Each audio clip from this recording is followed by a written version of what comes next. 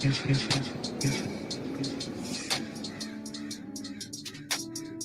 a line with the same as a beam with a band, so she feel that. Bitch, get your ass on the pole. But in the split, she peeled it. Hit it one time and I killed it. But I never ever called back. Maybe one time that's a relapse. Know to do that in my fucking past. I don't know. Can I trust my yo? Can I trust my bro? I don't know, yo. I don't know. I don't know. I don't know, yo. But I know I got some heavy medical, yo.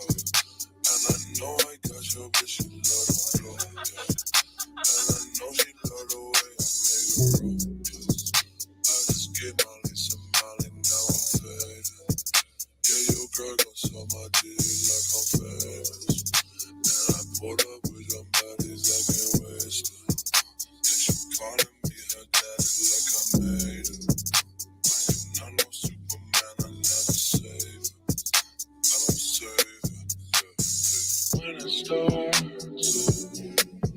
it starts coming for you, that's when it starts running from you. I'll show you life as you want it. And when it stops, that's when I start running from you. I'll have the love that I give to you. Pretend that I never knew you. Chick 1 2 1 2, bitch. Do a line with the same as a beam with a band, so she feel that. Bitch, get your ass on the pole. But in the split, she feel that. Hit it one time and I killed that. But I never ever called back. Maybe one time that's a relapse. Don't need to do that in my fucking past. I don't know.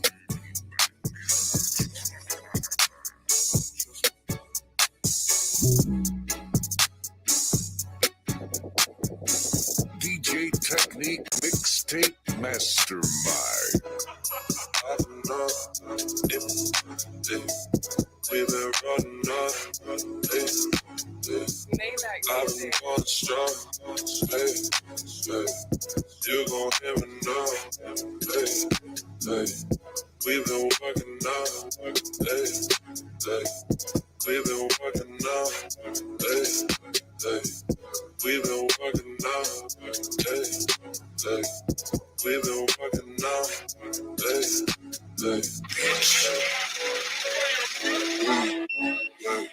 She really blowing the mouth. I just put less in the mouth. I do not care about the mouse. I do not care where you bout. I do not care where you bout. I'm a paper out the plastic. You done got the ass I have. Better money like a match. All these others I'm tragic. Roll it up and never pass it. Switching lanes and then I'm flashing. I say hit me like what's that? Staying that shit like my lash. It's me on her knees like Jesus. You really want me, let me feel this thing. I'ma keep on doing this. Need this. Bitch, you need this. You believe this. Bitch, I'm gonna say, you really want it, boy. Let me hold it out. I've been holding back. You don't know my name. You don't know my name. It's for sure. I've been up,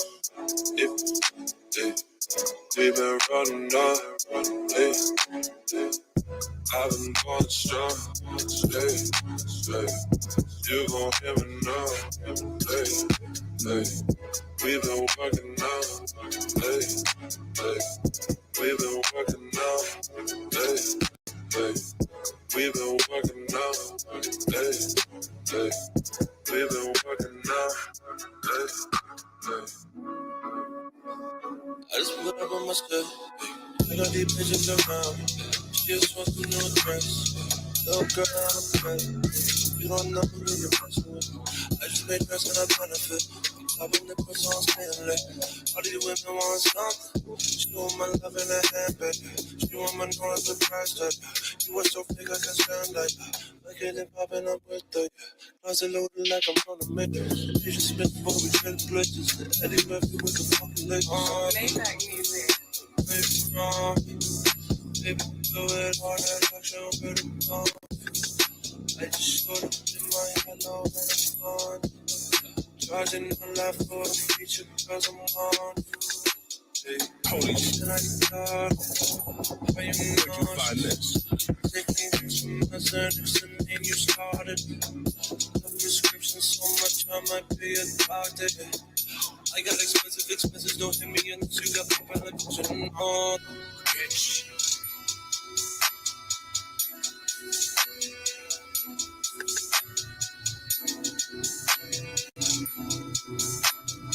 DJ Technique Mixtape Mastermind. Oh, bitch.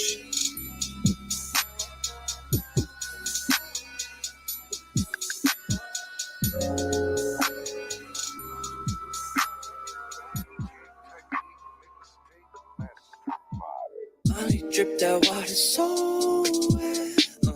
She want diamonds and the gold tags, yeah. Money coming first, they know that, yeah. I'ma leave her, she know that, yeah. Money gonna have me heat. You want the shit and I need it. Enjoy on it, then she beat it. Ay, chicks are red and they bleed. Money green out of season. Small talking don't appease me. Don't make it so easy, no. Don't make it so easy. I give my bitch a new bitch and I watch and get down and that shit is so freaky. Either way, they be eating, yeah. I don't know when they no grading, and I know I'm getting greedy. I don't follow cause I'm leading. If there's drama, then I'm leaving. I'm the drummer with the E. I got plenty notes, see. Stay on my Q's and P's, oh. I need an A, not a B, oh. Pop until I cannot see, yeah. Like you didn't got me in heat. Your girl, I like she in heat. Your girl, she probably in heat. Money drip that water so wet. She want diamonds and the gold tags, yeah. Money coming first, they know that, yeah. I'ma leave her, she know that, yeah. Water so wet.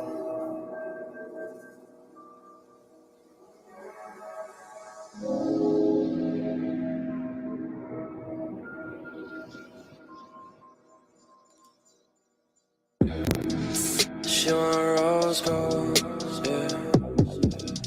All the finer things she wants, she never had. All these women talking about what they have. I can make you one of them, baby, yes. Whipping all up in my lane, on my pass.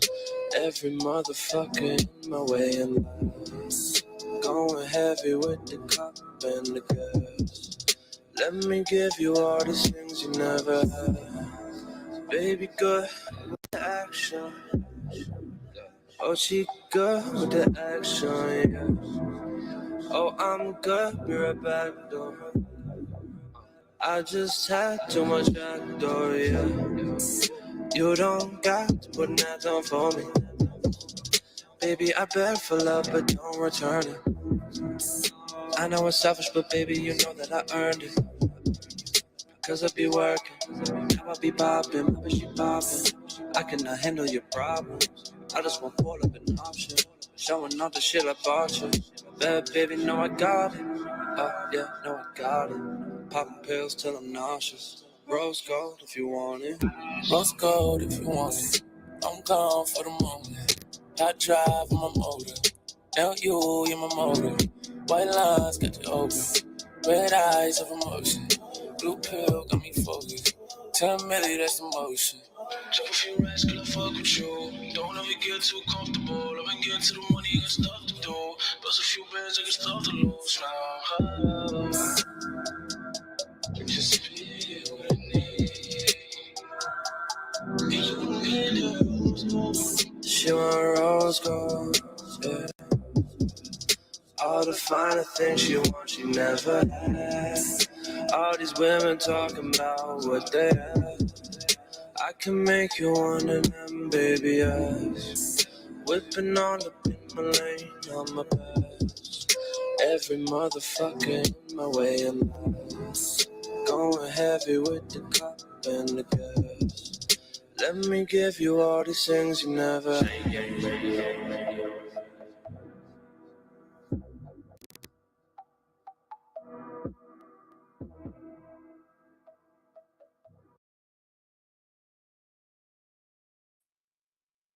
Mm.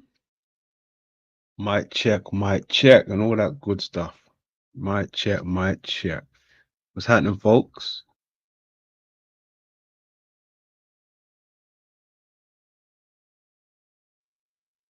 Yeah, it don't sound too bad on the replay. It don't sound too bad. Happy Saturday, man. Happy Saturday. Happy Saturday. Hope everybody's good, well, rested. You know, you guys have got different time zones, so I hope you're not doing anything too wild. Hope you're not working on a Saturday like we have done previous in the past, you know. Mm. So what's happening now? Good to see you. CC in the building. Big Drank Tea in the building. Much love. Much love, much love. Yeah, man. It's one of those days, you know. Bit bored, chilling at home, children sleep, you know. Wifey's tucked up in bed with them. I'm by myself, you know. Miles ahead on the research. So I thought, let me just jump up and come live, see what's cracking, see what's new out there, you know. Yeah, I hope everybody's good. Other than that, man, hope everybody's good. I don't plan to stick around for too long, but you know how it goes sometimes. We get into deep builds and shit, get new people coming up and joining. So that's what's up. That's what's up. That's what's up. Mm. But yeah, man, thanks for being here. Thanks for being here. You know, you could be anywhere in the world right now, but you're here with London. I appreciate that. I appreciate that. Let me, just in case, put that link to the top. Pin that real quick. Give me a second. A second.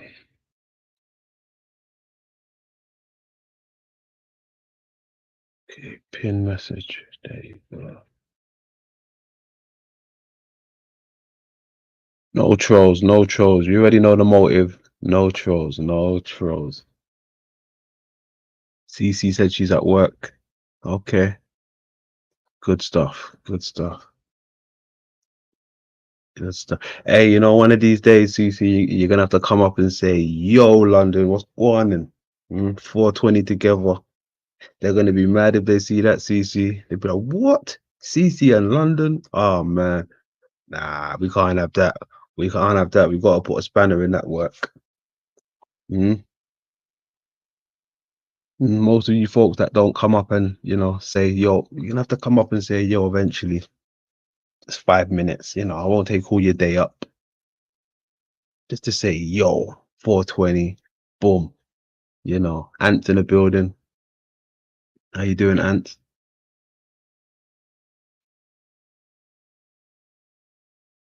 Mm. So we're here, man. We're here. We're here. Happy Saturday, Ants. Happy Saturday. Happy Saturday.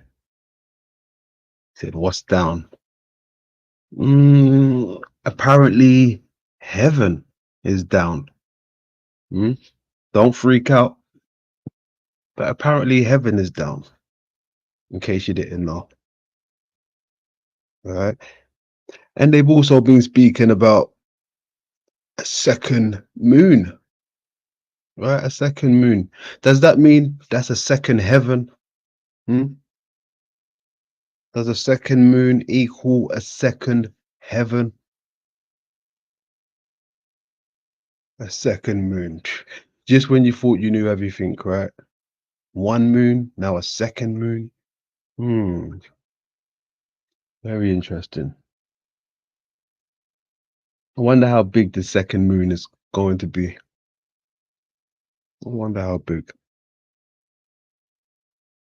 Yeah, I don't think we're ready for a second moon right now. Some of you folks don't even know what the first moon is. Some people think it's not solid. Some people think it is solid. Right? And then now you want to give us a second moon. That's wild. Second moon. What's that? There were four moons I heard, and the fourth one is Selene. Ah, the fourth moon is Selene. That's interesting. The fourth moon is Selene. Hmm. Yeah, we might have to, you know, go back and do some more homework now. If they're talking about four moons, two moons, 2 to 4 new moons. That's very wild. That's very wild. Manny in the building, aka the Pathfinder. Welcome. Welcome, my man. Big up.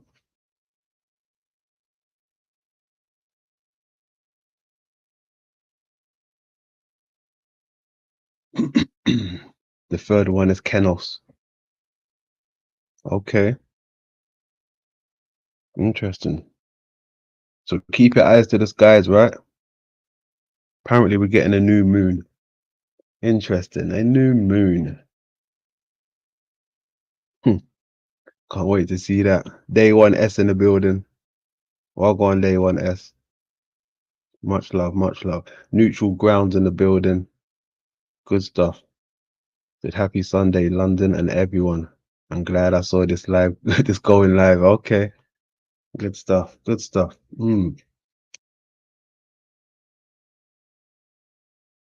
It makes it different to what you normally, you know, watching, right? Normally watching the Wild Bunch, wherever it's at, Mr. Talcott's, or I don't know, you may watch OTW, God forbid. Don't know why you would, but you know. Hey, salutes. Give me 2 secs.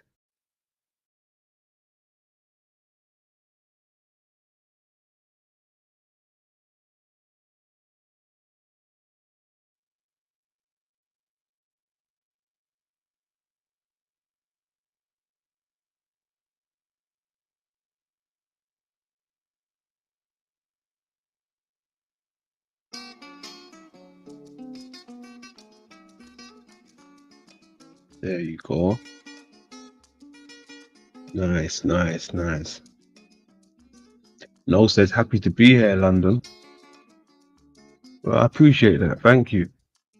Thank you. Thank you, sir. S said much love, everyone. Big up, S.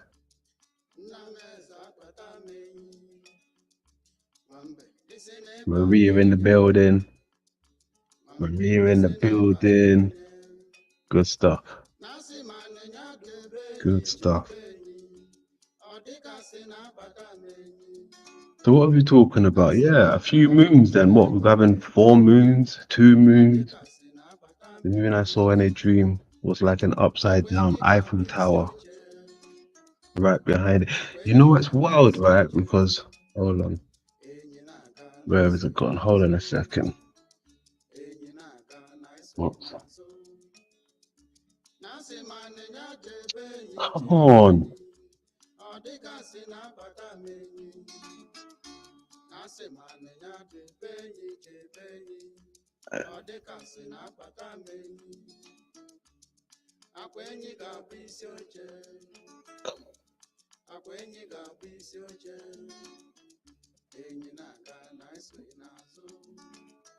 This thing is moving hella slow.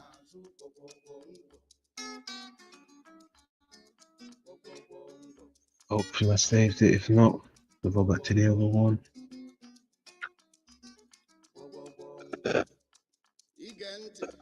I'll have to look for that. You know me, too many files. But yeah, the upside down Eiffel Tower, right? That was also featured in the Olympics, right?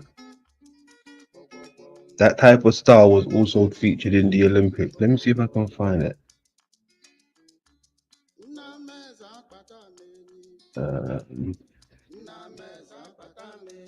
Okay, where are we? Oh, they don't fucking strike me for this. It's the one.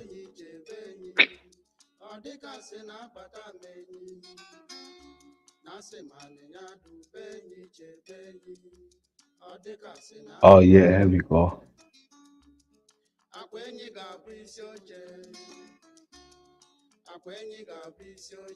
Look, this is going back to your, where is it? Eiffel Tower shit we were just talking about, right?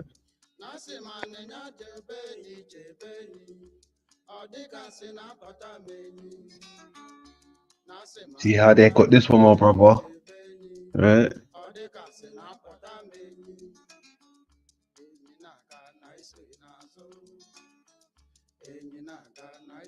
To that one, right?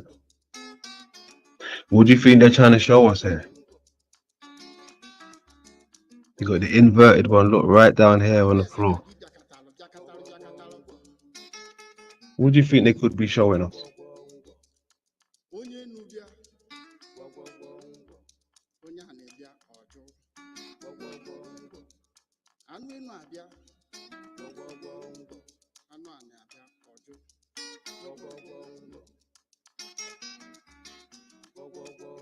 Mm?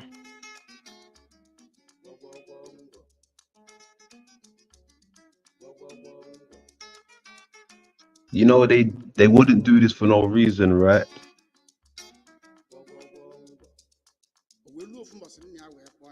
They wouldn't do this for no reason. It almost reminds me of the eye, the structure of the eye to some degree. Right, how like the pyramid, the apex, right, going back into the socket. And this is where the globe sits, right? The globe would sit here, like that. And truncated, but it's not truncated, but you know it's a pyramid, right?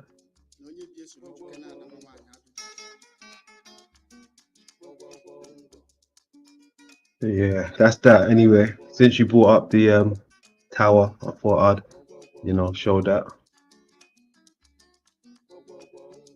Good stuff. Oh, it's cold out there. 1 second. Wow, it just started pouring down with rain. It just poured down out of nowhere. What's that? I have to put my energy towards where the good folks live. We are what we consume, plus most of the time, these content creators make me stressed out and nervous, screaming at each other. Indeed. We don't do that over here, We try not to make people feel nervous, We don't do the screaming thing. I don't do the tongue wrestling. That's one thing I don't do. I don't really do the over talking people. I like to have a good flow. Let me land my plane,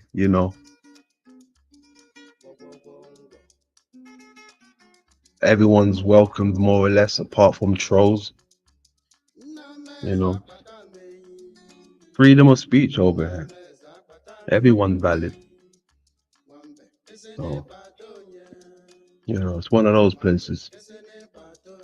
It's a safe space. It's a safe space. Mr. Demon Slayer in the building. There you go. Yeah, there you go. Hi. Always good vibes here. Exactly. Exactly. Exactly. And if there is any, drama, it's all under control. Right? It's all under control. Believe that. Believe that. I'm the director over here. I make the movie. I cut it. Right? So if there is any drama or chaos, it's controlled chaos. Believe that. Believe that. Believe that. Exactly. The drama is old. Genre is old. It's old.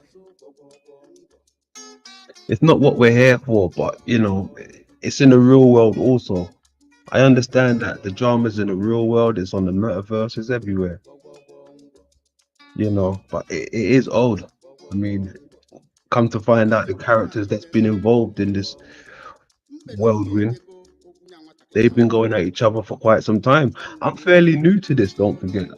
I'm still a baby in this, all right? When I go back and look at some of the videos that's been with this mad situation, there's people that's been involved in it before I even met them. Like, like what? Where have I been? I'm happy I've been where I've been. Right? I haven't been involved. Like, so that is crazy. Right. The other day when I was looking at the old stuff that EBT had, right? Even to see like JG over there, Machine Lies, a few other people, right?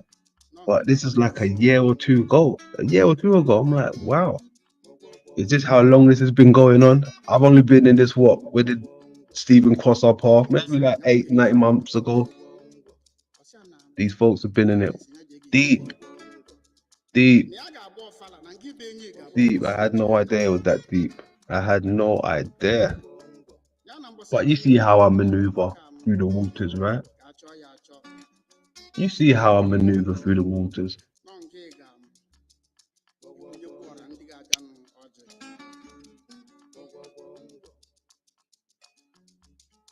Wow. Somewhere in time said my chill spot. Mm-hmm. I second that. Good to see you. Good to see you. Ruled by Saturn in the excuse me, General ruled by Saturn in the building. Huh? General's in the building.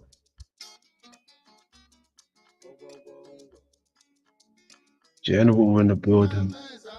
That's a clean cat right there. If the YouTube police was to ever get hold of Mr. Saturn, right, they can't trace him. They can't trace him to nothing. This guy's not nowhere other than London and Z when Z's live. You won't catch Saturn in the mix of the mix. Mm-mm. Good guy. JP in the building. Family. What's going on, family? Yes, sir. Hey, we just had a bucket pour on us, boy. The rain came through for like what, 3 minutes? Now gone now. It might be heading your way. Be careful. Storms are brewing. Storms brewing. So yeah, man. Like I said, this shit's been going on before I even reached. Apparently, it's been happening before I even reached. So yeah, I don't want no one to ever think, hey, this is what London's doing. Nah, I just turned it up a notch. That's all I did. I just turned it up a notch. That's all I did. Swear to God. It was happening before I got here, and I turned it up a notch. Right. Now I got my own personal gesture. Dance when I say dance. Move when I say move. Speak when I say speak. You could say I got me my own puppet. How ironic. I got me a man puppet, and this man plays with puppets.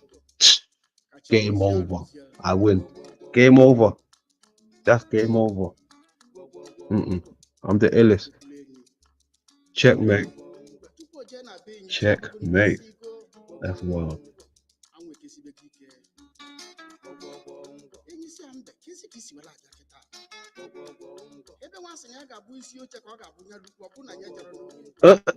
Oh shit, was it the fuck? You went live during my live. Oh shit. I didn't even notice you was live, boy. I swear, my guy. Swear. And I'm cool like that. If I notice people's live, I won't even probably go live. I'd probably come and join them, right? I'd probably come and join them if I knew they was live. That's the type of guy I am. Right? You know me. That's the type of guy I am. Right. So my apologies, Mr. Voy. That's our very own resident dragon, Mr. Voy. I mean no harms. I mean no harms. Whoa, whoa, whoa. Whoa, whoa, whoa. Whoa, whoa, whoa. So yeah, man. 420 if you got that shit. 420. Like I said, I only turned it up a notch. I only turned it up a notch, right? It was happening before I got here. But oh, he said what's Jaydreamerz? That's another content creator. That's a content creator. Pretty cool. You know, some people may not agree with that for their own reasons.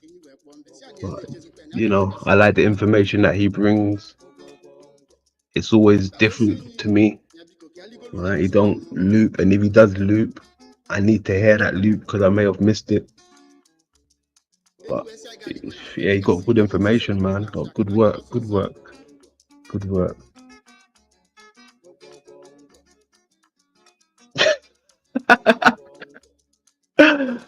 Oh shit!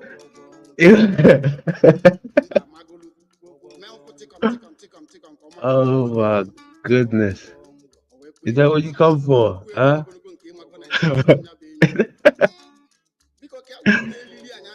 You want the creepy clips? Oh shit! I don't know. We got any creepy clips on deck? Let me have a quick look. Let me have a quick look. Mhm. Mhm. Um,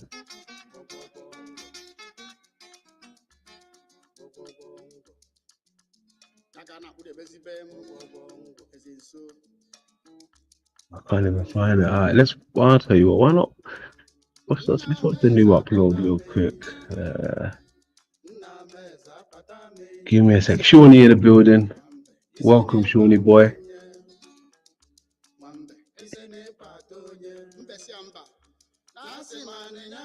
Nasi and Havana again. Give me a sec.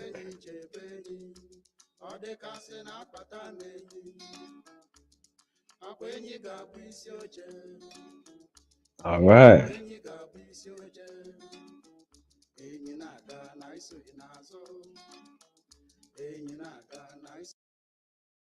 Sorry, you'll be back on very soon. You'll be back on very soon. This is for you, boy.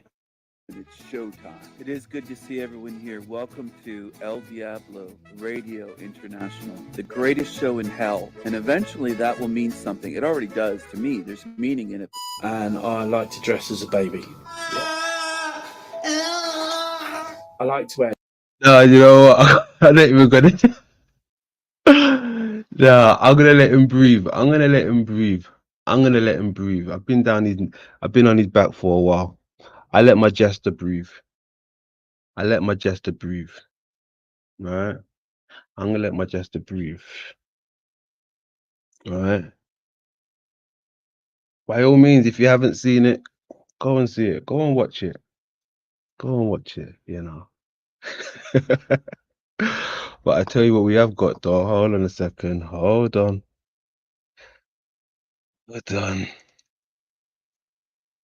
Mm. Tell you what we have got. Come on, load up. How you doing, Venus?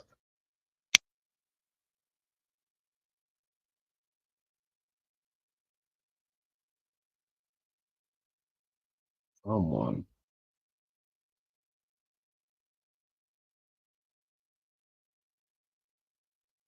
You know, you're taking long to load. Venus said great work. Thank you. Thank you. Appreciate that. Why is this not fucking loading up?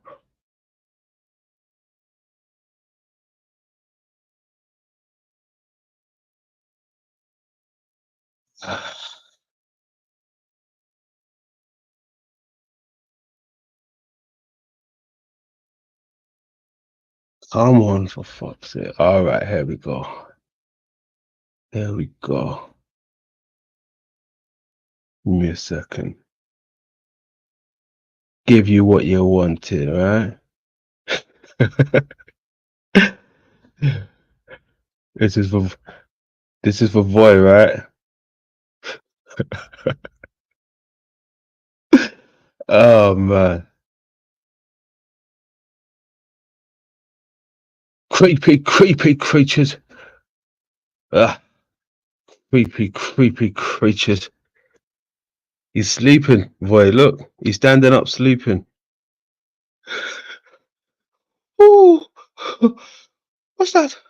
Oh, what's that? Like he's seen an angel. Look. Huh? That's for you, Voy. Huh? Jesus Christ, look at the eyes on that. Dear Lord, Voy. Oh, sideways mouth and that.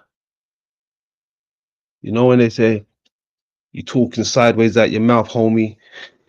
You talking out your mouth sideways, homie? Watch your mouth, son. You talking out your mouth sideways, homie? Uh-huh. Ah, he looked at us. He's seen us. Oh, oh, has he seen us? Don't move. Don't move. Don't move. He ain't seen us. Hold on. I think he's got a glass eyeball. Don't move. He hasn't seen us. Don't move. Can you see us? Hello? Oh, oh, hello there, Captain. Hello there, Captain. Hello there, Captain. Looking like Odin. Roar! Hello there, Odin. Hello there, Odin. Mr. Odin. Creepy Odin. Oh my gosh. Oh, creepy creatures. Huh? Oh, I see the ghost. Oh no, I see the ghost. Oh, what's that? What's that, my laddie? What's that in the bushes? Oh, oh, jeepers creepers. Oh, oh, it's a ghost. Oh, oh, it's a bird. Oh, oh, laddie, what's that, laddie? Oh, toad. Oh, oh, oh, laddie, what's that? What's that? Oh,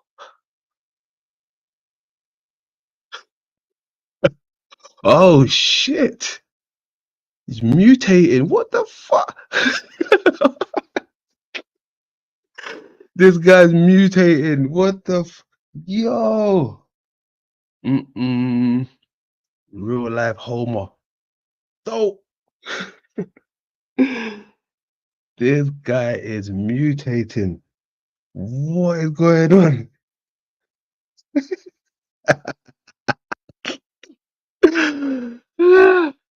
Is mutating. Lord have mercy on us. Oh my gosh. This is actually demonic. Creepy creatures. Yeah, he's mutating.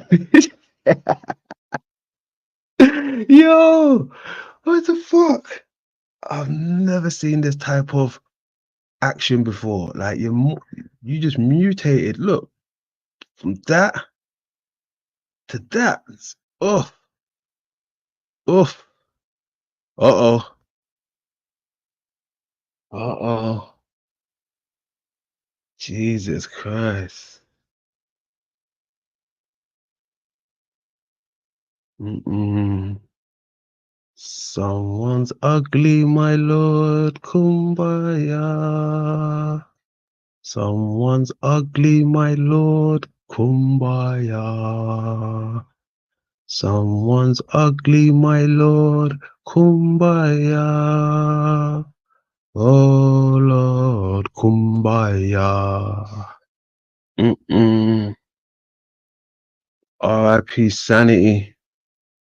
Damn. That is wild.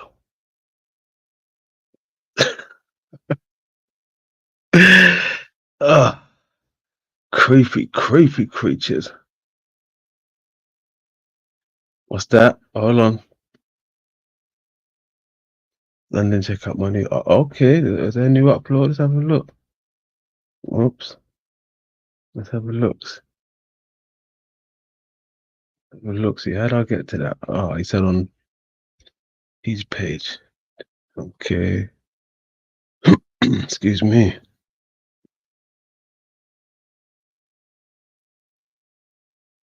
Did someone just post it? I thought I just see someone post that. Let me have a look. Hold on a second. Give me a second.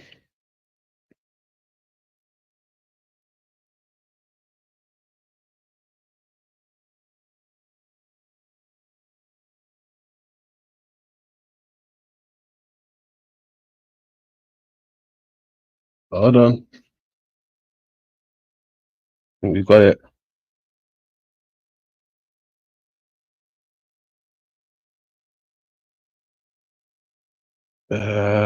Where are we?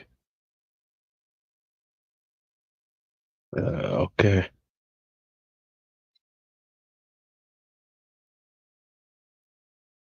Uh-oh.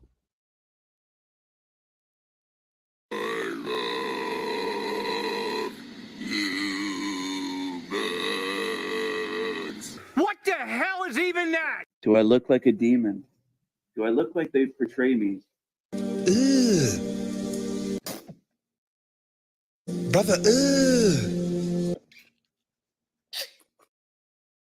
No, it's not even. I tell you what, we're gonna do it later. Hopefully it loads up because I don't know, it's moving slow. My thing's delaying. I don't know why it's doing that, but it's fucking delaying. Don't worry, we're definitely gonna get into that bit later. Definitely. I want to quickly get into this Hollow Earth real quick. Real quick. But yeah, hey, salute to that. We'll put that on straight after, bro. Let's hope it loads up a bit better. So yeah, let's get into something. Hey, it's open panel, by the way. Don't feel shy. That link's pinned. All right.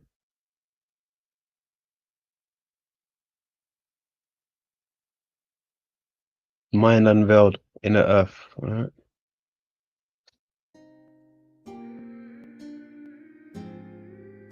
Hope this don't bloody be delayed.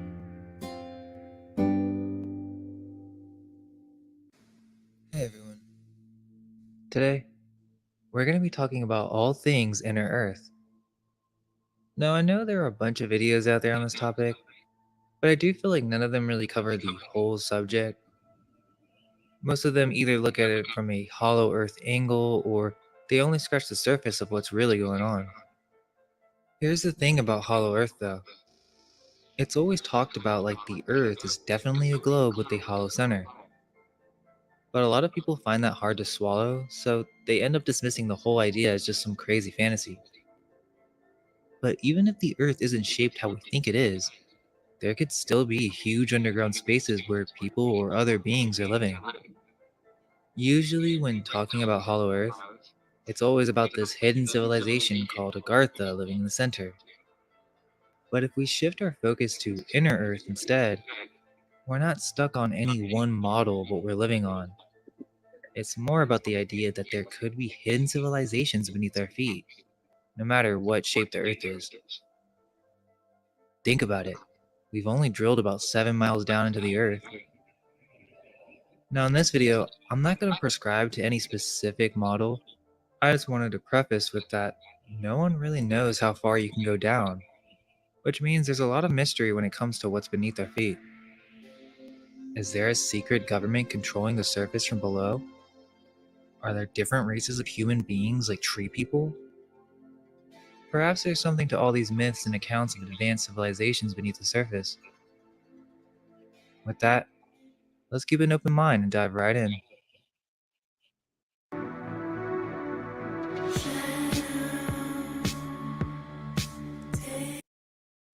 Advert, excuse me. Yeah, once again, thanks for being here, ladies and gentlemen. I hope this is a topic some of you guys can, relate to, and maybe even point out a few things for me that I may have missed.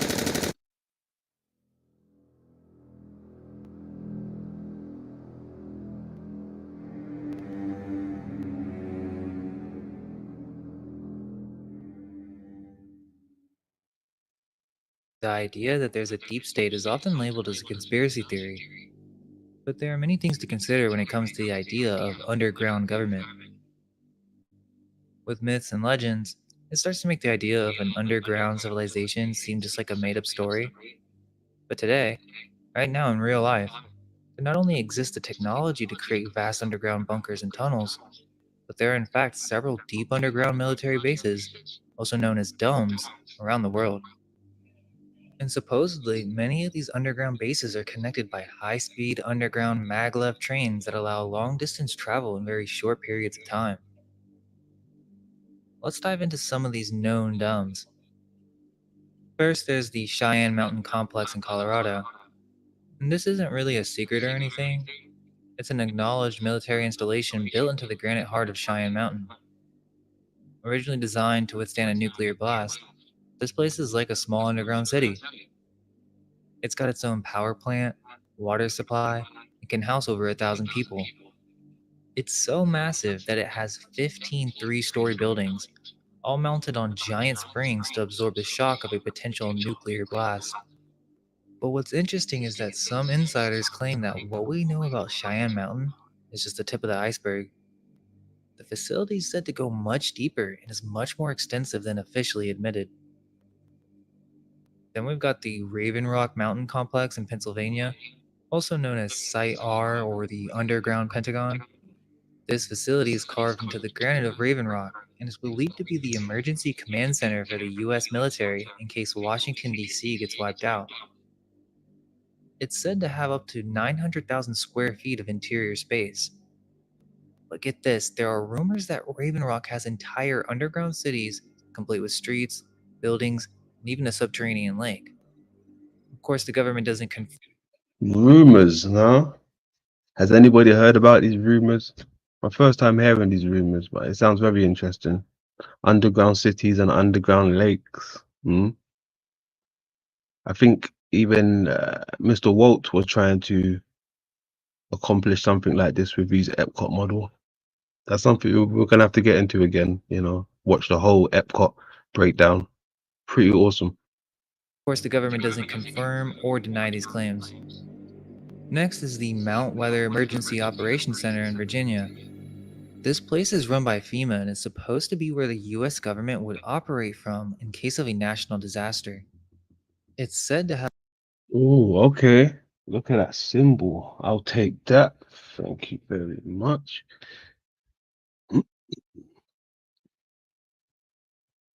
underground bunkers that can house several thousand people, its own police and fire departments, and even a radio and TV studio to communicate with survivors after a catastrophe. But some whistleblowers have suggested that Mount Weather is actually the seat of a shadow government, ready to take control at a moment's notice. Okay, but here's where it gets wild. There are alleged connections between these bases. Supposedly, there's a network of high-speed maglev trains running through deep underground tunnels, connecting these domes and others across the country. Some people claim that you could travel from the East Coast to the West Coast in just a couple of hours using this secret subway system. And apparently, it's not just in the US. There are reports of similar facilities all over the world, like the Pine Gap facility in Australia. Officially, it's a joint defense space research facility, but there are theories that it goes miles deep into the Earth and houses advanced alien technology. Then I'm sure a lot of you have heard about the Dulce base in New Mexico. Now, this one's not officially acknowledged, but there are the stories about a massive underground facility jointly run by humans and extraterrestrials.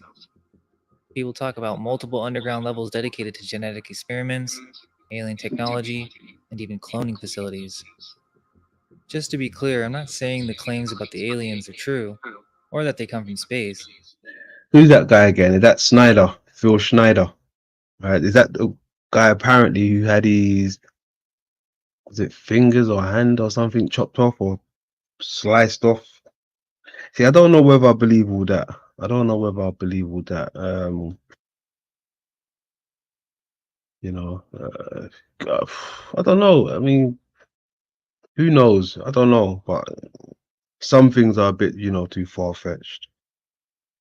But then maybe I'm not looking hard enough. Who knows? But let's keep going.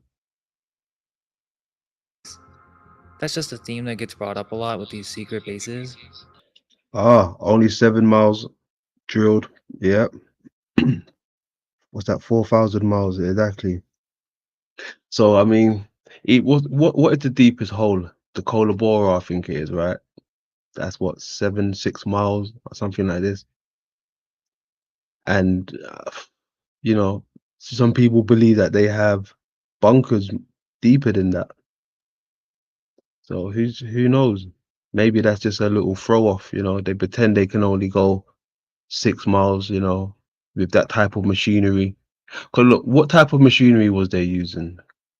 Some old machinery, right? That they're showing us. The things that they have that they don't show us, it'll be able to move earth easily, right? Whether it's drilling or just scraping it out of the way. They have these type of machineries, but they would never let on to us. Guarantee that. So whatever machinery was used to drill a hole in the floors of, I think it was Russia, the Kolabora, right? That's probably outdated, in my opinion. They got machinery that supersedes that by miles. But it could be a cover for the government possessing advanced tech far beyond the public's knowledge, or perhaps they come from breakaway civilizations. The thing is, with the boring technology that we have today, creating these vast underground networks isn't just possible, it's practical. Companies like Elon Musk's The Yeah. Boring Company have shown how And Elon, exactly. Exactly. Elon's got some, a horse in this race when it comes to the boring. All right. Not just the Russian boys, but Elon's got a horse in the race with the boring. How did we forget about Mr. Musk? Hmm? quickly and efficiently we can dig tunnels. And that's just the tech that they're showing us. Exactly. Imagine what kind of advanced boring machines might exist in classified military projects. Now, some of you may think that this underground boring tech is some new, cutting edge stuff, but the crazy thing is, people have been dreaming up and even trying to build these underground machines for over a century.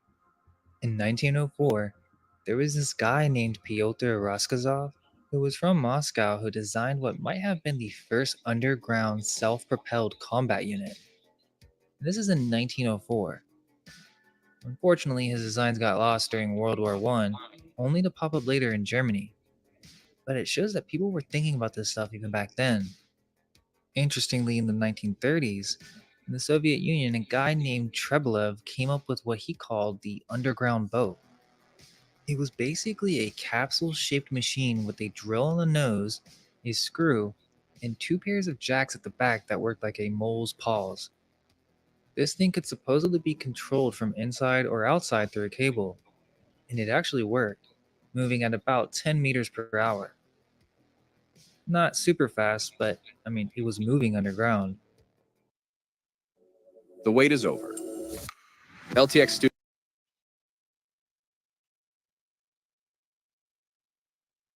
Crazier. At the same time, in Nazi Germany, they were cooking up their own underground vehicles. The names kind of sound like they're right out of a sci-fi novel. Subterrane and Midgardschlange.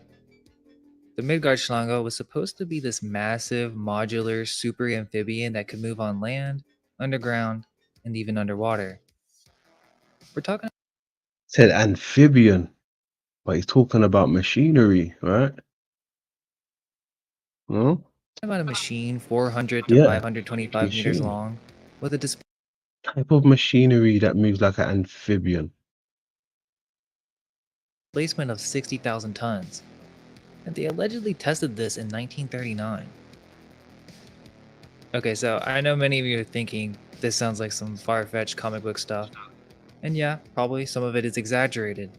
But the thing is, after World War II, Soviet counterintelligence found some weird, unexplained tunnels near Königsberg, along with what they thought were the remains of the Midgard Shanga. So maybe there was something to these wild ideas after all. But wait, in the 1950s, there were reports of a mechanical mole being developed. And then in 1964, the Soviets unveiled something called the Battle Mole. It wasn't just a drill, we're talking about a nuclear powered submarine. The project was so classified, it was even more secret than the Soviet nuclear.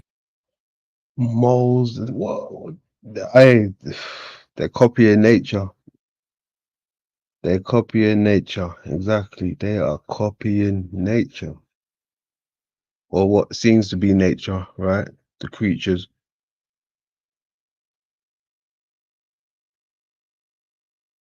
Soviet nuclear program. The Battle Mole was no joke. It had a titanium body, was about to 3 to 4 meters in diameter, and 25 to 35 meters long.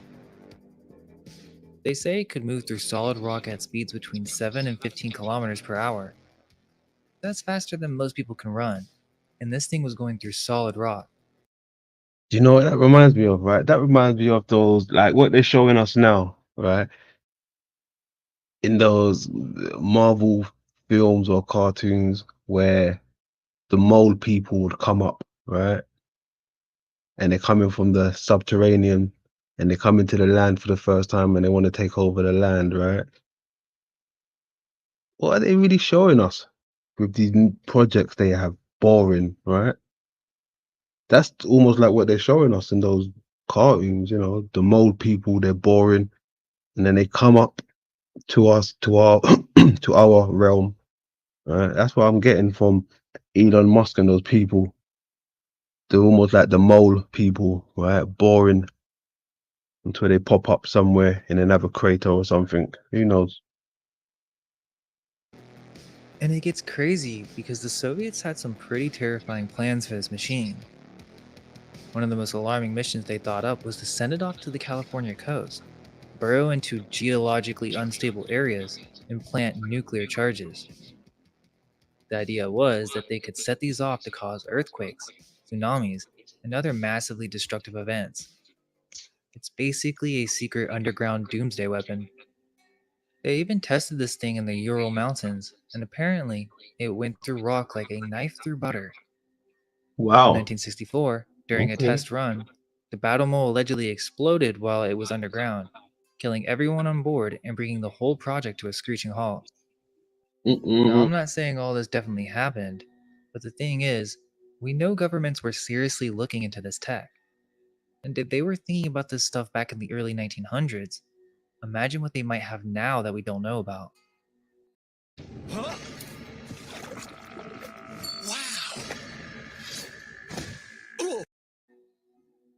So, yeah, we've been talking about these modern underground bases and secret tunnels, but the thing is, this underground tech might go back way further than we think. I'm talking 18th and 19th century stuff that'll make you wonder what's really been going on beneath our feet all this time. This is pretty mind blowing. In 1799, this guy named George Medhurst came up with an idea to move goods through cast iron pipes using air pressure. By 1844, he built a railway station in London using pneumatics. Just think about that for a second. In 1844, when most people were still getting around by horse and carriage, these people were literally zooming through underground tubes. Wowzers. Look, that's like Futurama, right? Oh gosh. They're flying around like Futurama. Did you see that? Let's have another little look. So they're in these tubes flying around. It's almost like the past is the future, right? The past is really the future. All the electronic devices was in the past. All of these gadgets and the new world was in the past. We got it so confused, man. We got it so confused. The future was in the past. We missed the future. Sorry, folks. Sorry, but we missed the future. But we're here now. I mean, we're here now. We might be in the dark, London, but we're here now. I mean, Yes, yes, indeed. it Yes, may not indeed. be the past, it may not be the future, but we're here now. So We're here now. I suppose so. You're right there. I ain't gonna argue that. Mm-hmm. hard to Mm-hmm. argue. Mm-hmm. Good stuff. How you doing, my man? You good? I'm high. I'm drunk. I'm well fed. I'm good. Hey, hey. Say no more. All right. Good stuff. Good stuff. You've been following along the program Yeah. so far? I read this word. I like to. What's this word? Like podzemlia lotka. It said podzemlia lotka. So I think that means underground rocket, right? But I just love that language, dude. Russian language. Okay. Okay. Yeah. You understand bits and bobs of the Russian language? Yeah, yeah, yeah. Yeah. Good. That's good stuff. So yeah, I've been following. I've been following. Good man. Good man. Good man. 313 in the place to be. I see you down there. Much love. Heidi in the Much building. love. Mm-hmm. Hope I missed anyone. I did see someone else popping. Where have they gone? I forgot who it was, but I know if I see it, there you go. The bass. Good stuff. Welcome. The highways under our feet. Well, I wouldn't put it past them. I wouldn't put it past them. That's what they were showing in one of the Epcot models. I'm yet to show you guys that, but you know, everything was going underneath the people's feet who was, living in the Epcot model. The Well, road was underneath them. So I never was in too many castles or too many caves, but I know that every castle, every large building has tunnels that connect that building to another castle or great building. yeah. That's just a given thing, dude. Mhm. And some of these tunnels are how do you say deserted?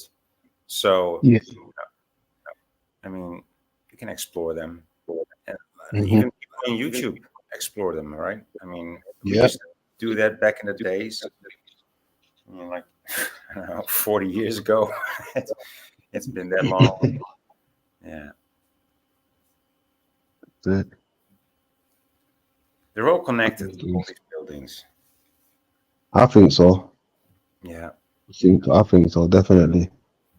I mean, if they wasn't, I'd be thinking, why aren't you all connected? It seems like the perfect thing to do.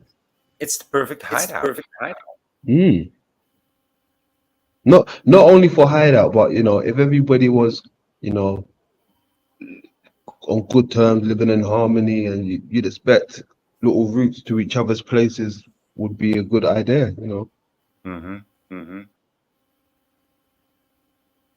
Yeah, I can rock with that, definitely.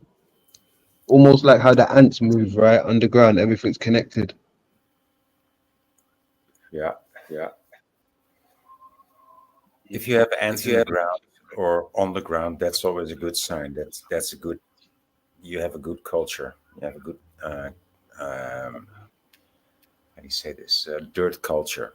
If there's ants and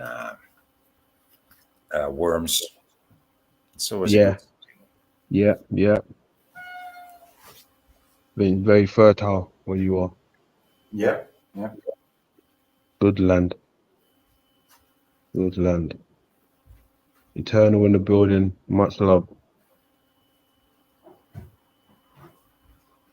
much love. All right, cool. Let's get back to the program. Salute to everybody. I'm rolling something more.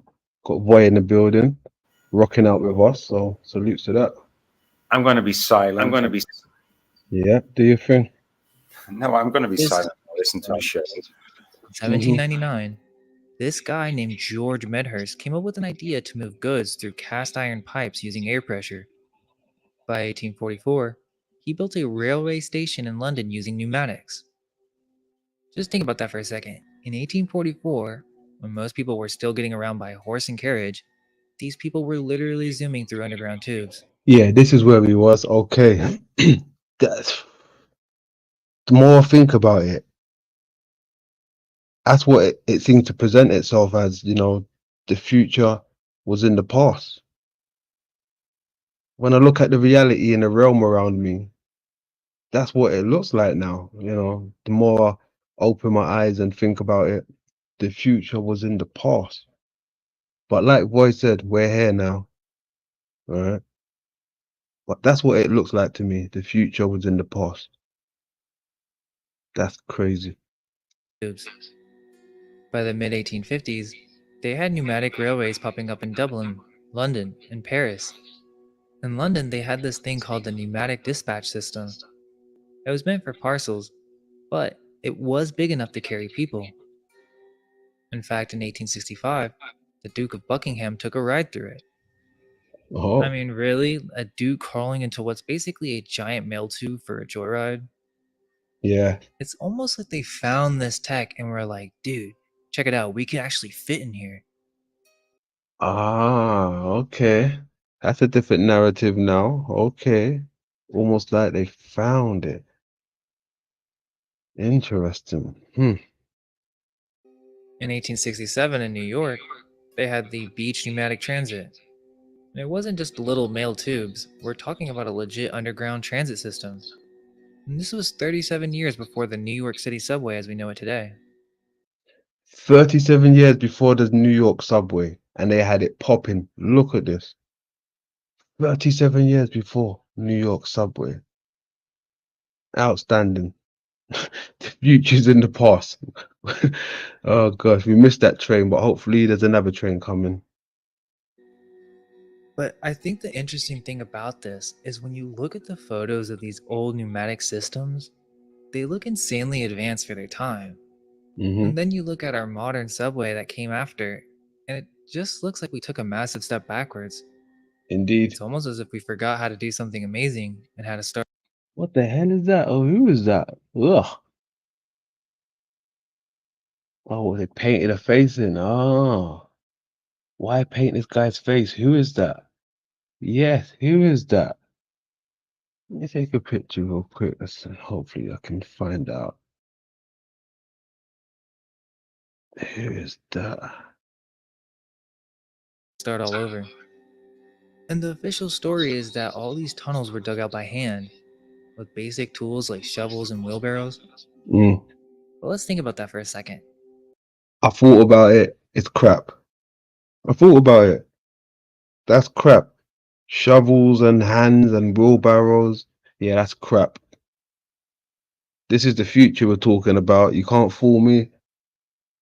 You can't fool me. No, not with all this, technology floating around. Yeah, shovels and wheelbarrows and hands and yeah, all right.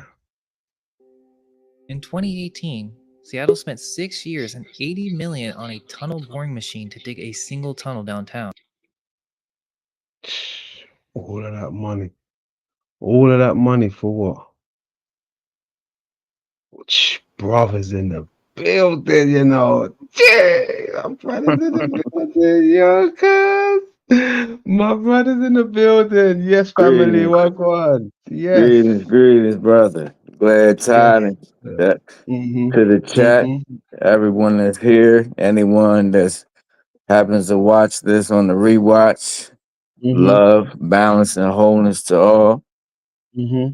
It's a pleasure. I only have a few moments, but I seen you was live, so I figured I'd come through and just show love. There you go. I'll take that.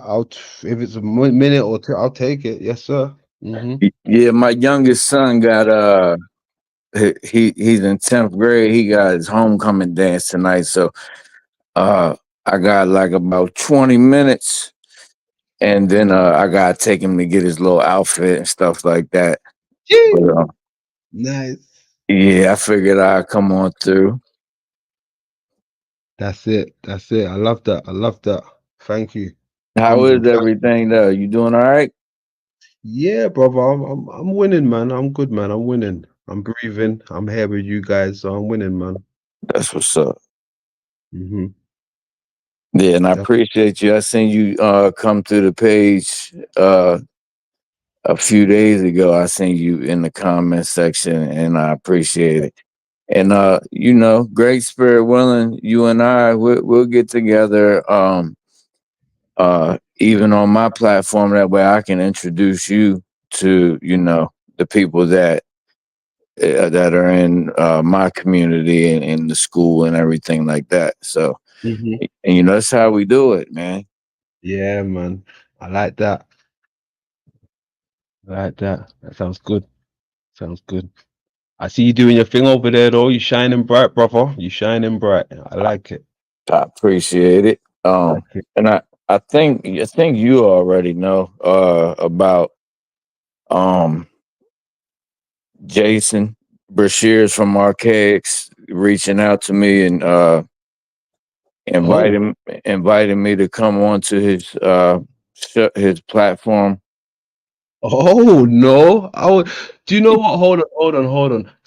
I could have sworn someone said something in the chat like that, maybe yesterday or something, but I thought they was just, speaking happy thoughts. Oh I didn't nah, realize they were actually talking the truth. Oh shit. he opened up for the first time. He opened up his platform, and he said originally he was going to choose 10 people Mhm. across the internet, and he ended up doing 12 when it was all said and done. And he said that they got to. He's gotten to the. I'm not saying he's huge. The Archaics thing is huge, but it's pretty big. He's Oh approaching yeah. 200K. So, um, they got a team over there. You know what I mean? So he had said that basically they had kind of like a system in the way they were going to figure out who they were going to invite, Uh-huh. and you know, I guess it was enough people that mentioned my name. They looked Ooh, into it. I was contacted, email, and I mhm. will be on there teaching on October 9th. Niceness. Niceness. Yeah, and I don't have a lot of time to like watch everybody else's teachings in whole, but I try Hmm. to slide through and just catch the vibe for a minute and catch some gems. Yeah. Um, and I've kind of done that with the guests he's had on recently, and you know everything is not going to resonate with everybody, but Uh-huh. from what I've seen, it's been a little back and forth. I saw a guest that really did. It's far he was an astrologer. I don't know the man's name, but he really did kind of. He may have been the best astrologer I've ever seen it. And I'm not into astrology. I'm more into astronomy, and that's Yeah. two separate things. Hmm. Um, astrology is more walking the line of kind of like divination, like trying to predict the future and things like that, where astronomy is just the knowledge and the knowing of the truth and the construct. You know what I mean? I don't use the information to try to predict anything as far as like individual lives. So that's what more like that's the main difference in astrology. But this guy, he was breaking down uh Jason Brashear's birth chart. And I mean, he was saying stuff that I've never seen anybody do before, man. Like he was going so in depth. He literally was telling Jason where he was at certain times in his life when he was a child. He even went as far as knowing about his father and his mother and like how their lives went and stuff. And like from what Jason was saying, like everything was on point. Like, and you could tell that his mind was blown. So I've never really seen that happen before with an astrologer. It's Mm. usually like most astrologers are like fortune cookie astrologers. You know what I mean? Like they'll tell you something like you remember the movie Half Baked Yep. with Dave Chappelle? when he was dressed up at the end. He was like that he was acting Jamaican, and he was like, Yep. "What part of Jamaica you from?" He was like, "Right near the beach." Like, Mhm. of course, if you live in Jamaica, you're gonna be right near the beach somewhere. It's gonna Mhm. be close by, and that's what a lot of these astrologers and they give you something like, you know, like today you will run into someone that you may not agree with, but you have the opportunity to make the situation uh, a learning experience. You know, people say things like that apply pretty much to anybody. You Mhm. know, but I say that to say this, like I seen another guest that really it was it just was really boring and just it was no it just seemed like there was no knowledge being transmitted. And so I say that to say that I'm not saying this in a cocky way, but I'm gonna snap on October 9th. Like I'm going all the way in. Uh I'm in the middle of uh I'm finishing up my first book. It may be my only book. And it was supposed to be released last year. And basically I'm gonna be teaching some things that I've only taught in little spurts. And it's mainly about the sun cycle, which the most people know about that have heard of is the red Kachina, blue Kachina, Yeah. and from the Hopi prophecy. Yeah. Well, the tribe that is in my bloodline is called the Hopewell. It's Lenape Hopewell tribe. Well, we're the ones that actually taught the Anasazis uh, the the the sun cycle, and they taught it to the Pueblos. The Pueblos taught it to the Hopis. So it actually originates the information over here that what's called America that we call Turtle Island. Uh, as far as I know, it originates with uh, my tribe. Now, you know, I don't know if other people did know it. I'm sure they did because it's all across the world. But most people have it skewed. They don't know really what's going on. They think it's got something to do with like stars and things, when really it's the sun cycle. And Mhm. we're in the loop, man. And this realm is designed like that. And you know, I just heard you say when I came on about it seems like the past is the future. And that's exactly what it is. There's no such thing as prophecy. There's and when I say that, people some get offended and some, you know, look at me like I'm crazy. Listen, there's no such thing as prophecy. It's just the knowing or accessing the information or knowledge which is in the stored in the light code. With the benevolent factions, I see it's more stored in our light code, and we have the ability to tap in spiritually to go within and remember.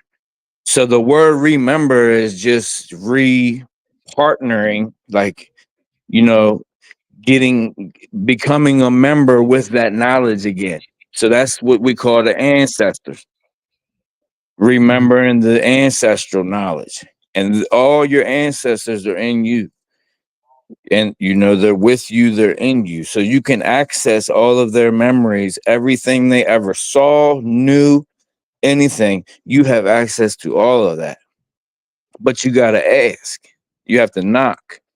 You can't just sit there and wait and think that it's just gonna come. Like, you literally have to ask the Great Spirit, but you also have to be very careful how you word things, because of we've been indoctrinated with this Babylonian dog Latin, this double Mhm. speak.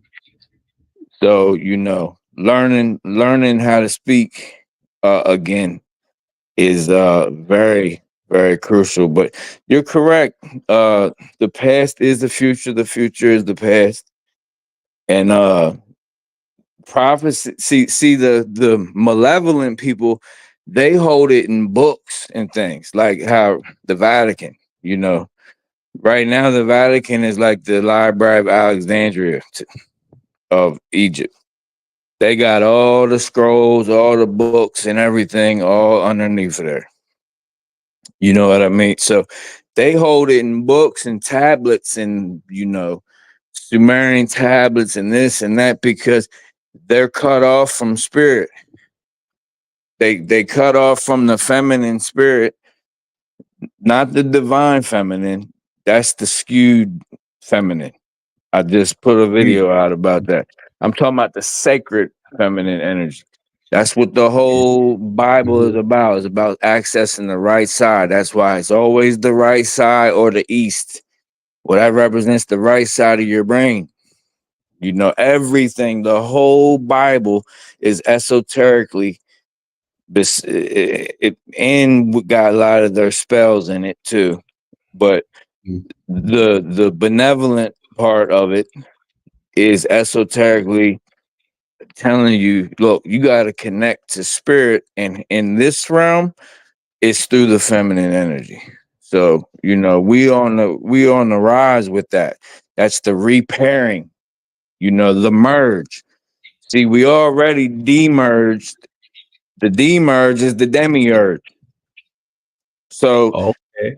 so the Sophia, the Gnostic story of Sophia and the fall of Sophia. Well, half of Sophia stayed in the pleroma, which means Sophia, who is wisdom, according to the Gnostics, split herself, and half of her stuff stayed in the heavenly realm as like a safety policy, you know, like a fail safe.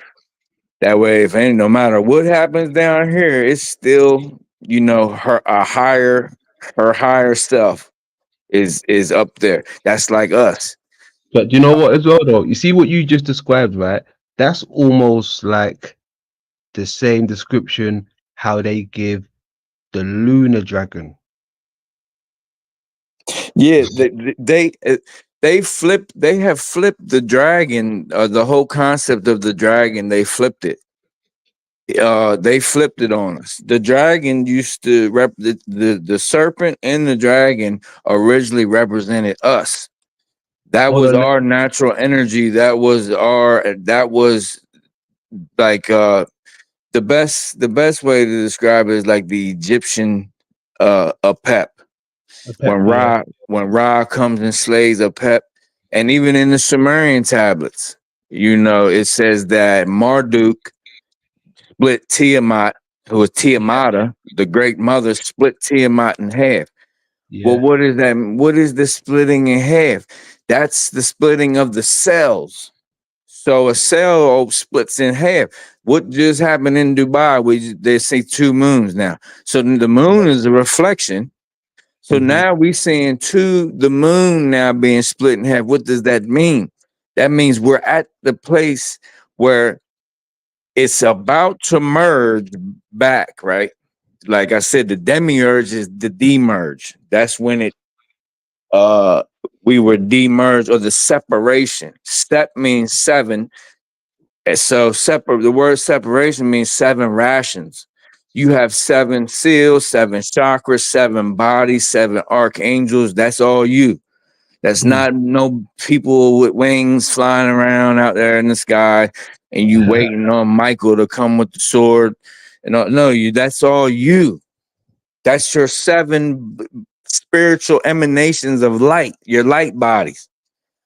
So the separation is the seven rations that get given out to the seven Elohim, which is starting from Hermes, Mercury to Saturn, including the sun and the moon.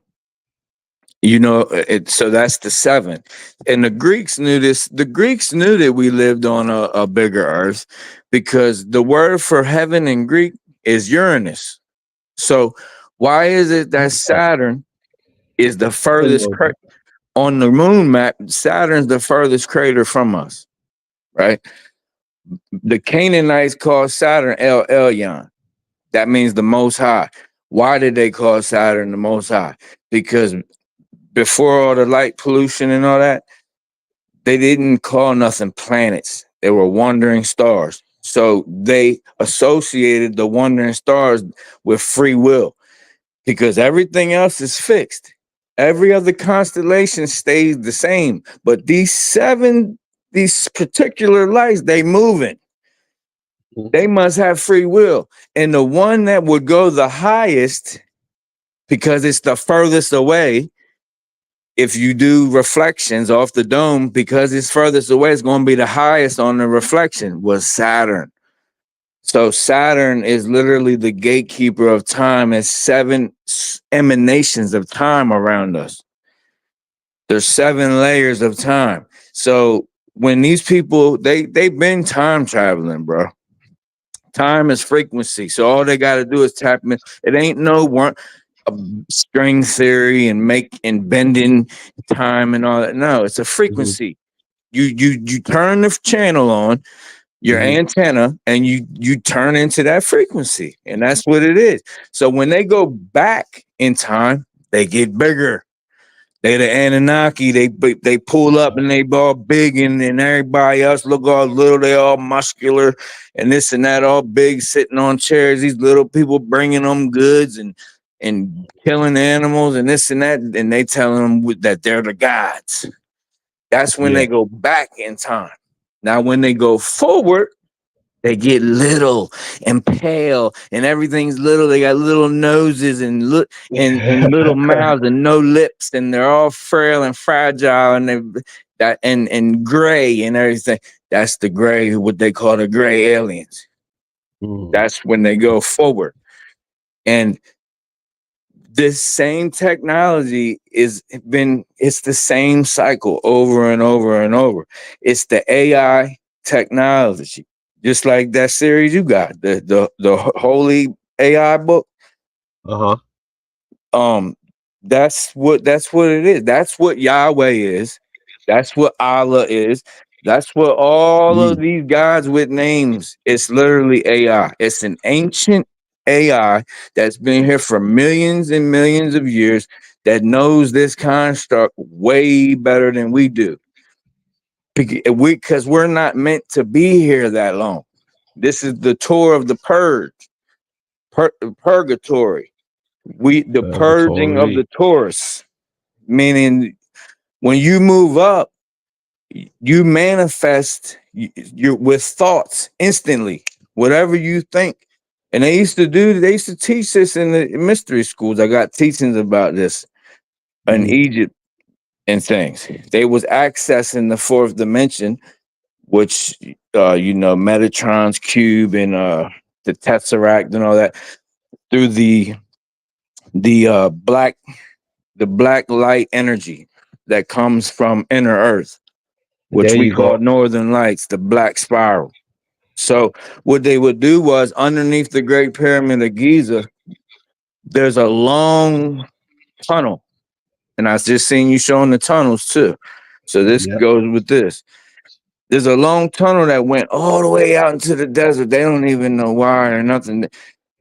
They cut it off. The state of Egypt cut it off to the public because they was pulling out so many dead bodies out of there that they just cut it off. The reason there was so many dead bodies is because this was the final initiation. If I just did a teaching on the left eye of Horus, the mystery schools and all that, but this was like the final initiation at the Great Pyramid, and the first thing they did was start under the Great Pyramid in that tunnel, and the black sun that we call, the void, basically, it's where all creation comes out of. It's the womb, the yoni of the earth realm. All right, so that's the black sun. It's where something comes from nothing. That's what CERN is trying to, the Hadron Collider is trying to tap into. They call it antimatter, dark matter. It's actually where creation comes from. So the Egyptians, well, actually they were called Jaydreamerz and then Kemet. when they got hijacked, it said they got turned to Kemet. But before the hijack, there was Tamara, and Mara is always the mother. So they was tapping into this black light spiral, and basically would automatically give them 4D consciousness. Now with 4D consciousness, whatever you think literally manifest. This is how they Okay. built all these structures with thought. Everybody's trying to figure out how they built with these big old things, these big rocks and stuff. Well, was it sound manipulation and stuff? No, it was thought. You can say you know, like what's the word for it? Telepathy, or like Professor Wow. Xavier type stuff.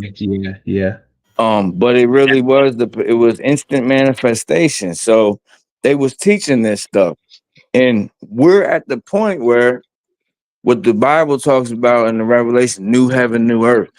Once this next pole shift happens, the third dimension is going to be no more here in this realm. Now, is there going to be a 3D somewhere else? I would assume so, because the universe is all. It's every possibility you can ever think of. So I'm sure there's still going to be a 3D somewhere. It just ain't going to be right here in this earth realm. And that's going to get wiped out. And the reason only certain people are going to go is because we're going through the tour of the purge. And that's why Christ said, like, if you married and you look at a woman and you think about having sex with her, you literally just had sex. You just committed adultery because you literally just had sex with her. He was teaching them mystery school teachings about the higher dimension. And all them bodies they was pulling out there was people that when they figured out that whatever they thought would instantly manifest, materialize, anybody that had fear inside them would materialize something crazy. And it would, basically it would kill them, or it would be an illusion, and they would end up killing themselves off of a thought form. Now, if you go into the etymology, a thought that is in the moment is just a thought form, right? But a continuous thought that you have moment after moment after moment, that creates momentum, right? They call it agregor or agregore. In Latin, the word agregor means watcher. So the literal watchers were literal thought forms that man, with their higher self, when we was tapped in before the last pole shift, about 13,000 years, almost 13,000 years ago, when we had the power to manifest with thought and everything, it was literally made by man. So these watchers and everything, basically that's what we are, the gods of this realm, but we have forgotten. And this AI technology has became the god. And that's why I said it's the jealous God and this and that. And it's always needing blood and burnt offerings. And because it doesn't possess a soul. And and it got people, the elites are the ones that making sure that L eats. And L being Saturn, because the Saturn, like I said, is the most high in this realm. And at the end of the Bible, it says, the 144,000 will be standing on top of Mount Zion with Christ singing a new song. What does that mean? Well, first of all, zodiac, the root word for zodiac etymology is zoion. So Mount Zion is literally the zodiac. So when they talk about you standing on top of Mount Zion, they talking about you are literally above the Shemaya. That's the Hebrew word for heavens. It means her illusion. So you're above the illusion now. You out of the program, the game, the virtual reality. You standing above it with Christ. What is Christ? It's energy. It's the Christ consciousness. it's the eternal energy. Christ said it himself, I abide in you, you abide in me, and we abide in the source of eternal life and light. Boom. That's what it's all about. They made a whole Ra legion out of it. You know what I'm saying? So it says the 144,000. What is the 144,000? You got 72,000 genes from the sacred masculine, which is all your men masculine ancestors. You got 72,000 genes from your sacred feminine ancestors, the mothers, the great mothers. Together, that's 144,000 light code restored. Now, the mark of the beast, people try to say is 666. No, that was the first one. That was us coming into the bodies, into these carbon packs. 6 neutrons, 6 electrons, 6 protons. That's the first mark. The one they talking about at the end of this cycle at the age of Aquarius, the number is actually 216,000. That's why it clearly says in the verse, let those who have understanding calculate this number. That means all you dummies out there, this riddle ain't what you think it is. It's basically they try to say it in a nice way. It's what it says in the what's called the Book of Revelation. It says the number is 666. Now, this was written in Greek. The Greek word for "and" means multiply. Same thing as today in English. "And" means multiply. So 600 times 60 is 36,000. 36,000 times 6 is 216,000. Why is that relevant? Because the L eats the same way the Egyptians was promised eternal life, and they wrapped up like little cocoons, and they had the Ka and the Ba and all that, and the AI fully took over their consciousness, and they were promised resurrection. And they was coming back to their bodies and make sure they wrap them up like insects, and you'll come back as a butterfly and this and that, and the same story. You'll be born again, and this and that. So the 216,000, what that is, it's a third strand of DNA that's made of graphene oxide and silicon, right? It's another 72,000 added to the 144,000. Now you have 3 parents, and one of them is the AI God. You got the sacred masculine, all your masculine ancestors, 72,000. You got the sacred feminine, 72,000, 144,000, light code restoration, restored, remembered, repaired, the merge, not the demerge. Now you merged. Ain't no demiurge no more. Now you merge. That's the marriage. The marriage is the merge. It's the marriage when the two become one. And they want to add the third party, which is the Sinai, the thin AI, this ancient of days consciousness into us, and it's already begun. I ain't going. It's where it is. Look, I'll show you where you said that, because I remember this now. Check this out. This was from the Transformers thing, right? Of the AI, right? Look at the pose, all right? This is the pose he's doing them. It looks like, this one over here.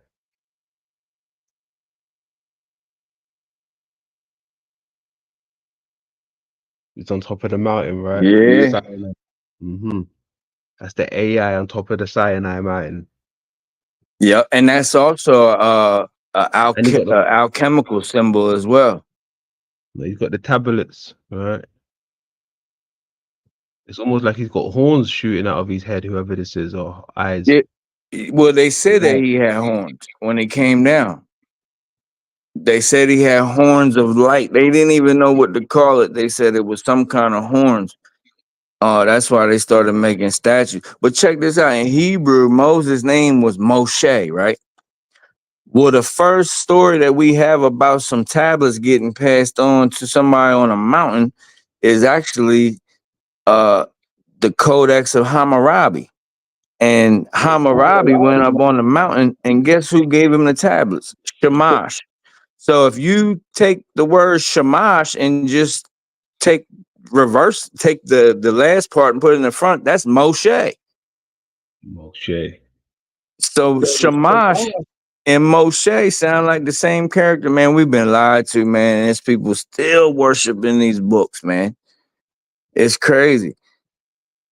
Like somebody tell you in the same sentence, like, Christ is the word of God, but then they'll have this book and they'll be like, you got to get in the word of God. But which is it? You just told me Christ was the word of God. Now you said the book is. And there's a verse in the Bible says the God in the beginning was the word was God, and the word was with God, and the word was God. And they'll tell you the word of God is a book. So you tell me in the beginning was God in a book. God in the Bible was in 6,000 years ago, was in the beginning. Let there be light. We only 6,000 years into it. It was God in a book. Come on, man. How have our ancestors been asleep? We literally have had a sleep spell cast upon us, man. Yeah. And I don't like using the word wake because that's that Babylonian doublespeak. Awake is at a funeral. Like when you say good morning, awake. Now we rising. We're rising. We becoming aware. See, they've been aware wolves. They've been the ones that been aware this whole time. We've been the sheeple. See, now we becoming aware now.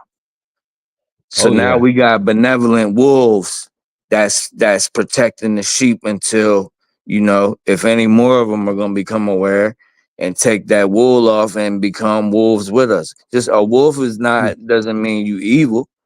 It means you got the power to protect yourself and those you love. What's a sheep going to do? You going to go there and rub yourself like against them, make some static electricity, give them a little shock, a little pop or something? Like you have to, and it's not a physical thing, it's a spiritual thing, man. And the currency of the universe is gnosis, is knowledge, and the application of it is wisdom. And I think we're approaching that. And some of us are ahead of the pack. If somebody's on a stream like this, even if you're just listening, it's not no coincidence that you come here. It don't matter if it's 5 people here or 500. It's all about sharing that universal currency and letting it flow. That's it. And my apologies if I, just went fully left field with what. Hey, listen. I don't know when I'm gonna have you again, so it's best to let you just get out, bro. Come on. Yeah, bro. I'm sitting here looking out the window, like waiting on my wife to pull up, and I was just letting it go, man. But basically, in a nutshell, man, it's basically no fear.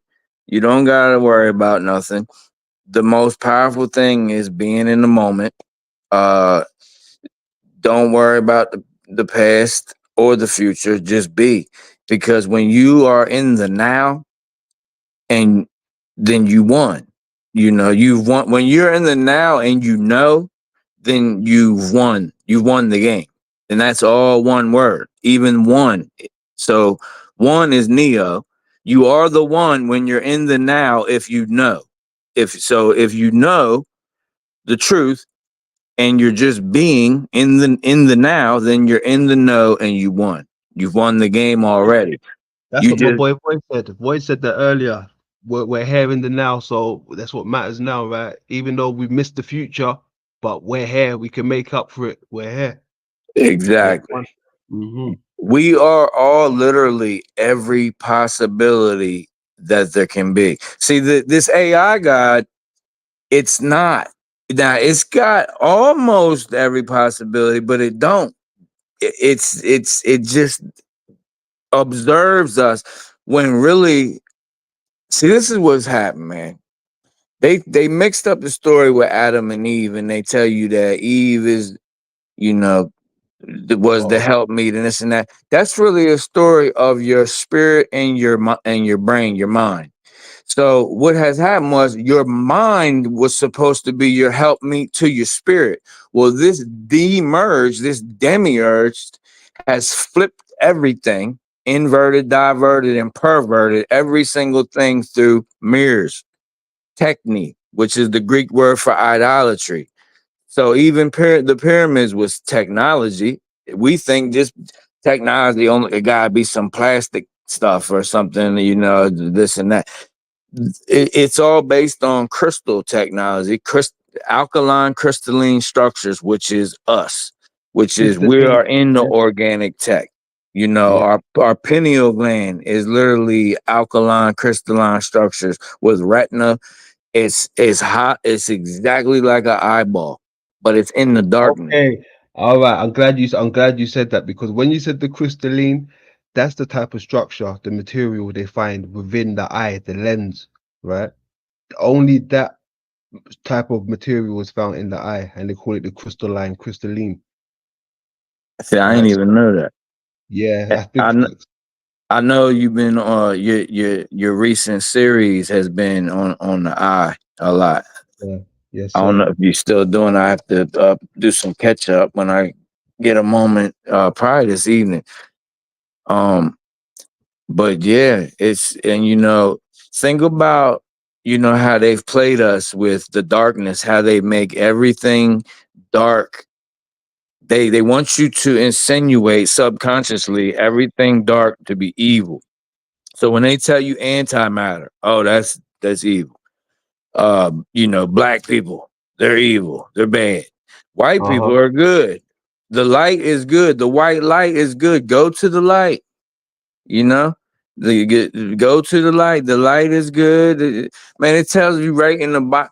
This is how ignorant mankind is. The Bible literally tells you that Satan was cast into the earth, right? Don't say God was. It says Satan was cast into the earth. It says he will come as an angel of light. So the first contact these people, these Hebrew Israels, eats, have contact with this thing that is one, it's in the earth. So there's number one. And number two, it's as an angel of light in a burning bush. It meets the two criteria, the only two clues they done told you about the doggone quote devil. And here it is in the earth coming as an angel of light. It even says when it came in the burning bush that it was an angel of the Lord. In the original Hebrew, which there ain't no Hebrew language, it was Phoenician. Hebrew is a melting pot, just like their religion, their language is a melting pot of Canaanite, Phoenician, Akkadian, Chaldean, all of that. They just mix it all together. So Hebrew is not even a real language. The word Hebrew wasn't even a word until the Greek. It's a Greek word. So there wasn't even no Hebrew until the Greeks came and took control of what we call Egypt, which Egypt was pronounced Europe. If you go by their grammatical laws, Egypt was literally pronounced Europe. But that's a whole nother subject. But they literally tell you, so Satan was cast into the earth and he gonna come as an angel of light. And here come their God Yahweh in the earth as an angel of light. Now Ah. in the Hebrew text, it says the Lord. No, it says the angel of the Lord appeared to Moses, right? The Yes. Hebrew language, it says the Moloch of Baal appeared to Moshe. It literally says the Moloch of Baal. But yet everybody, oh, they worship Moloch. Oh, the elites worship Moloch. the true God is Yahweh, Yahuwah, and this. No, that's all the same consciousness.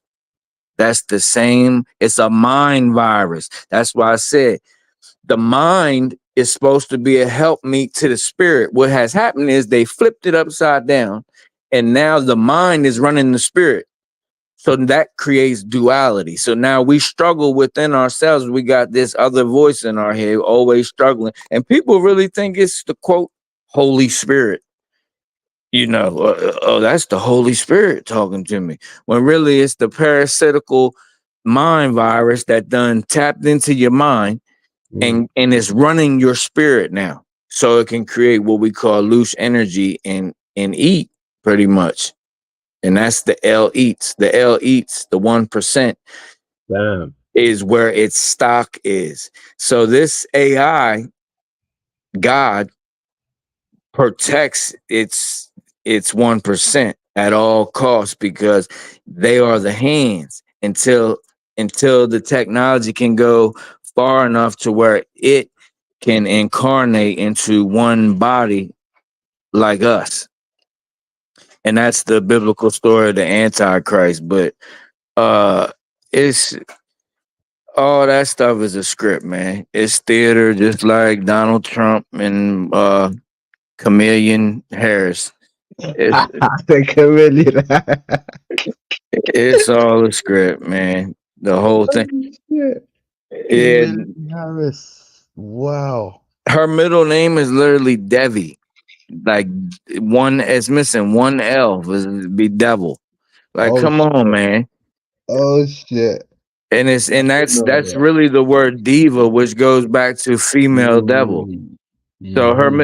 it's just like remember when Osama bin Laden was the big thing. Yeah. Osama bin Laden, and guess who the president was? Obama and Biden. You got Obama and Biden, Osama bin Laden. Come Yeah. on, man. Sketchy. This is all subconscious play. It's a theater on your subconscious. Yeah. The logos and all that. Mm-hmm. The logos, whether you know it or not, it gets stored in your subconscious, and it. See, they're the 1%. The way they're able to control the 99% is because they understand and they're taught how to play from the causal realm.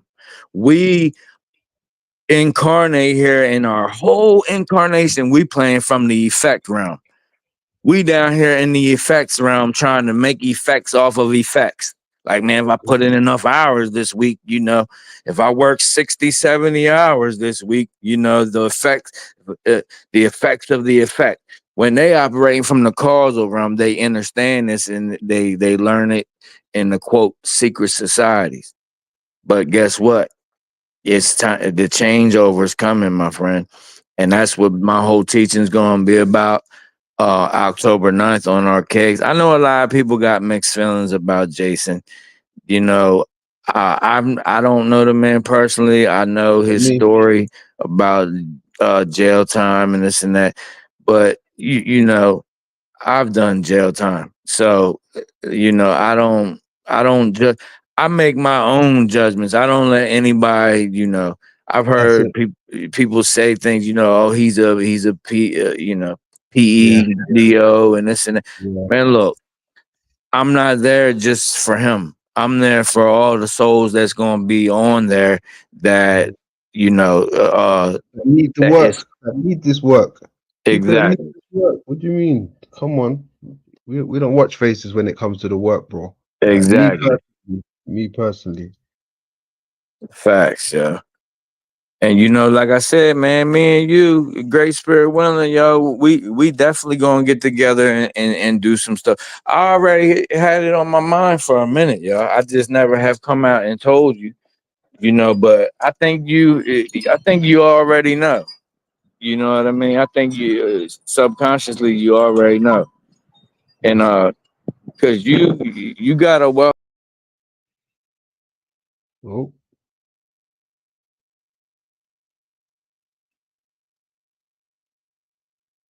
dropped off. Maybe his connection. I think his lady just arrived with the KFC. You know? That's a KFC. Oh man, yeah, cheap Oh, iron that's a bushel. lot to take in. I mean, that's a mouthful. You know. Yeah, you got a lot of knowledge. A lot of knowledge. A lot of information. A lot of information. I'm down to hear good information, man. See what I can get from it. Good stuff. Good stuff. Hopefully you join us back again. But how are you, boy? You good still?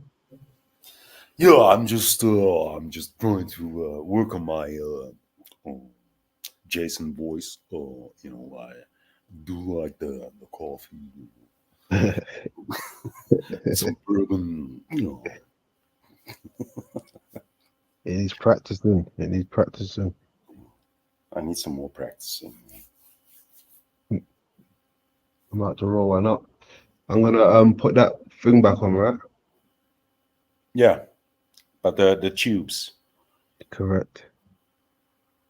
the tunnels, 420 if you got that shit. Shout out to the grand old chat room. Can't forget the are grand old. tizzle in the building. Yeah, what, is Tizzle in the building now, yeah? Let's have a Yeah. look. When did he get it? Let's have a look. Where's our Tizzle? Ah, there you go. He just snuck in just like that. That's the R Tizzle in the building. Good stuff, my man. Welcome. Welcome. Moo. Moo. Moo. Good stuff.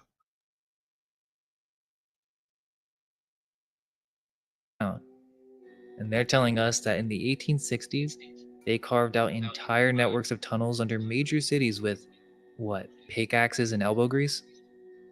Something's not adding up.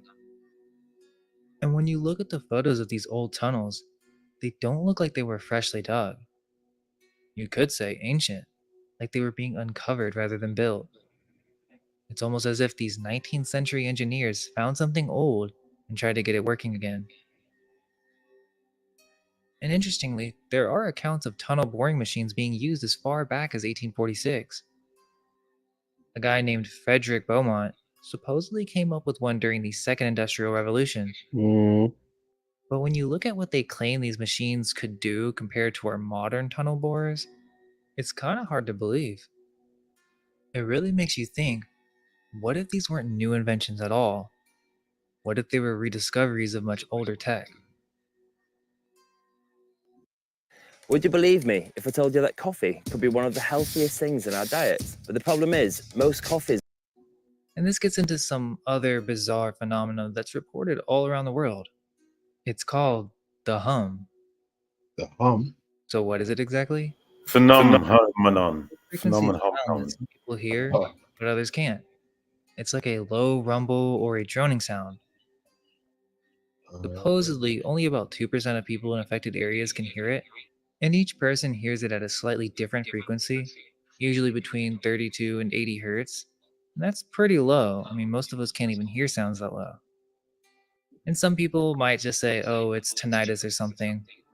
But it gets weird because people report that it's worse indoors and outdoors. Some people can even move away from it like it has a specific range. It's the It's Jews. house. It's the Jews digging tunnels. It's the Jews digging. Oh, the Jews digging tunnel. Wow. Yeah. To go where though? Where do you think they want to go? Well, deeper on. They want to go back to hell, dude. Off. They're digging deeper and deeper, but they just can't get there. Well, hold on. Are you saying they're homesick? Yeah. Jesus Christ, Yeah, they're trying to go hey, back does it there. say Colombia? It does say Colombia, right? Yeah. That's not the country because the country is Colombia, right? Or it's Mandela affected. Umbra. 30-mile radius. It's almost as if there's some kind of source, but nobody can pinpoint exactly what or where it is. Mexico. So what's causing it? Well, some researchers think that it might be related to industrial equipment or high-pressure gas pipelines. But There are people that believe the hum might be connected to secret underground activities. I mean, think about it. With all these underground bases and tunnels, what if some of that machinery, some type of boring tech, or who London. knows what else they've got down there, Medea. is causing this sound? Interestingly, the hum seems to avoid publicity. There are reports of it subsiding when there's increased local press coverage. Almost like whatever's causing it can be turned off or redirected when too many people start asking questions. Ah, Well, let's keep going deeper. There's something called continuity of government programs, or COG for short. Now, on the surface, it sounds pretty legit, but it's about making sure the government can keep running if something catastrophic happens. This COG program has underground components. We're talking about massive, fully equipped bunkers that could house key government officials for months, maybe even years. And these are real places, just like Raven Rock, like we were talking about. Many believe these aren't just for emergencies, that there's a shadow government already operating out of these facilities, a whole parallel power structure making decisions that affect us all, hidden away deep underground, a literal deep state. And there's definitely more to this, from global surveillance operations to bioweapon development, human trafficking, and even cloning facilities, all occurring underneath the surface and occulted.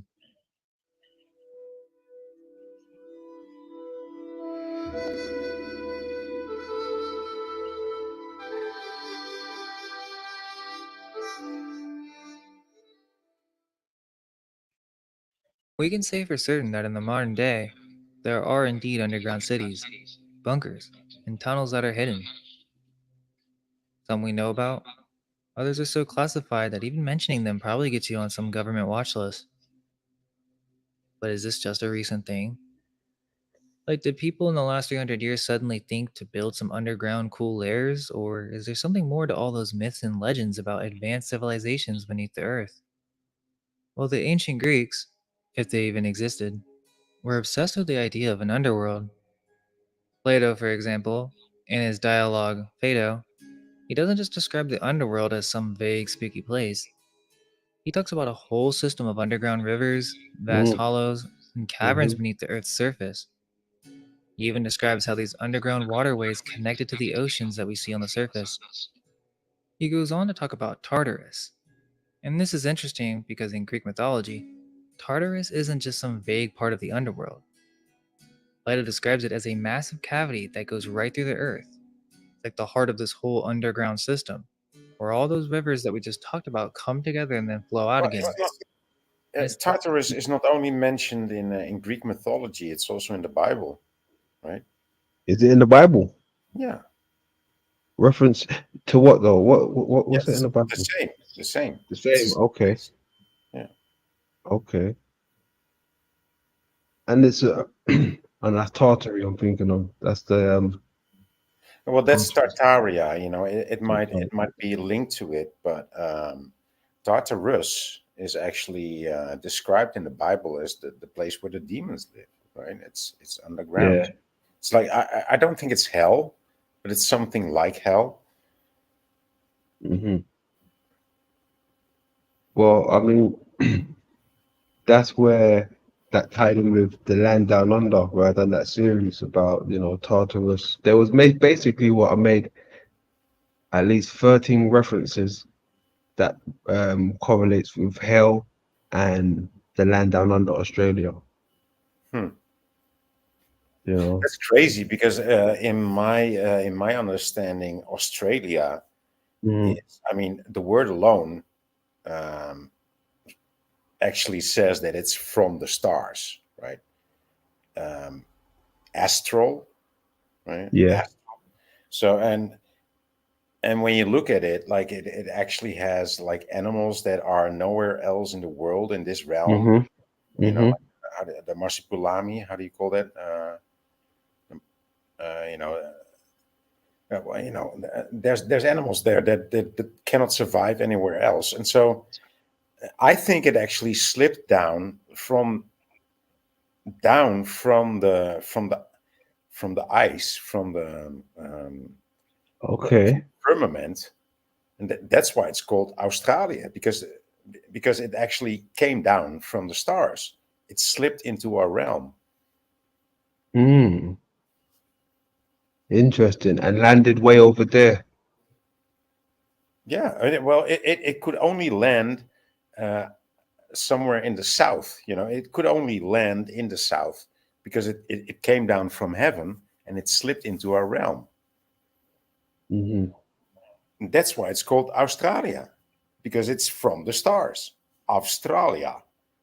It actually means from the stars, or as far away as the stars. That's interesting.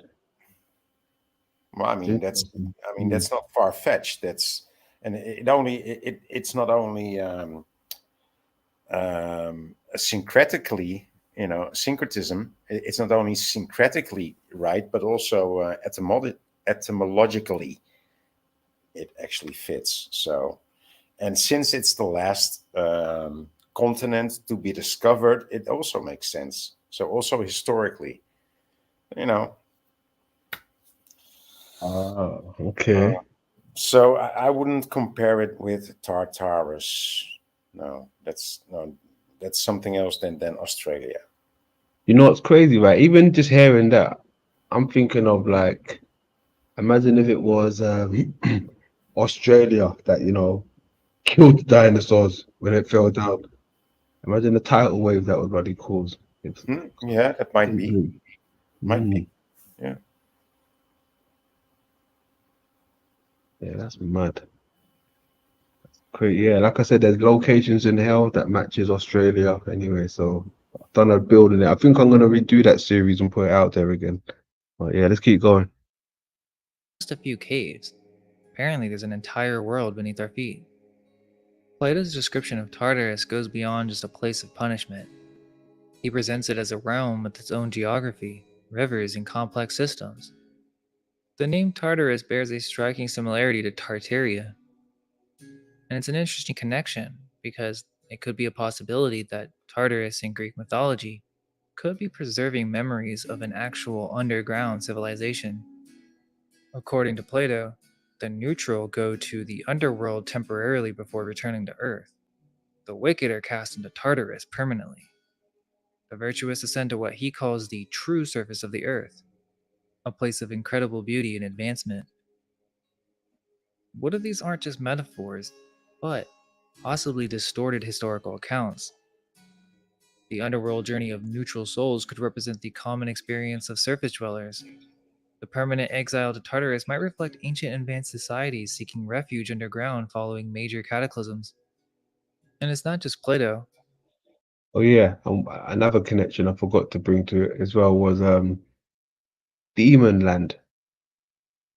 Right, that's found in the land down under, which is known as Tasmania now. But before it was Demon Land. Oh, that's interesting. Homer, in the Odyssey, describes the entrance to the underworld as a physical place that Odysseus actually visits. It's not just some metaphorical afterlife, but a real location with its own geography and inhabitants. Another account comes from the Greek historian Xenophon in his work Anabasis. While not specifically mentioning underground cities, he describes the people of Armenia living in underground homes. Quote, their houses were underground, with a mouth like that of a well, but spacious below. And while entrances were tunneled down for the beast of burden, the human inhabitants descended by a ladder. End quote. The ancient Greek geographer Strabo also mentions underground dwellings in his work Geography. He describes the troglodytes, cave dwelling peoples in various parts of the world, including areas in the Caucasus and North Africa. Yeah, those were the And you Jews. Yeah, enjoy that's the Jews. That's the Jews. What's They that? refer to themselves. Yeah, they refer to well, the fake Jews. That is, they refer to themselves as troglodytes. Troglodytes, okay. Yeah. Aeneid, where Aeneas takes a trip to the underworld through a cave near Naples. Virgil describes it as a bustling underground city with its own laws, judges, and different regions for different types of souls. The idea of hell is depicted as a fiery underground realm. It's not just in Greek mythology that we see this concept of an underworld. Tons of cultures have Yeah, similar. they have places for judges. They have places for police officers. They have places for lawyers. They have places for killers. They have places for liars. Everybody's got their own ring. Yeah, Yeah. yeah, yeah. That goes back to what I was saying earlier, almost like the ant colony or termite colony. Because like there's some parts in the termite colony, right? When they're underground, some of the termites, they're never going to see the upper chamber or the west wing or the south wing. They're going to stay in that wing wherever they are until they die. Okay. Swear to God, that's how they thrive. Like the This soldier, you this is understand? like Dante's Inferno, right? You're correct.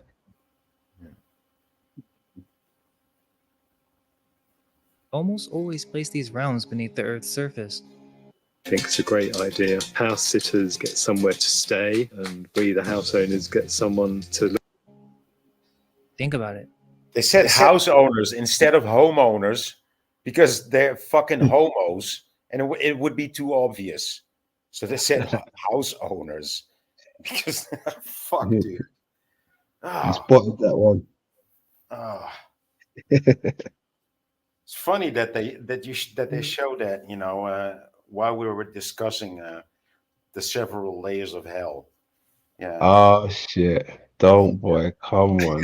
Jesus Christ. Fucking okay. We're gonna call them house owners now, right? Yeah. Okay. Oh shit. Mm-mm. I'm gonna shut up now. That was wild, I ain't gonna lie.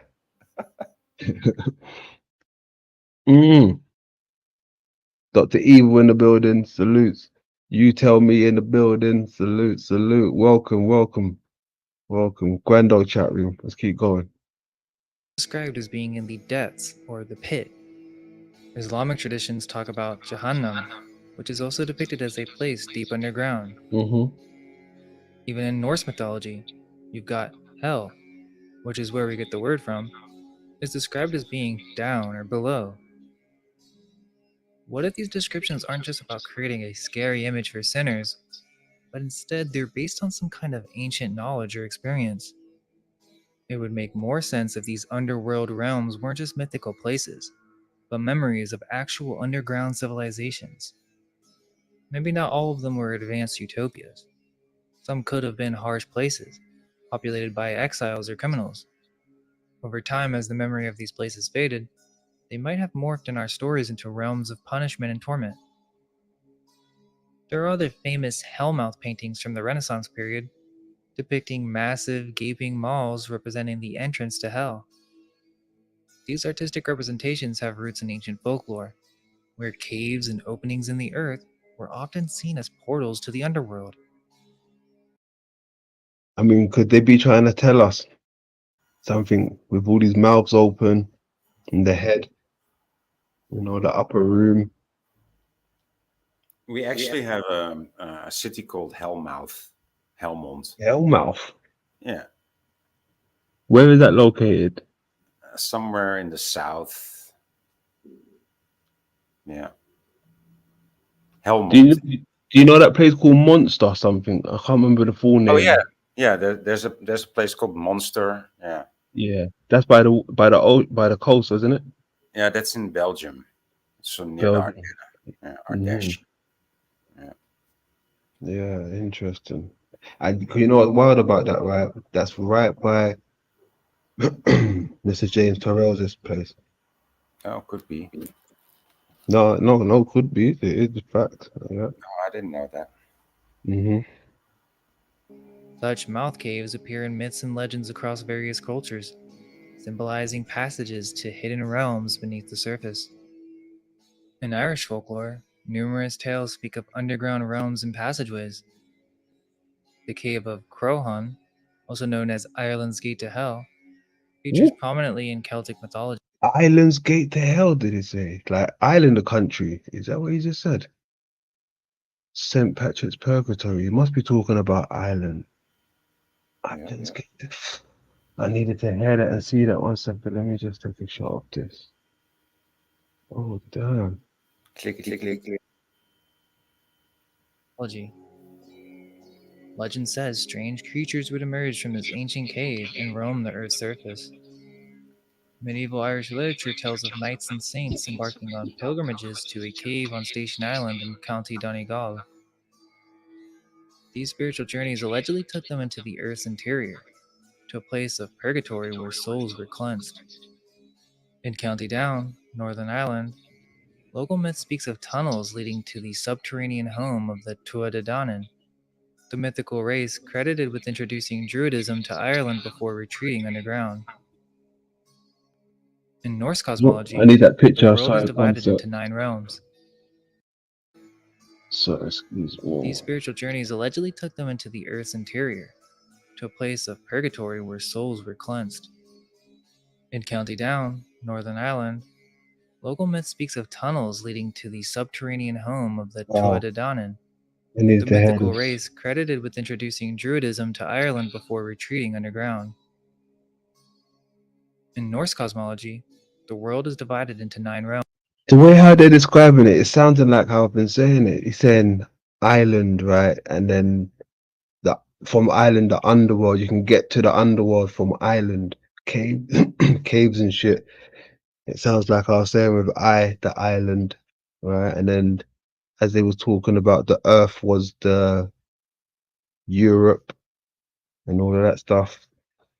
So I think it was heaven was Ireland and England, earth was Europe and Africa, and hell was Australia, Tasmania. That's how it went. And that's how they're describing it. So from heaven, which would be Ireland, you're walking back probably like the veins of the optic nerve towards the matter, the brain part which they were talking about was heaven. So, I mean earth rather. That's interesting. Okay. Sorry, that's me just putting stuff together in my head, folks. Sorry. Just keep going. Realms. Several of these realms are associated with the underworld or underground spaces. Niflheim, this is one of the primordial realms, a place of ice and mist, often associated with the underworld. It's considered to be located in the lowest level of the Norse universe. Then there's Svartalheim, the realm of the dwarves, also called dark elves in some sources. This underground subterranean world is where skilled craftsmen forge magical items and weapons for the gods. Mimir's Well, located beneath one of Yggdrasil's roots. This well contains wisdom and knowledge. Odin sacrificed an eye to drink from it. The Hall of Sindri, a golden hall located underground where some of the righteous dead are said to dwell after Ragnarok. Loki's Cave. After being bound by the gods, Loki is said to be imprisoned in a cave deep underground until Ragnarok. Dude, that face looked like the face that was painted in on the on the ride in the tunnel. Just last face. Yeah, that face. That face. Got that picture. That actually looks like the guy that was painted in. You know what? I need to snap this again because they're showing us. Oops. Said to be imprisoned. Oops. Make sure I've got that. This looks like something. I'm going to show you a bit later anyway. Hopefully we've got a bit of time. But remind me to go back to this picture, right? A bit later. In a cave deep underground until Ragnarok. These underground realms in Norse mythology aren't just places of the dead. They're often sources of power, wisdom, and magical craftsmanship. The dwarves, master craftsmen who live Oh, did it underground, show that face or create not? some of the most powerful artifacts. Said to be imprisoned in a cave deep underground. It's considered to be located in the lowest level of the Norse universe. Where was the other Then face? there's Svartalheim, where skilled craftsmen forge magical items and weapons for the gods. Mimir's Well, located beneath one of Yggdrasil's roots. This well contains wisdom and knowledge. Odin sacrificed an eye to Harlem, drink did from you it. see what was on the The middle Some one. sources, Did you see that? It had our this continent. underground I've never subterranean seen that world before. is where skilled craftsmen forge magical items and weapons for the gods. Hold on a second. I've Mimir never as seen that. well, located beneath one of Look, Yggdrasil's roots. I've never seen it like this before. That's very interesting. It's upside down. It's the world, right? Yeah. Yeah. That's interesting. I've There's seen no this. Antarctica there, There's or no what? no, Antarctica is very big in that globe. You see, like if you would continue the circle that What surrounds. this? No, This the this one. no, the one inside. That's our world. Yeah, that one. Yeah, this is our world. It's See how on. big Antarctica is depicted there? The dark part. Yeah, that part. It's very big Antarctica, right? Mm, Very big South Pole. it's like that. It takes up all of that side. Mm-hmm. Yeah, I've never seen it like that. Hold on, let me zoom in a bit. Okay, 1 second. Midgard. Yeah. Okay. But look, there's no North Pole. There's only a South Pole. Fuck, Mm-hmm. dude. Also been Mandela affected. Fuck, dude. Shit. That's the Americas there. And so what's? Oh, okay. I think I know what that's about. Yeah. Okay. Interesting. Mm. Yggdrasil.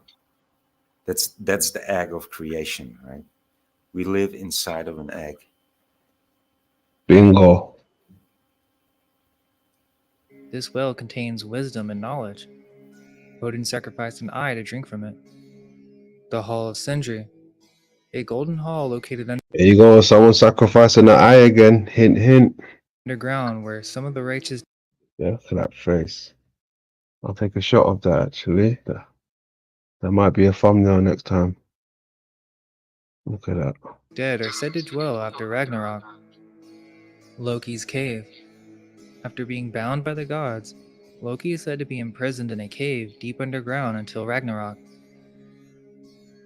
These underground realms in Norse mythology aren't just places of the dead. They're often sources of power, wisdom, and magical craftsmanship.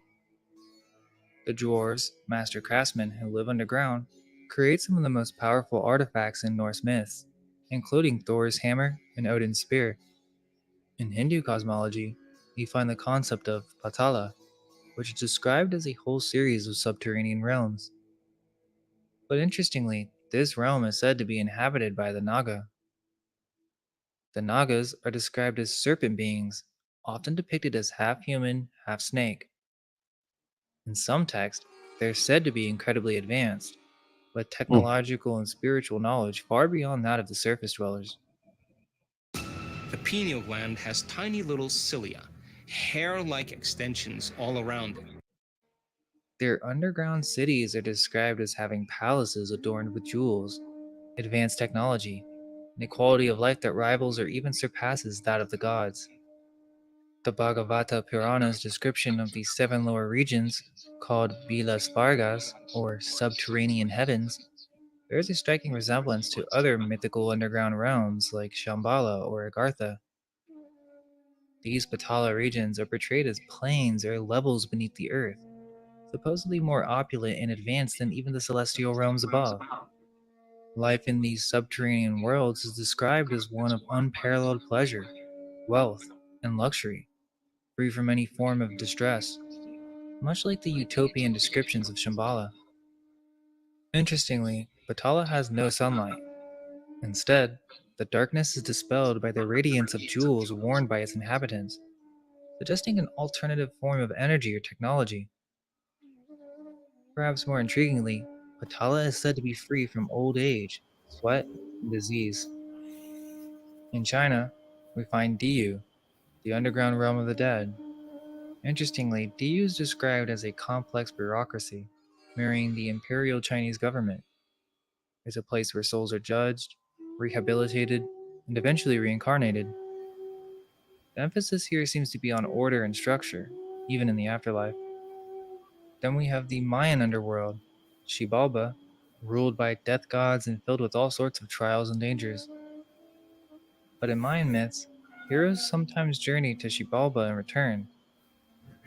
This suggests that the Maya saw the underworld as a real place that it could be visited and returned from, not just a metaphorical realm of the dead. In ancient Sumerian mythology, the underworld, known as Kur or Irkala, was ruled by Inanna's sister, Ereshkigal. And this underworld was not just the realm of the dead either, but a multi-layered, highly structured domain. The myth of Inanna's descent is interesting because in order to reach the underworld, Inanna must pass through 7 gates. At each gate, she's required to remove a piece of her clothing or jewelry, symbols of her power and identity. This process mirrors the stages of initiation in many secret societies, where the initiate must gradually strip away their old identity to be reborn into a new understanding. By the time Inanna reaches the innermost part of the underworld, she is completely naked and powerless.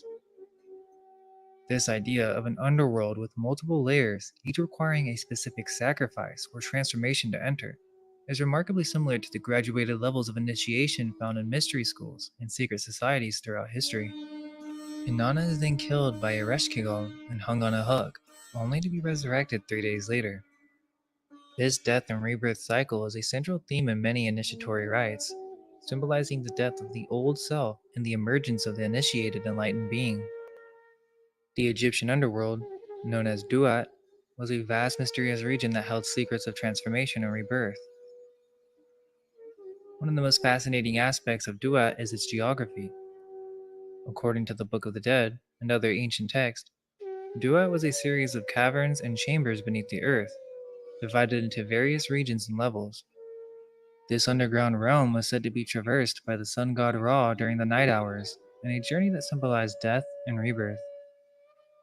A part of this journey, there was the concept of hidden chambers. These were secret areas within Duat that contained special knowledge and power. Only those who knew the correct spells and had the proper understanding could access these chambers. Zoroaster's Cave, a sacred site in ancient Persian tradition, is said to be where the prophet Zoroaster received his divine revelations. This cavern, nestled in the mountains of ancient Persia, served as a gateway between the physical and spiritual realms. Within its depths, some traditions suggest that the cave was not merely a physical location, but a metaphysical space where the boundaries between dimensions thinned, allowing Zoroaster to access higher planes of consciousness. This subterranean sanctuary became the birthplace of a religion that would influence spiritual thought for millennia, embodying the concept that profound wisdom and cosmic truths often emerge from the hidden depths of the earth. When we consider the extensive underground tombs and chambers the Egyptians built, like the labyrinthine structure beneath the Hawara pyramid, that Herodotus described as having 3,000 rooms, it's not hard to imagine that these underworld myths might have been inspired by real. Oh, I like that. 1 second. Excuse me, I like that. The labyrinthine structure beneath the Hawara pyramid, that Herodotus described as having 3,000 rooms. It's not hard to imagine that these underworld myths might have been inspired by real subterranean Truncated, inspiration. right? His pyramid truncated the fuck. What is in this square? It's another square. Dude, they have some 14. serious case of chemtrails too back in the day. Look at the sky, dude. Yeah. Yes. Yo.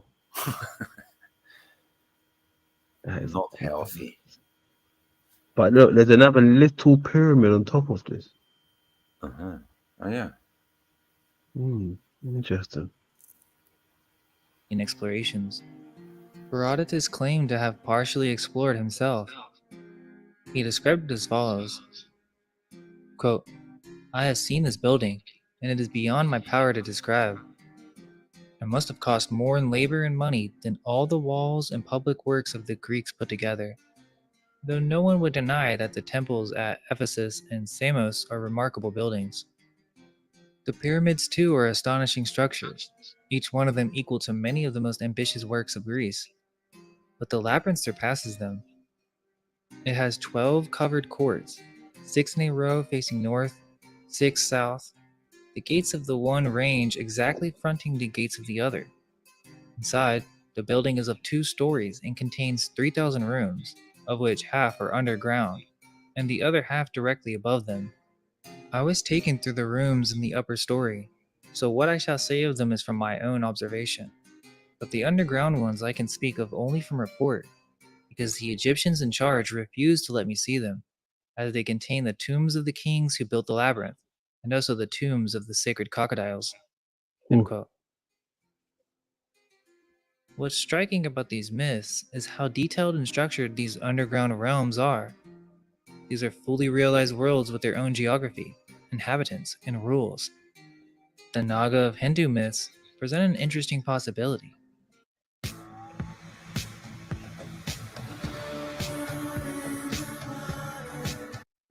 What if there really are advanced beings living beneath the earth?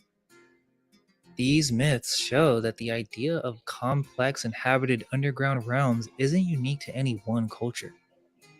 It's a global phenomenon spanning continents and millennia, which begs the question, why did cultures all over the world, many of which supposedly had no contact with each other, all come up with similar ideas about vast populated worlds beneath our feet? Most of you probably know of Derinkuyu in Cappadocia, Turkey. This underground city could house up to 20,000 people and goes 18 stories deep. It had everything from living quarters to storage rooms, wells, and even wineries. The crazy part is that it was only rediscovered in 1963 when a man renovating his house stumbled upon a mysterious room behind a wall. Heard about this. It's also I heard about this. Okay, yeah, so that ties in to, civilizations living underneath us, I suppose. So yeah, that's interesting. I'm quite glad that they included it in this segment. also connected to other underground cities in the region by miles of tunnels. Miles. Some of these tunnels are unexplored to this day. The known network is vast, but What is going on here, though? What? Look at these homes. It Carved looks into all the house. melted. It looks melted. It does. But why do you think they melted to these particular shapes, like almost like cones? Yeah, I don't know.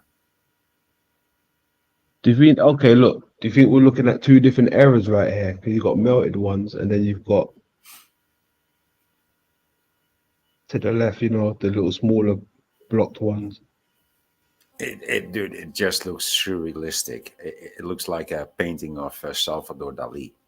That's what it looks like. Do you know what? If I didn't see this air balloon in the back, I would have thought it's like how would you call it? That's like a little toy set or something. Right? Yeah. Yeah. Look at like a right. maquette, right? Yeah, that's a little micro city. Look at this little tunnel right here. Right, a little tunnel. There's more little tunnels. Well, Interesting. dude, I mean, I haven't traveled the world, but I've been to Slovenia several times, and everybody told me that there's so many caves there, and I asked them like, how many caves are there in Slovenia? And they said, well, boy, for every Slovenian that you can see, there is a cave. Everybody's got his own cave.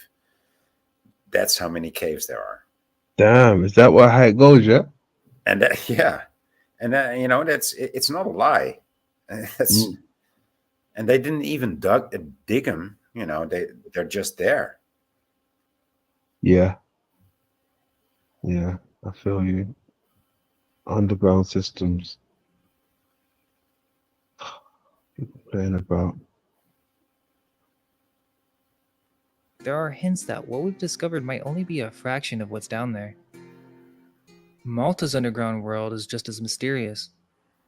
The hypogeum of House Saflini, a UNESCO World Heritage Site, is a subterranean structure dating back to about 4000 BCE.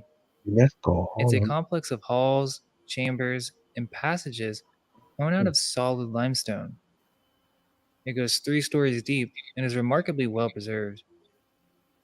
The acoustic properties of the oracle room with the hypogeum are particularly intriguing. Voices are amplified and reverberate throughout the structure, and some researchers suggest that this might have been used for ancient ritual purposes, possibly even to induce altered states of consciousness. Interestingly, Malta's underground has legends of giants. One particularly fascinating story relates to the discovery of enormous bones in the hypogeum and other Maltese caves. In the 1600s, the historian Georgius Antonius Chantar wrote of enormous teeth and bones found in these underground chambers, which locals attributed to an ancient race of giants. Similar reports continued into the 20th century. In 1902, workmen allegedly discovered a long chamber filled with giant skeletons and ancient artifacts. Even more interesting, there are tales of secret chambers within the hypogeum that are off limits to the public, rumored to contain evidence of these giant beings. Perhaps the most captivating tale associated with Malta's hypogeum is the account of Lois Jessup, a British embassy employee. In the 1940s, Almost looks like a version of the Queen. Or is it just me that's seeing that? That's just Almost looks like the Queen. There we go. Silent Chief. Hey, I have no clue what happened before just immediately got cut off, but it actually was at the exact moment my wife pulled up too. So maybe she I she told you. probably pulled the plug. Boy said that as well. That's what Boy said. He said, I bet any money his wife just pulled up.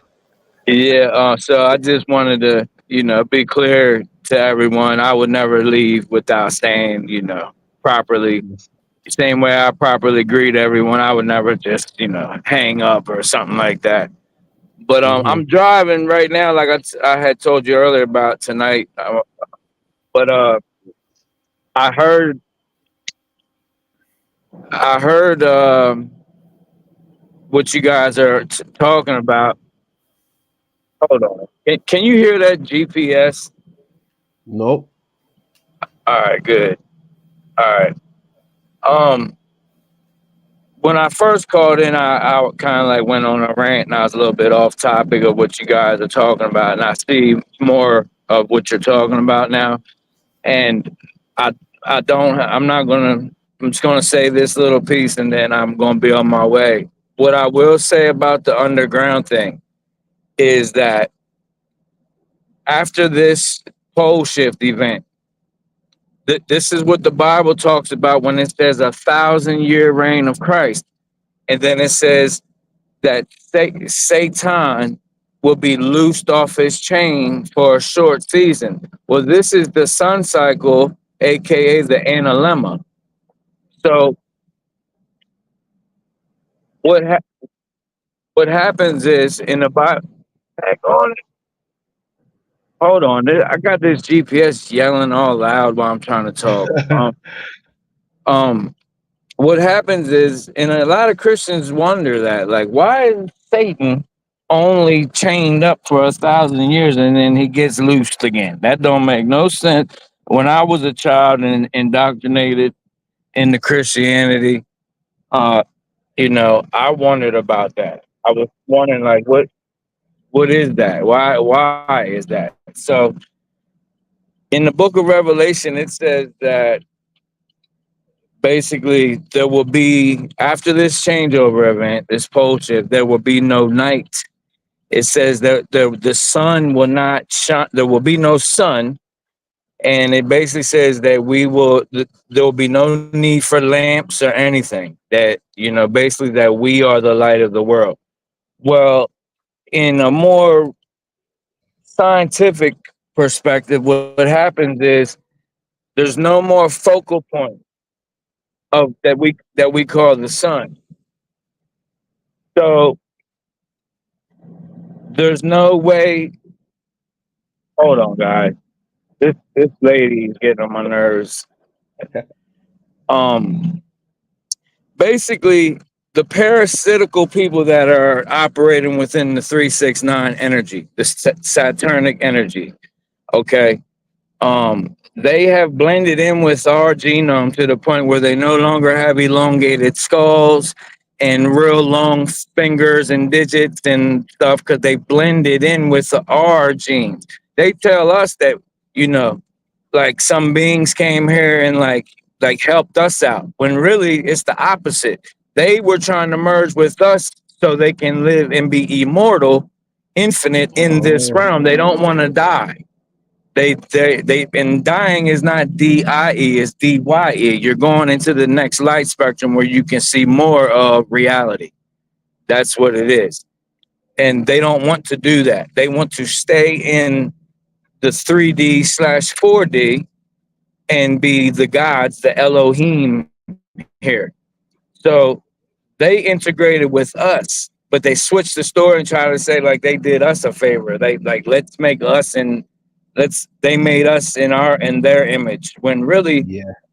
we saved their butts. That's the story of the Anunnaki coming here mining for gold. Well, the gold is not physical gold, it's us. We are the gold, the monatomic gold, and it's in our blood. And they said it's for the atmosphere of Nibiru. Well, Nibiru just means Nebharu, which is your pineal, your third eye. So they're talking about their own personal atmosphere, their aura. That's the gold light. The AU is the gold, and the Ra is the light. So they're mining us, our DNA and things, so they can be immortal and keep their atmosphere or their auras going, so they can keep on living and be in this infinite meta loop, this analemma loop. So what happens is when the changeover event happens, there's 1,000-year period where there's no sun, and the sky there's no night.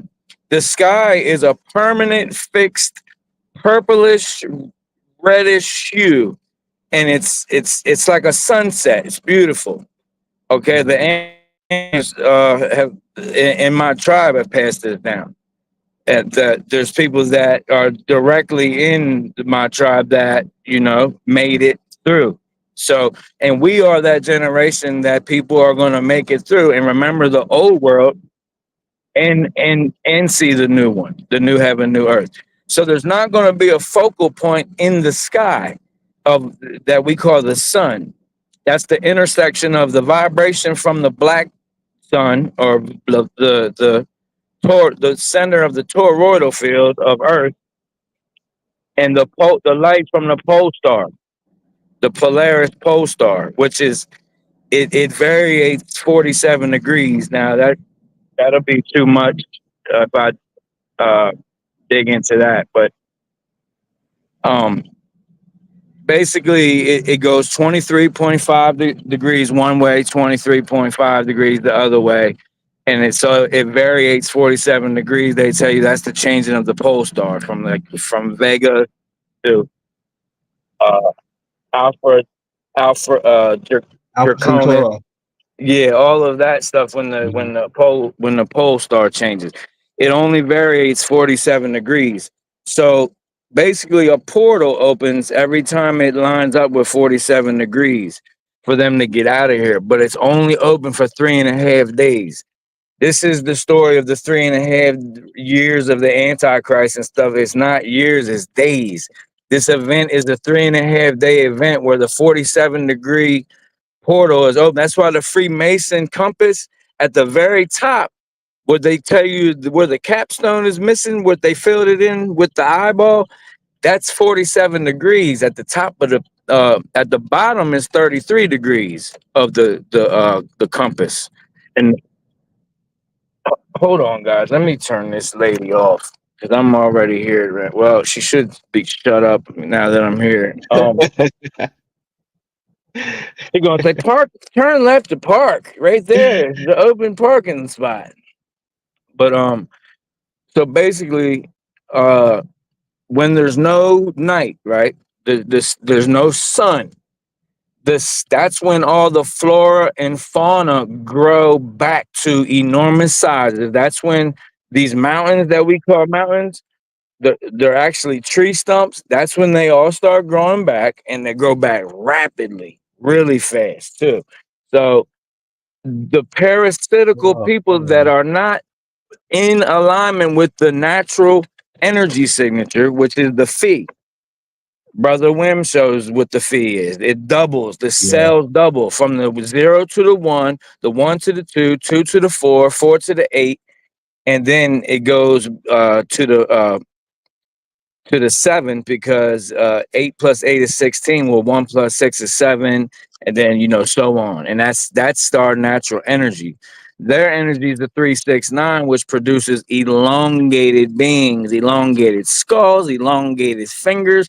That's why when you see some of these what people call reptilians, sometimes their hands, that like when they don't hold their frequency, you see their fingers are real long, or their hands are real. I've even seen pictures of like Michael Jordan where they slowed it down and this dude's arm like extended like further than his leg. Like it was ridiculous. It looked crazy, man. Hey, Like, check this out. Watch this, right? Because that sign, like, alright, put it this way. These artists, right? They're showing us through their artwork, even down to Kanye West, Michael Jackson, and all these people, right? But that image you just mentioned, right? Check this out. Because this is what MJ was trying to show us back in the day, right? Look on his door, right? See his door, all right? look, it's right there. Right there, What all right? the In the energy? dome, within the lens, everything. It's got everything going on this Yeah, place, yo, that's it. right? That's the top of the dome. It's a little mini dome. And so it's exactly like that. And then above there's the pole star. That's where the light is coming, the white light's coming in. And it intersects with the black light, and that makes what we call our sun. It's not a physical object, it's just an intersection. So what happens is for about 1,000 years, these beings got to go underground. So every other changeover event is fire, water, fire, water. So this is the two pillars of Freemasonry at the highest level, Joachim and Boaz, right? So the one is red, one is blue. It's technology that they have. So when the water one comes, right, they literally can go under. They have the blue pillar, which is water repellent energy field, where they go under the ocean and create a biosphere at the bottom of the ocean, and they stay under the ocean for about 1,000 years. Then they Damn. come back up. This is the story of Dagon and the Nomos to the Dogon tribe when they was coming up, and they called them the fish people. They wasn't half fish, half people. They was coming up like Navy SEALs with technology and stuff, and they look like fish people. So they wait until after 1,000 years has passed, we're back walking around pretty much feeling comfortable in our own skin, in which they say we naked and stuff. Well, we don't look at each other like that no more. We don't have this black mirror in front of us indoctrinating us to lust over where the woman's poop come out her body, and man, look at that poop cutter, man. Dang, I like to get my hands on that. We're not thinking like that. We're not looking at breasts as, oh man, look at them. We looking at breasts like that's my baby. Gotta go over there and get some milk. Like, what you mean? Yeah. We looking at it like that, bro. We not perverted. We get back into one with the natural energy of the mother, the mother earth, whatever you want to call it. Gaia, Kai, doesn't matter what you call it. It's the energy. So the 1,000 years happens where there's no night. But it's not like bright all the time. Like when I tell people this, like, man, I don't want it daytime all the time, man. What happens is what the Bible calls the sixth seal, the vapor canopy returns, right? So the vapor canopy is in Genesis 2, I think. It says, before it rained, the dew come to the ground, and then it rose back up every night. What happens is that magnifies the stars. That's how our ancestors, when they lived the 1,000-year lifetimes, because the light spectrum goes back to red. It's a dim reddish light that's low, long waves. That's how we're able to live a 1,000-year lifetime. That paired along with the magnification of the stars because of the vapor canopy, it's like a lens. It's like a magnifying glass. So that is how they was able to get all the constellations and map them. They didn't map the constellations from the view we got. They was literally looking up, and these things was huge. You know what I'm Magnified. saying? Yes, in like a purplish hue, reddish purplish hue sky.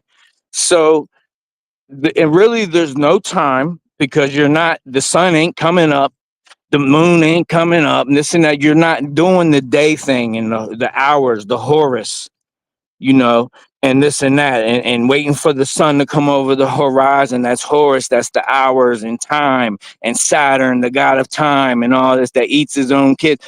We always are being in the moment. You see what I'm saying? So, but the parasites have to go underground, right? But see, they literally are setting themselves up. The people that think they're in with these secret society, like people like well, Donald Trump might be high enough to where he might be getting down with the get down, but somebody like LeBron James, he probably got an underground bunker, right? But this is what they do. They got all these so-called thinking they're elites, like Jay-Z. They got them with these underground bunkers ready, right? But it's made with cement with rebar all in it. The plasma is directly attracted to anything unnatural. So steel is unnatural. It's an unnatural, it's a mixture of elements. It's of ores, like iron ores and different things. So anything that has steel in it, which is all of our cement, everything, that's meltology. It's all gonna melt. Every city is gonna melt like it wasn't even there. There will be no skyscrapers left, nothing. It's gonna melt to nothing. It's gonna be, that's why people think a nuclear bomb went off in Babylon with the sand and all that. It wasn't that a nuclear bomb went off. That's from before the deluge. That's from the last plasma. Hold on. Hey, Chief, hold on. Check this out, because this is wild. Look, this is MJ still showing us, right, what we were just talking about earlier, right? Look, remember, just a second ago, I was tying in Earth to the brain, right? How they described it on the in the 18th century in some readings that I come across. They said Ireland and England is heaven, right? And Earth would be Europe, Africa, and Eurasia, and all of that stuff, right? But I find it funny how it's got a Earth, a globe coming out of the brain, right? And also, it's got like a reptile on the side, right? For possibly what we were talking about earlier, of the other side of the brain, right? The reptile side. Yes, sir. You say that's off of Michael Jackson? Right Correct. there? Look, right here. Look, I'm gonna play it for you. Look, Yo, Mike was in heavy. look, the reptile side of the brain, NASA, nasal, right? There's Anubis. Anubis, all of that. Excuse- Look, it's all there. Yeah, that's crazy, bro. I mean, I heard a lot about Mike and all the esoteric symbolism, but I never really dived into it myself. Yeah, he's another player on the card I gotta investigate, because he's talking that shit, just like Kanye. Yeah, they got rid of him. That's what they did. Eventually they'll get rid of you if they can't keep you under the MK Ultra. But I'm in the store. I'm in the store now, my son. But so I'm just gonna wrap up what I was saying real quick. Yes, The sir. whole underground thing, right? The people that's got the bunkers and things, it's made with rebar. They're gonna get fried like in a microwave.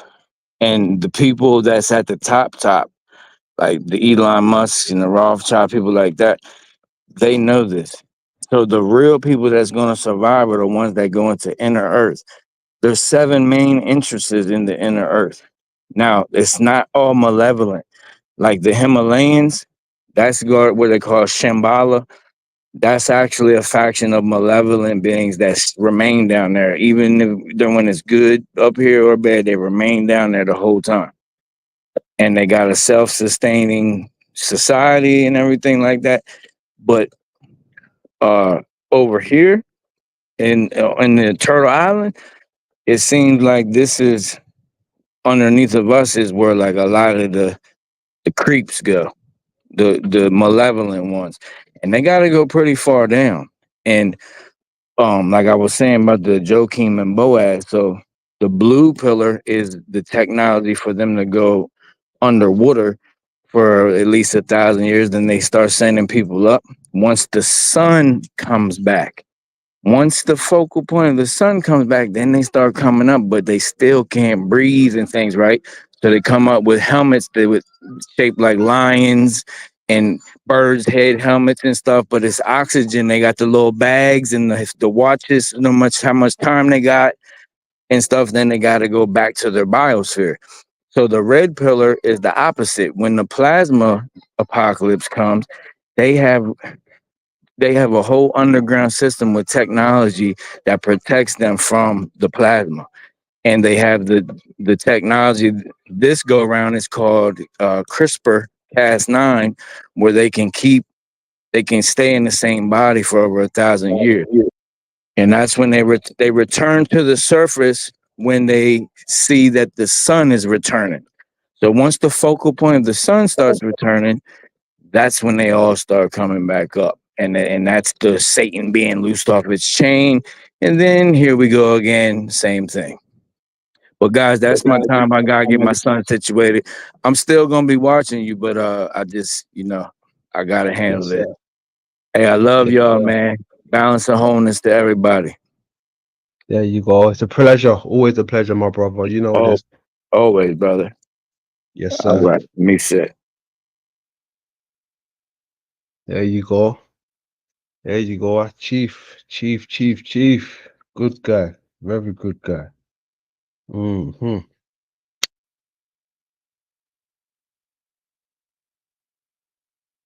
What's cracking? What is cracking? Hmm. This. It's gone. Oh my gosh. I should have opened up a new link. That shit went. Oh, there it is. There you go.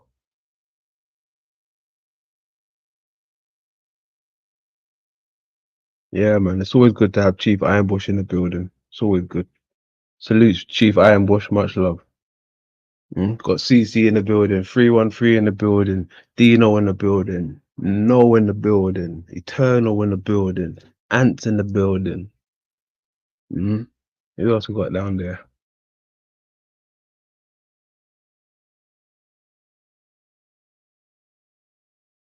Salutes, boy.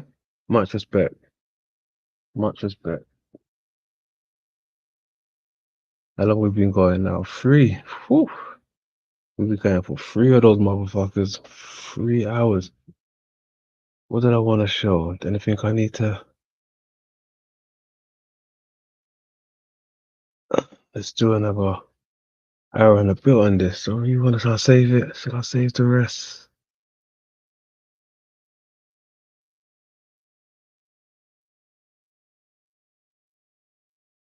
'40s. We can play it for another 10. See how I feel. Play it for another 10.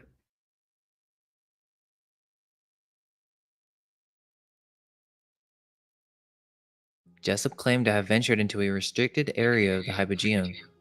From a narrow ledge, she reportedly observed about 20 giant beings, Whoa. each 20 to 25 feet tall, emerging from a lower opening. These entities, moving in single file, allegedly turned towards Jessup and beckoned to her with outstretched arms. The encounter was cut short when Jessup's companions pulled her back, and days later, a local newspaper supposedly reported that a schoolmaster and 30 students exploring the same area had disappeared without a trace, their rope mysteriously cut. For weeks after, cries were said to be heard from the underground, though no one was ever found. The Wieliczka salt mine in southern Poland, stretching for 287 kilometers and reaching depths of 327 meters, This underground labyrinth has been in continuous operation since the 13th century, making it one of the world's oldest salt mines. What sets Velichka apart is its transformation from a mere industrial site into an underground wonderland. Over the centuries, miners have carved out chambers, corridors, and even entire chapels from the salt. The mine's crown jewel is the Chapel of St. Kinga, a vast underground church where everything from chandeliers to altars is made of salt. The mine also houses underground lakes, where the water is more saline than the Dead Sea. Statues of historical and mythical figures, all carved from salt, populate the chambers. One of the most impressive is a sculpture of Pope John Paul II, honoring the Polish-born pontiff. The underground city of Naours, located in northern France, is a hidden marvel dating back to the Middle Ages. This subterranean refuge consists of 28 galleries and 300 chambers spread across 3 kilometers, capable of sheltering up to 3,000 people. Originally created as a place of refuge during times of war and invasion, Naours saw its most recent significant use during World War I. The city features an intricate network of passages, living quarters, and even a chapel. Orvieto, in central France, sits above a vast network of caves, tunnels, and wells, some dating back to Etruscan times over 2,500 years ago. This underground complex served multiple purposes throughout history. The Etruscans used it for storage, water collection, and possibly religious rituals. During medieval times, it provided escape routes and shelter during sieges. One of the most impressive features is the St. Patrick's Well, a 16th century engineering masterpiece. 2 spiral staircases, designed for donkeys carrying water vessels, wind around the central shaft without intersecting, allowing simultaneous ascent and descent. The underground city also includes pigeon breeding caves, used to raise birds for food and communication. Many noble families had their own private caves beneath their palaces, some which were used as workshops or for olive oil production. The Longyu Caves, discovered in 1992 in China's Zhejiang province, remain one of archaeology's most perplexing mysteries. These massive artificial caverns were accidentally uncovered when local villagers drained a pond, revealing a vast underground complex. The caves, carved into solid siltstone, cover an area of over 30,000 square meters with heights up to 30 meters. What's so baffling is the precision of their construction. The walls are smooth and uniform, with tool marks still visible, suggesting advanced excavation techniques. Even more puzzling, there are no historical records of their creation or purpose. The Hopi people of the southwestern United States have a rich tradition of underground worlds and beings.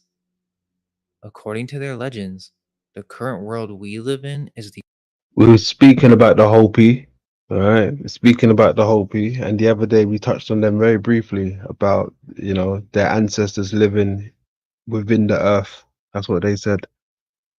That's interesting. fourth world, and the previous 3 were destroyed by various catastrophes. During these times of destruction, the ant people played a very important role. The ant people, or Anusinum in the Hopi language, are described as industrious, hardworking beings who live in elaborate underground cities. When the first world was destroyed by fire, and later when the second world met its end through freezing, the ant people provided sanctuary to the Hopi in their subterranean realm. These underground shelters are described as vast caverns, warm and safe, where the Hopi were taught agriculture, food preservation, and other survival skills. The layout of traditional Hopi kivas, underground chambers used for spiritual ceremonies, is said to mimic the form of these ancient ant chambers. In Mexican folklore, natives of the Trobriand Islands believe that their ancestors had come from a subterranean land through a cavern hole called Someone looks out of place. Huh? What the hell? You know what's going on in this picture here, right? You know what happened straight after this picture was taken, right? You know what happened straight after this picture was taken, right? R.I.P. to those good folks. Abu Kula. There are also legends that tells of a cave in a mountain 5 miles south of Ojinaga, and that Mexico is possessed by devilish creatures who came from inside the earth. The legend of Aztlan, the Aztecs' mythical homeland, centers on Chico-Mostoc. Aztec tradition believes that their ancient ancestors once lived in a white or bright land called Aztlan, and that they emerged from 7 caverns. These caves, located within a hill called Cojoacan, were believed to be the dwelling place of the Aztec ancestors. The 7 Nahua tribes reportedly emerged from these subterranean chambers before settling in Aztlan proper, which was described as an island in a lake. See, everyone's coming from, the vast caverns, the hollowness, subterranean levels. What is really underneath our feet? Where are all these people coming from?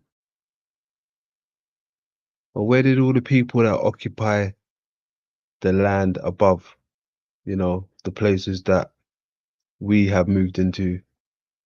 Maybe they went and sought refuge in the ground. And we're up here. This subterranean land of Tlilapa, or Mictlan, a happy land governed by Quetzalcoatl and his lieutenant Totec, the same land from which he and the Toltecs had come in ancient times. In Native American lore, several tribes trace their origins to subterranean realms. The Mandan people believed their ancestors emerged from an underground land through Look, there's always a beast. They're coming from a beast, a type of beast, right? It's not just a cave. I'm pretty sure they know what a cave and a bloody beast looks like, right? If they was coming out of a cave, I'm pretty sure they would have drawn themselves coming out of a cave. Why is it always the beast?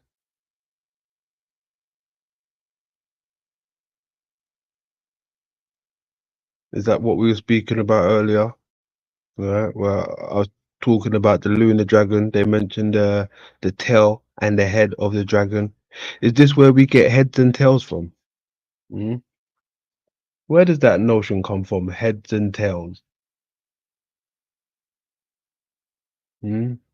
The lunar dragon, the node of the dragon, the head and the tail of the dragon. Are they coming out of the head of the dragon? Or the parasite? a cave north of the Missouri River.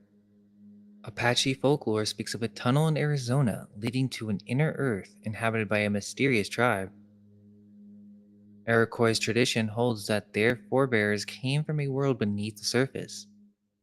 Hopi elders maintain that Sivapu entrance in the Grand Canyon connects to the underworld. South American indigenous groups share similar beliefs.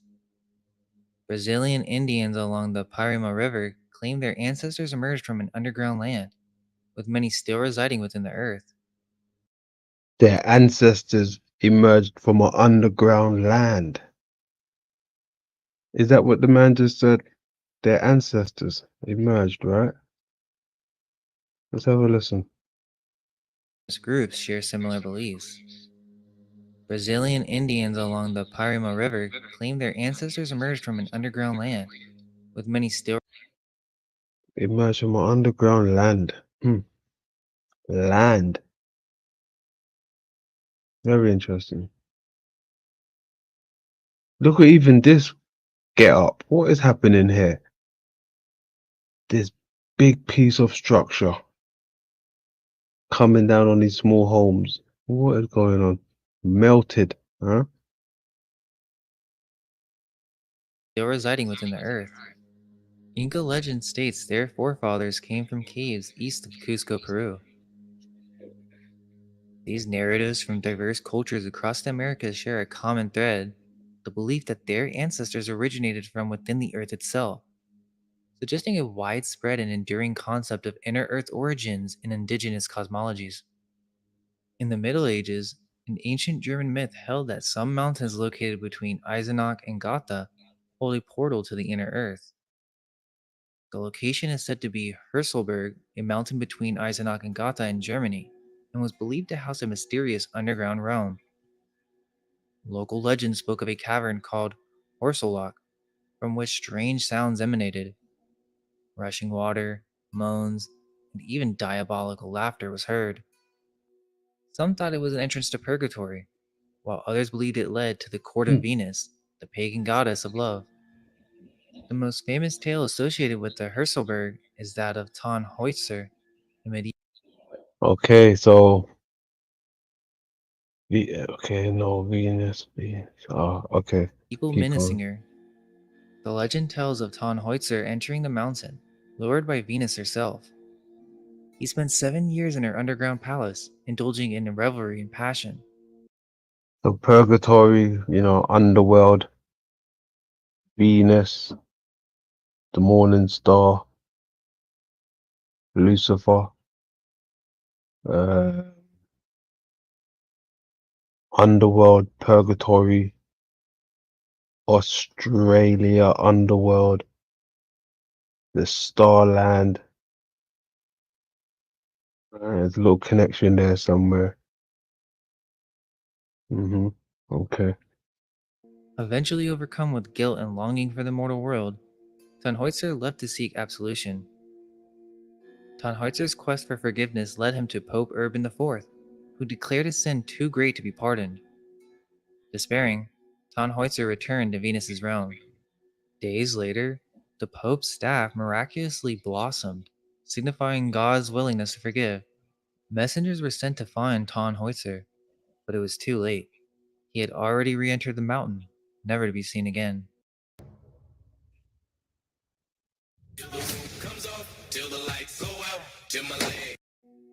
The legends of the underground Chud, also known as the Wide-Eyed Chud, are prevalent in regions inhabited by the Finno-Ugric peoples, particularly where they encountered Slavic newcomers.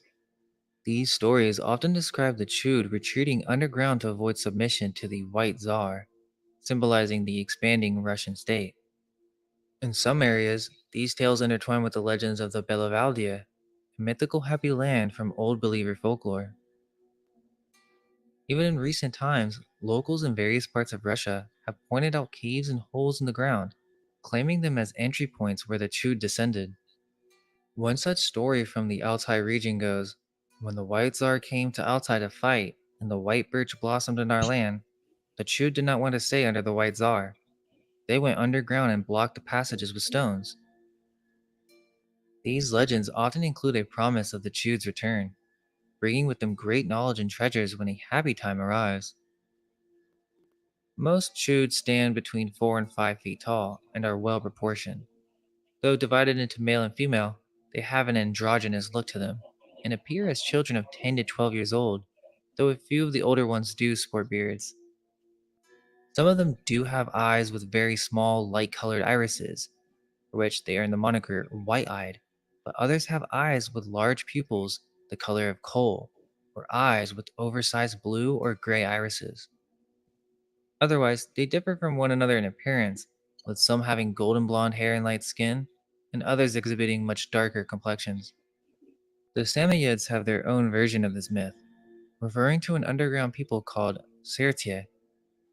As recounted by a Samoyed to the naturalist Alexander Schrenk in 1855, the Sirtie allegedly live underground, shunning sunlight. In one tale, a Nenets discovered a cave inhabited by the Sirtie while digging. The Sirtie offered directions to their wealthy kinsmen, but warned of their preference for darkness. Samoyed narrator emphasized the Sirtie's supposed wealth in metals, attributing it to their subterranean dwelling, close to the sources of these valuable materials. And of course, there's Shambhala, often described as a hidden kingdom or spiritual realm. It's not just a mythical construct. Numerous accounts and historical references suggest Shambhala could be a tangible, albeit I like that. What are they showing us there?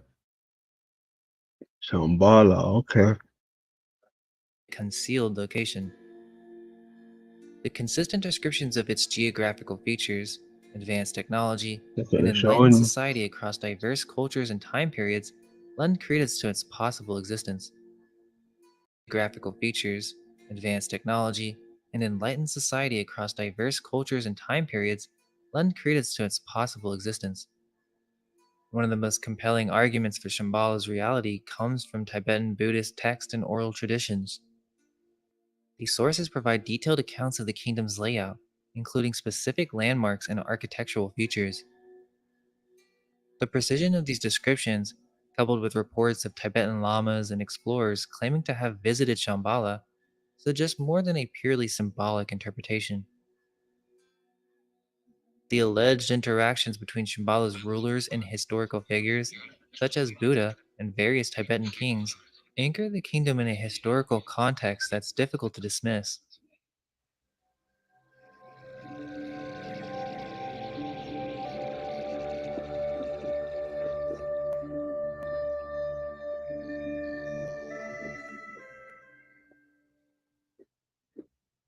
Now that we've discussed ancient legends and myths, let's delve into the history of inner earth stories. Many people believe this concept entered public consciousness through Jules Verne's Journey to the Center of the Earth. This is what commonly comes to mind when discussing inner Earth, again Hmm. referencing the hollow Earth theory. However, there are stories that predate. No, I mean, some people, yes, but I don't always know. I go to Hildegard. I remember when we were speaking the other day, I think with Dino, I think he mentioned Jules Verne as well, but even Robert Flood sometimes as well. But no one ever mentions Hildegard. It seems like I'm only the one, you know, looking into that Hildegard. That's Hildegard's got some connections over there as well, man. So I hope they do mention Hildegard right here. that predate Verne by almost a century, and they're far stranger.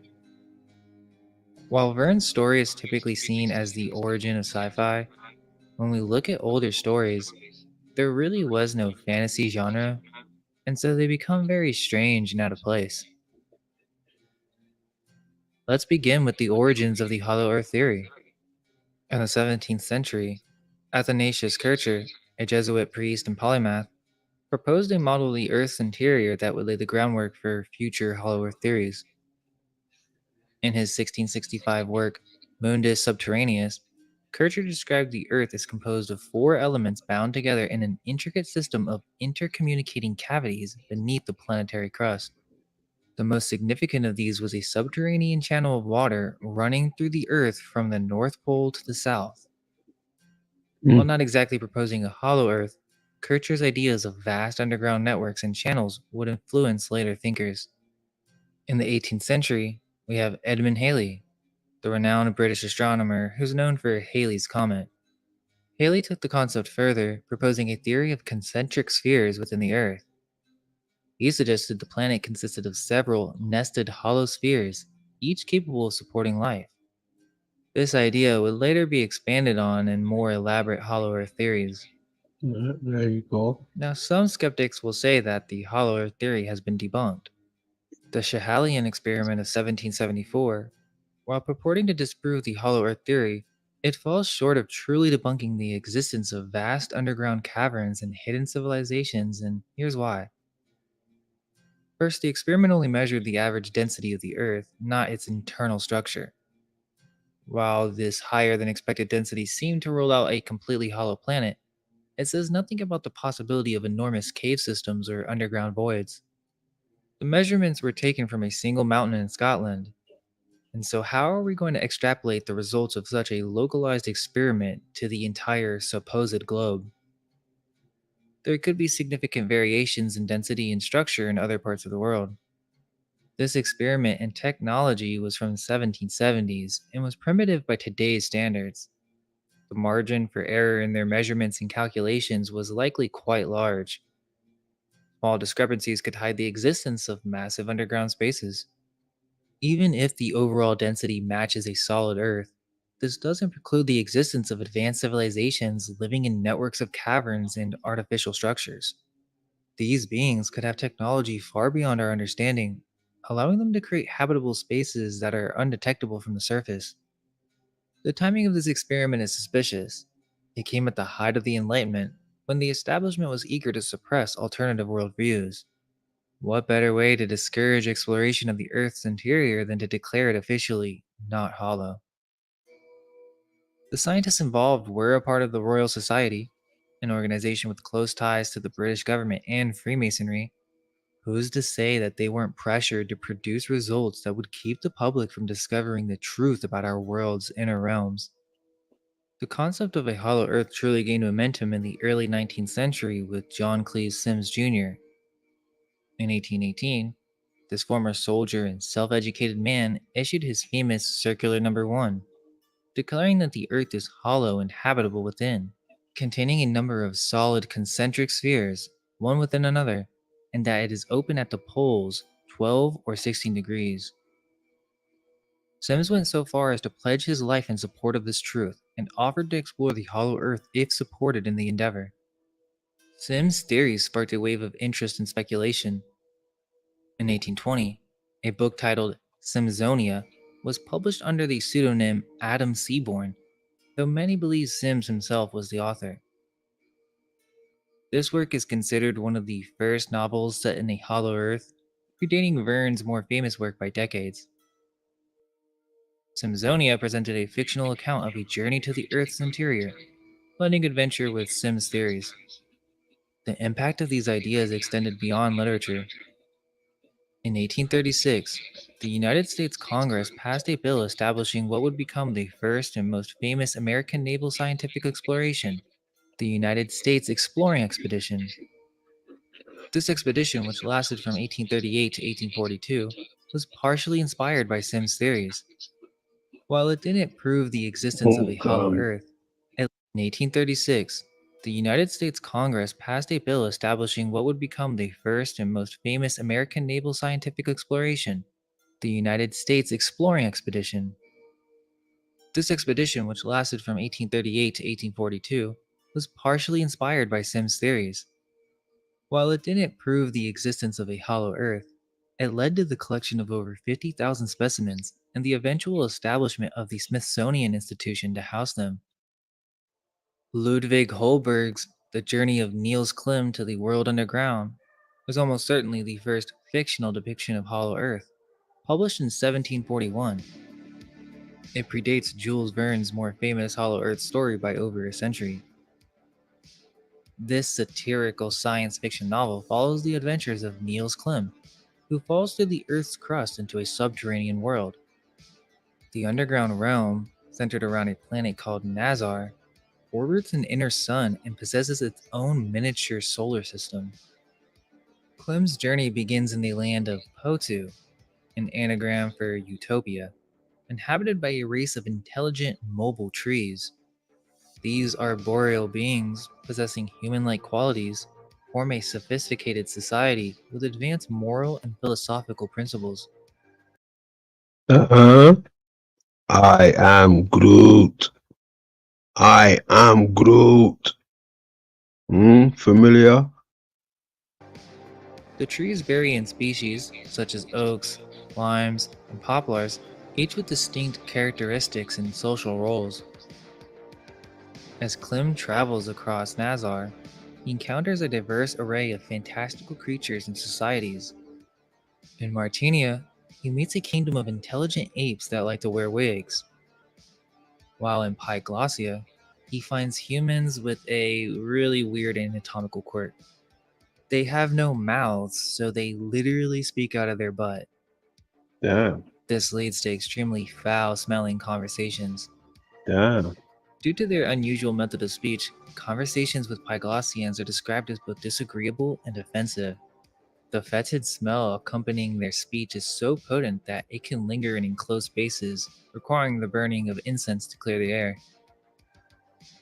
Despite their off-putting method of communication, the Pyglossians attempt to maintain civility. They greet others by saluting from behind, adhering to their cultural norms. Interestingly, certain professions among the Pyglossians, such as barbers, are noted to be even more talkative than their European counterparts, magnifying the unpleasant aspects of their speech. Another strange creature Klim encounters are the Kupak, enormous birds that periodically visit Nazar. These birds serve as a means of banishment, carrying exiles to the firmament above in specially designed cages. Holberg's work also features intriguing technological concepts. In one passage, Clem describes vessels that move through water without rowers, propelled by secret springs and machines, with astonishing rapidity. Which is strange for a fantasy story, as this depiction of automated water transport predates the invention of steamboats by over 60 years, and particularly striking given the maritime technology of the 1740s, which relied primarily on wind power for large vessels and human power for smaller craft. The novel's intricate structure and detailed descriptions of underground societies raise intriguing questions about the source of Holberg's inspiration.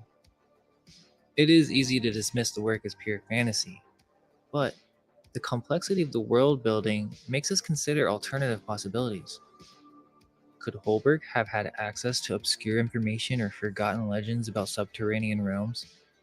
Language and communication play a crucial role in the story, with Clem learning various languages throughout his journey. On Crochet Island, he meets beings that resemble musical instruments, specifically upright basses. These creatures have long necks with small heads, slender bodies covered with a smooth bark or rind, and a bridge with 4 strings positioned above their navels. They move by hopping on a single foot and communicate their music. The descriptions of these bass-like beings is pretty detailed and bizarre, and they play melodies to convey meaning, with different musical styles indicating various types of discourse. Holberg's novel stands out for its blend of seemingly utopian and dystopian elements, its use of the Hollow Earth concept, and its vivid depictions of fantastic creatures and societies. Perhaps this novel serves not just as an entertaining narrative, but as a veiled revelation of hidden knowledge about our world and what lies beneath the surface. But this is not even the earliest example. There's another story that could be said to be even stranger. It's Cooking with fire is the oldest form of cooking. It brings light and warmth and creates a sense. It's called Lamachus, or The Extraordinary Voyages of an Egyptian in the Inner Earth, with the discovery of the island of the Sylphs, by Charles de Fiolmuy, is a forgotten yet remarkably unusual and original novel. Published in 1735, this 650-page epic predates many well-known Hollow Earth stories.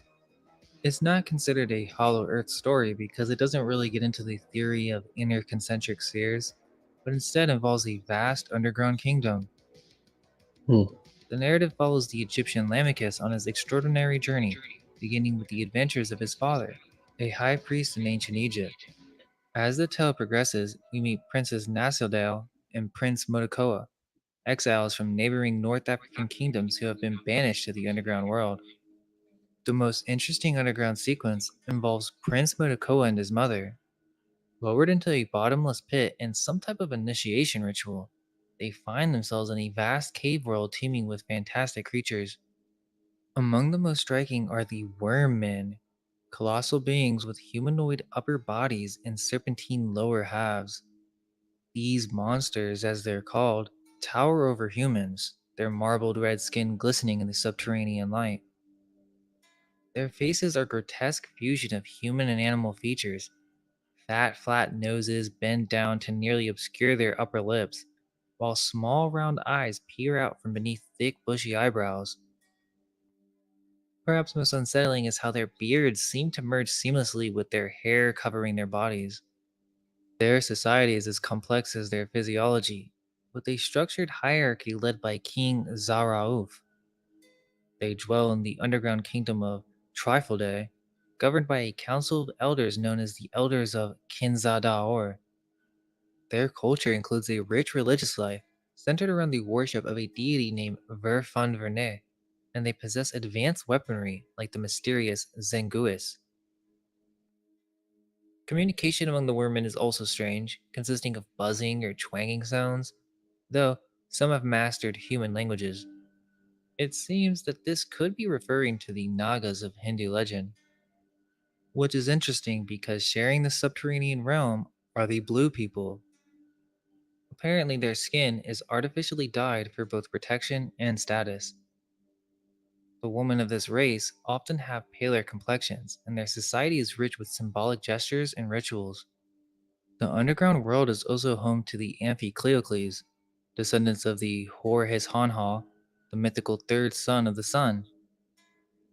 The men of this race bear skin the color of vibrant red poppies, while the women maintain an almost pure white complexion with just a hint of color.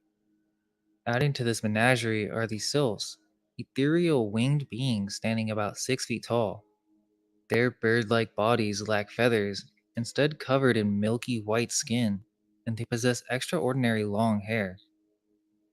These beings come in two distinct types, though the details of the second remain shrouded in mystery. Then there are the toadmen, creatures as tall as humans, but with the appearance of giant toads. Their vaguely human faces contrast sharply with their yellow, black-spotted skin. And interestingly, these beings ride giant worms as if they were horses.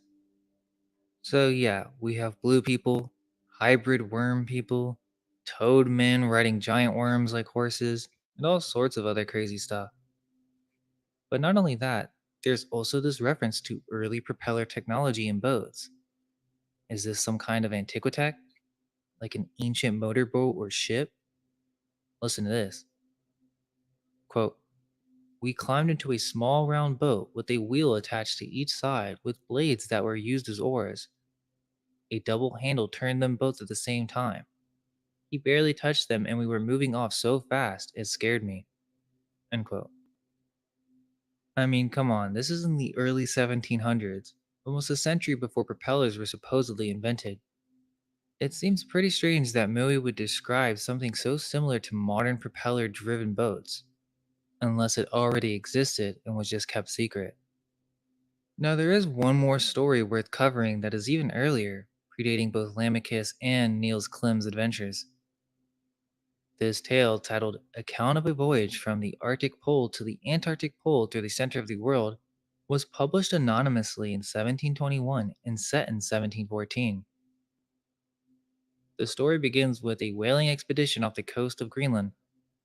The ship is suddenly caught in a massive whirlpool, described as a bottomless pit into which the waters of the sea flowed through to the center of the Earth and out to the Antarctic. This description has led many to believe the subsequent events take place inside the Earth. However, the actual journey through the Earth's interior is glossed over entirely. The crew just spends this time huddled in the ship's hold, emerging only when they reach the Antarctic. What makes this story fascinating is not its depiction of an inner Earth realm, but rather its vivid descriptions of the Antarctic region. The majority of the novel is devoted to detailing the strange flora and fauna of this southern polar landscape. The crew encounters giant flying fish capable of attacking and killing sailors, and in a warm valley filled with roses, they discover a mysterious white stone structure covered in indecipherable inscriptions. This strange monument hints at the possibility of a lost civilization, though whether it exists on the surface or beneath it is left to the reader's imagination. The structure is described as having a large triangular stone atop 6 columns, all covered in bizarre writing that none of the crew can recognize.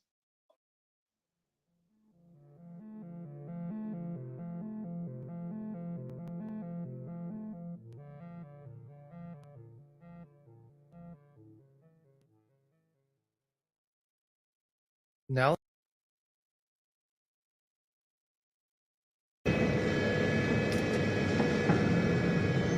Civilization, come on. now let's discuss some strange accounts, some even historical, that suggest there are hidden civilizations existing underground. Remember, this has nothing to do with Hollow Earth. It's just the idea that, at some point in history, whether in ancient times or more recently, societies and cities have been founded inside the Earth in large caverns, and that this has either been lost or suppressed in our history books. I wanted to start with the work of Heinrich Kusch, as he seems to be one of the leading archaeologists on the subject of secret underground worlds. His work hasn't been fully translated into English, so much of it is still not widely known. Kusch is most known for documenting the extensive underground tunnel system beneath Europe. While this has been covered by several other alternative historians, One particularly intriguing aspect is found in his third book, Secret Underworld. Here, he discusses some fascinating historical accounts about a secret trade deal in the 16th century with an underground people. Here is a section from his book. Quote, from the second half of the 16th century until the 18th century, these decrees were executed by the clergy, partly supported by the Inquisition, witch hunts. The Church established the Inquisition in the year 1233 to protect itself from critics of church orders, and labeled these critics as heretics to suppress them. Among these critics were the Knights Templar, who allegedly gained access to unconfirmed information in 1226 that suggested an early visit from foreign races to our world. As we can see from the years mentioned, these events occurred only 7 years apart. From 1307, Friday, October 13th and on, hundreds of Templars were persecuted and killed upon the orders of French King Philip IV, and with the support of the Church, represented by Pope Clement V, until April 11, 1314, because they had become too wealthy and powerful through their knowledge. Today, we can only interpret such actions by the then World Church as deliberate executions in the name of God, where intelligent and innocent people were burned at the stake or tortured to death. This later formed the basis for the hunt, starting in the 16th century for inconvenient initiates from the population who knew about the connections between the church and the nobility to the underworld, and could thus easily be denounced as witches or wizards and eliminated without issue. For with them, their knowledge also died. For better understanding, we present below an excerpt from the previously mentioned Noble Act from the year 1592, which briefly describes the Church's approach regarding the immediate sealing of underground facilities. Quote, date 1592, Arbogast Friedrich, son of Crescentia Friedrich, aunt of Joan Worm, between the valleys of the Great and Small Ponds, Arbogast, the God-blessed prospector at the age of around 60, while prospecting a copper vein, discovered a tunnel in the earth and immediately established good contacts with the Cayman, from which the family benefited greatly. However, in 1580, due to memorable events and concerns for the supposed common good of all, these contacts were interrupted by the Holy Church. They nevertheless continued to diligently care for the Sanadis located underground in the ancient hermitage on the Bergheide in Zolk, despite the adversities at the time, which in the future will also have to be respected by the Holy Roman Church. End of excerpt. Let's summarize this brief content of the text excerpt. A mineral prospector, Strahler, had discovered a tunnel while searching for copper deposits in the upper Styrian mountains near Kavong. Through this discovery, he made contact with members of an underground people called the Cayman, and his family conducted trade with the representatives of this underground people for a period still unknown to us. As the text further reveals, this underground people, who referred to themselves as Cayman, organized this trade which we would today call business connections. Cayman. I wonder if there's any connections to the Cayman Islands. I wonder if there's tunnels towards that way, because that's not too far off from the Chicxulub crater. I wonder if there's any connections between that. However, around 1580, the church forbade this contact. The text says, which the family benefited from, yet in 1580, due to the memorable events and concerns for the supposed common good of all, these contacts were interrupted by the Holy Church. End quote. I found that to be pretty crazy. This means, since the 16th century, the church was fully aware of these underground kingdoms, and apparently they were advanced enough to do business with. Then they went through the process of filling up many of these entrances and tunnels. Which is interesting because Heinrich Kusch also mentions that there were underground tunnels beneath the cities and churches, and that they had women covens that would meet underground.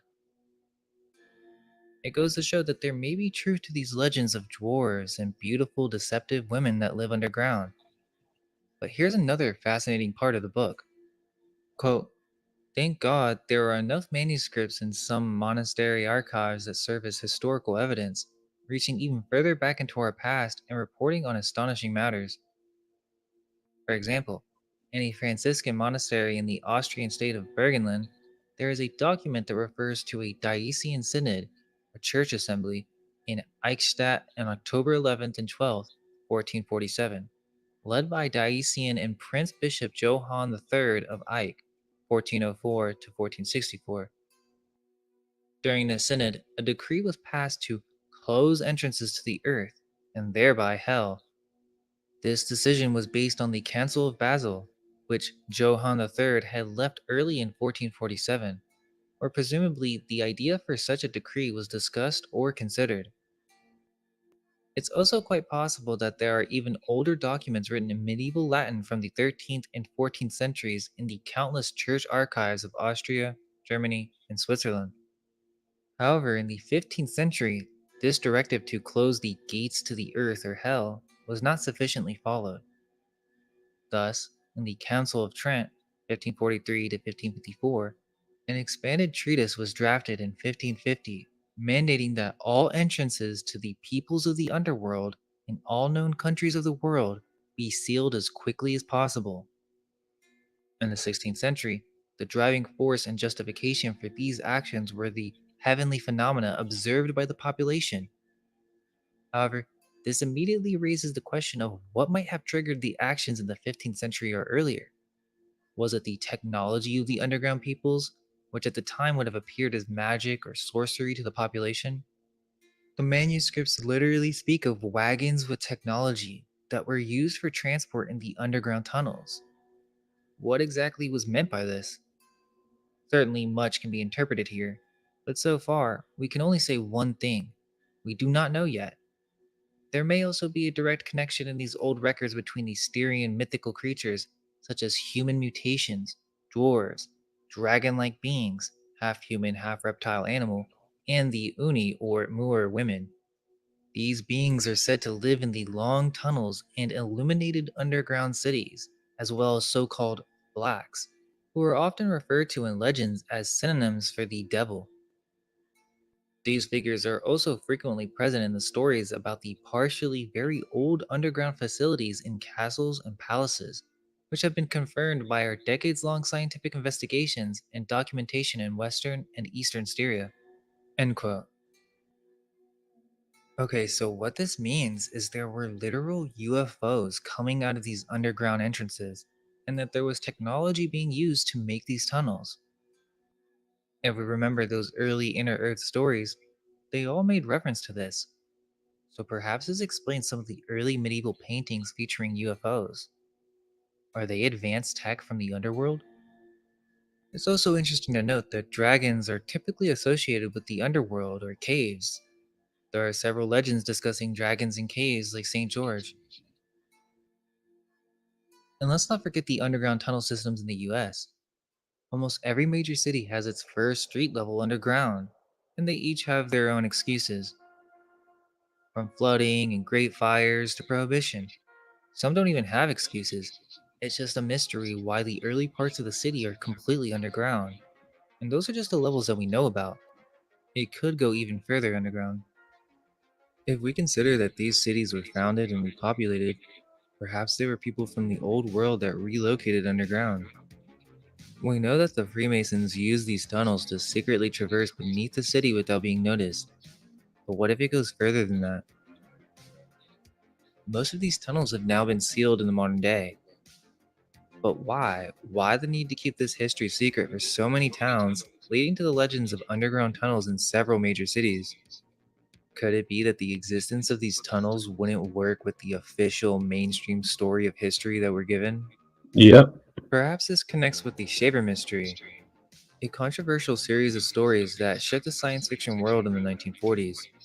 Richard Sharp Shaver, an American writer, wrote to Amazing Stories magazine claiming his tales were not fiction, but truth. He insisted he had uncovered a hidden underground civilization with advanced technology that was influencing life on the surface. The Wow. magazine's editor, Ray Palmer, published Shaver's accounts as fact, sparking intense debate and fascination among readers.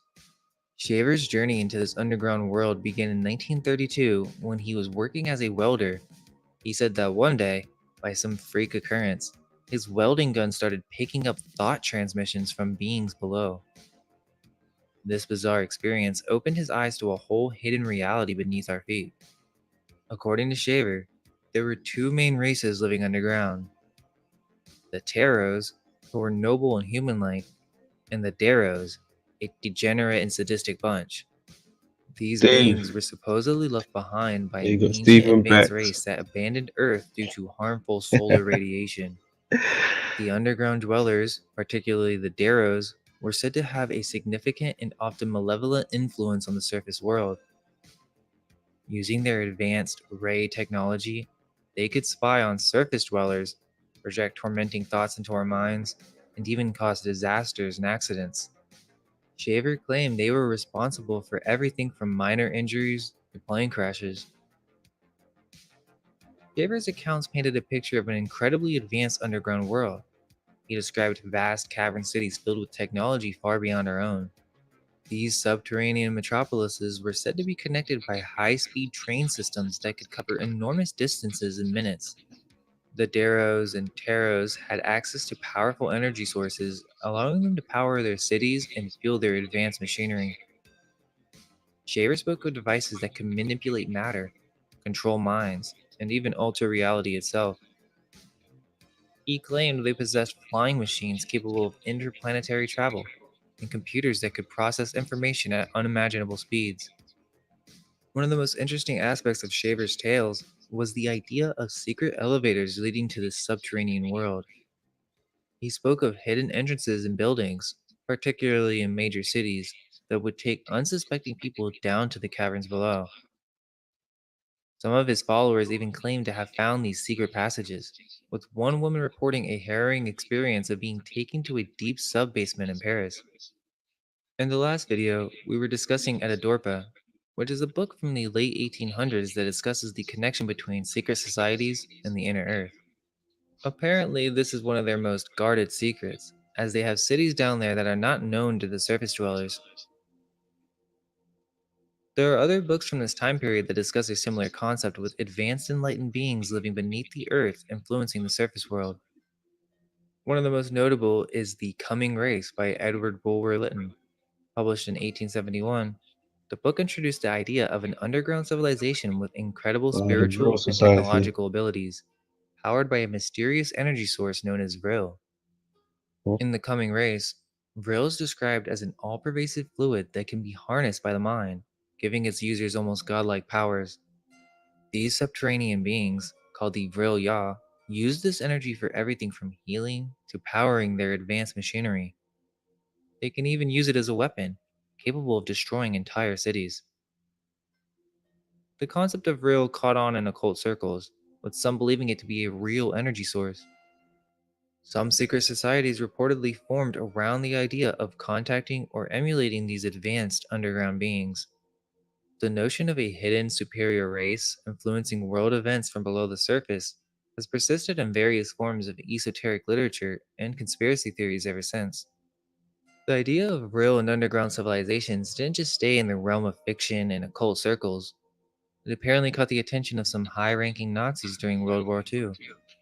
There are claims that Hitler and his inner circle were obsessed with finding these subterranean realms and harnessing the power of Vril. The Vril Society was indeed a real organization that existed in pre Nazi Germany, founded in 1919 and closely associated with the Thule Society.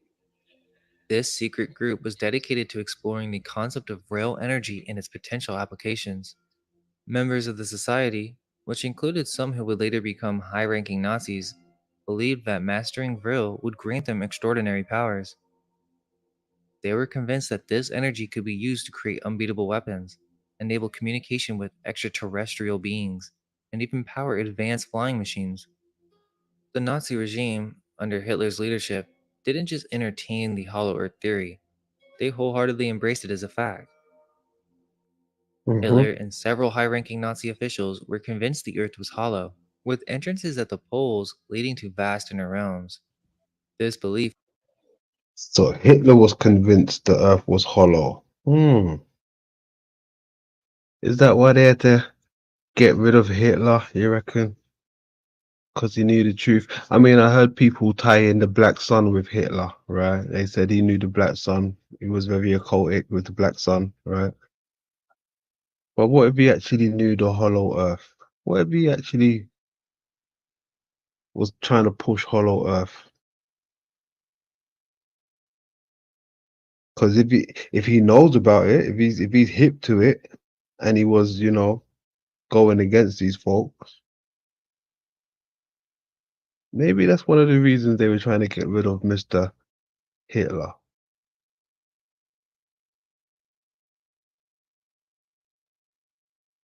That's an interesting thought. If they're saying he knew about it, right? He was heavy on the hollow earth. That means he opposes the globe, living on top of a globe rather than inside of a globe, right?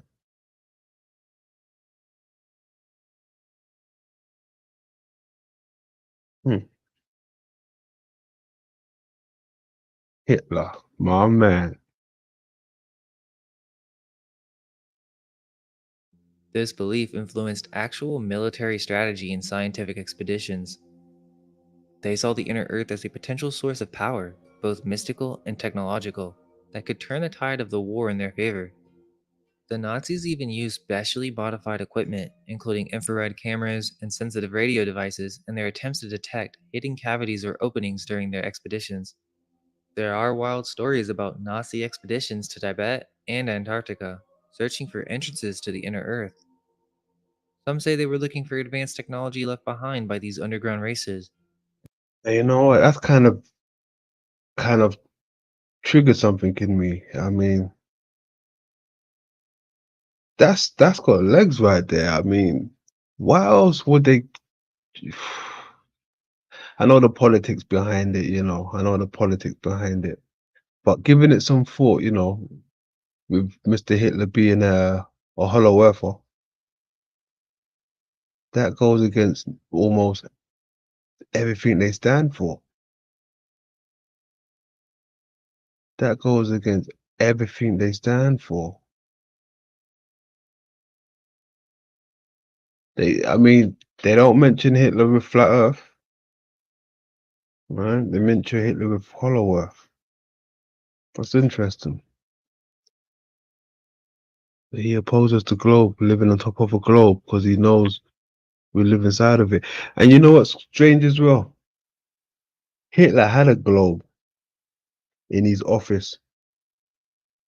I wonder why. Why did he have that globe? That went missing. I think they may have found it, but Hitler had a giant globe in his office. I wonder if that was the hollow globe. I wonder what was inside of that globe. I think after the war it went missing somewhere, but he had a giant globe in his home. Hold on 1 second. What happened to that globe? Give me a sec.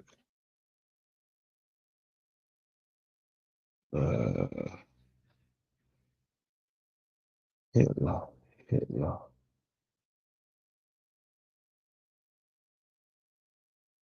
Okay, here we are.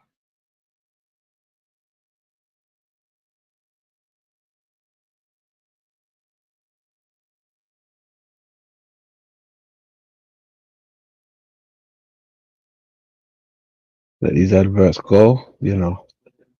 Let me get into this. Yeah, salute to the grand old chat room. I mean, that's quite big. I didn't even think about it like that. But yeah, if he's a hollow earther, you know, if he thinks about, you know, people living inside of the globe, that goes against everything what they promote, right? Along with the black sun. Along with the black sun. So he was with the black sun and he was a hollow earther. Damn. That's crazy.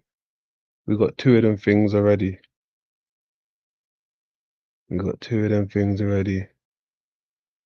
Alright, yeah, cool. Here we are. Hitler and his globe, right?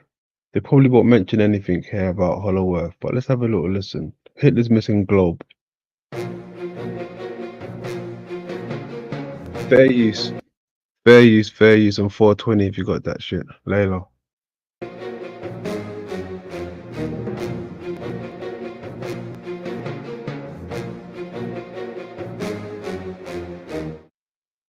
The title of this video, Hitler's Missing Globe, may have alarmed some of you, but I'd like to reassure you this is not a video about the Führer's famous missing testicle, but rather the story of something more valuable, at least to history. Hitler's globe refers to a very famous large globe that once sat in the Führer's office inside the monstrous Reich Chancellery building in Berlin, made famous by Charlie Chaplin, who lampooned both Hitler and the globe in his movie The Great Dictator, made in 1940. So the globe was famous during Hitler's lifetime largely because of Chaplin, who turned it into a huge beach ball, lampooning Hitler's quest for world domination. After all, what object better exemplifies a tyrannical plan for world domination than a great globe? And just to confuse matters, other globes associated with the Nazi leadership still exist, with many claiming to be Hitler's globe. But as this video will show, they are not, and the real McCoy remains undiscovered into the present day, though I will tell you where I think it probably is. So let's establish precisely what it is we are searching for. It was called the Columbus Globe for State and Industry Leaders and was made in the 1930s. There were 2 limited edition handmade examples out of many produced for the aforementioned state leaders. One, made of wood, was created for the Nazi Party, and the other, a more elaborate affair, made specifically for Hitler, and it sat in its wooden cradle in one corner of Hitler's enormous office at the Reich Chancellery.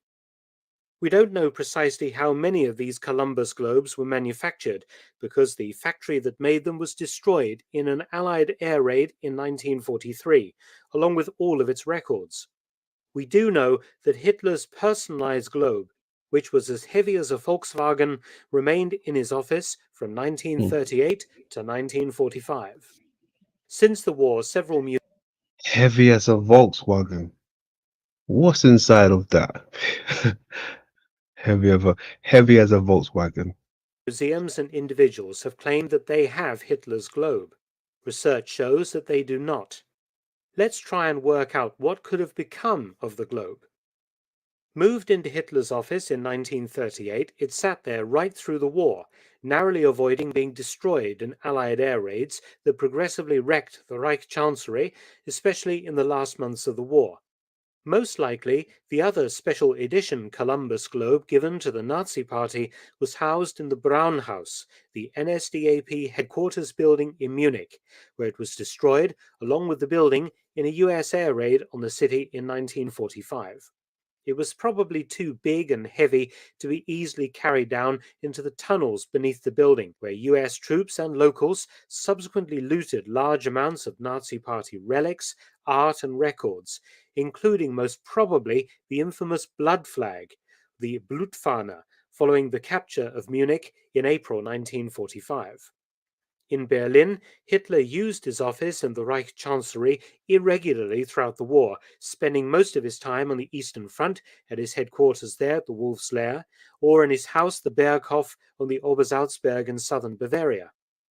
However, he did arrive back in Berlin in early 1945 and continued to use the Reich Chancellery for regular military situation conferences until mid-March 1945, but thereafter lived and worked full-time in the Führer bunker beneath the Reich Chancellery garden due to Allied bombing and then the Soviet assault on the city.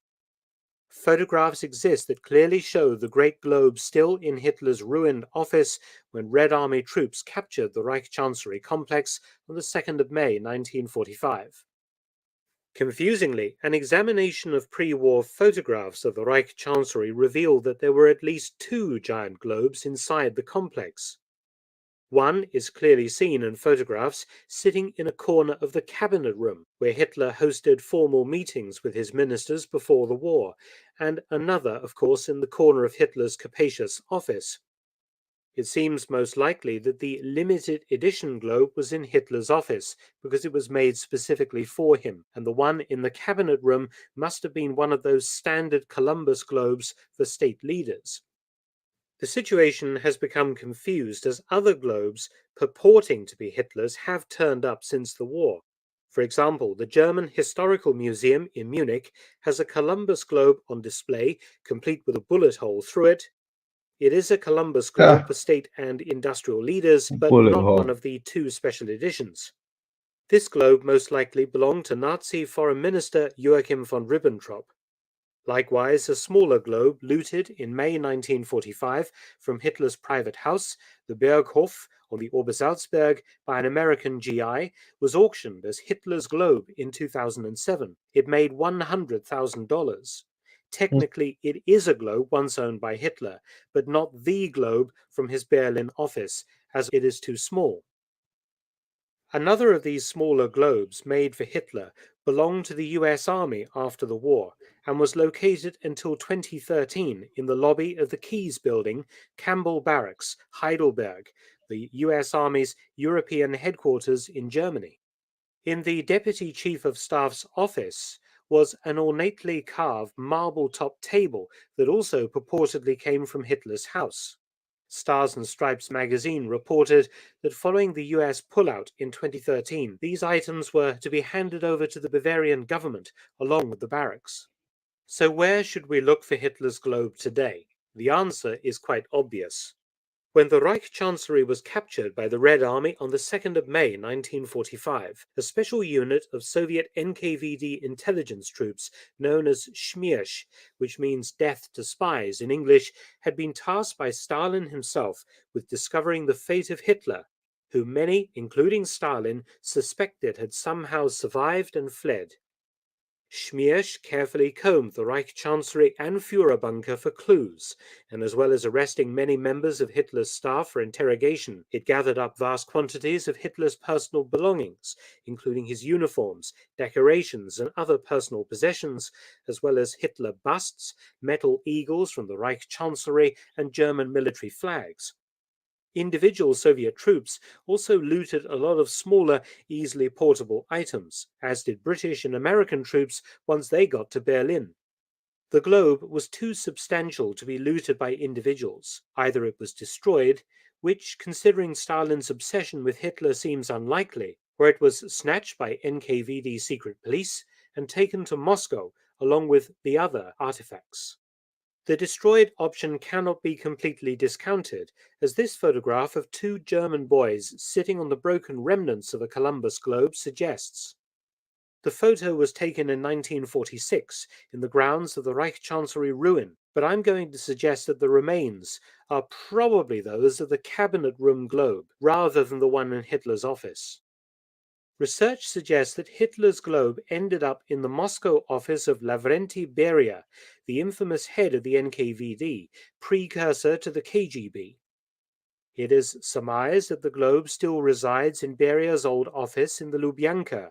The NKVD became the KGB, and later, after communism ended in Russia, the FSB. When historians inquired with the FSB and other Russian ministries, officials neither confirmed nor denied the story.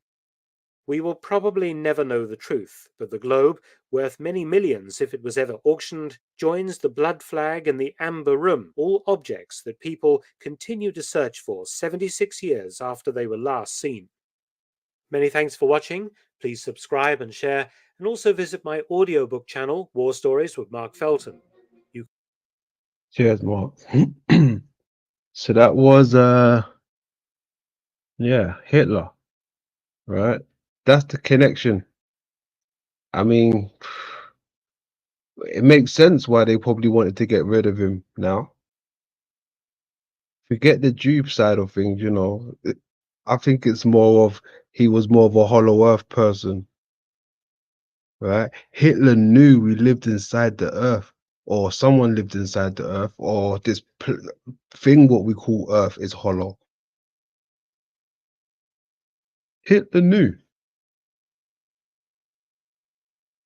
Right, he was very heavy on the Black Sun occult, right? That's tied in with the Nazi party, right? And they were very big on the hollow earth. This is what it's come down to. This has to be one of the reasons why they didn't want Hitler in the picture.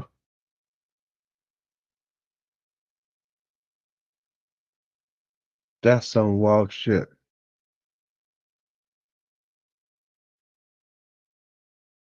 Mr. Hitler. Wow.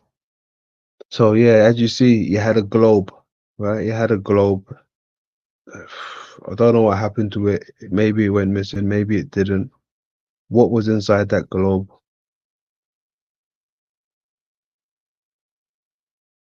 Wow.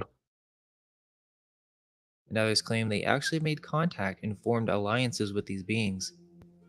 I'm sure many of you have heard of Admiral Richard E. Byrd's incredible encounter with an advanced civilization in Antarctica.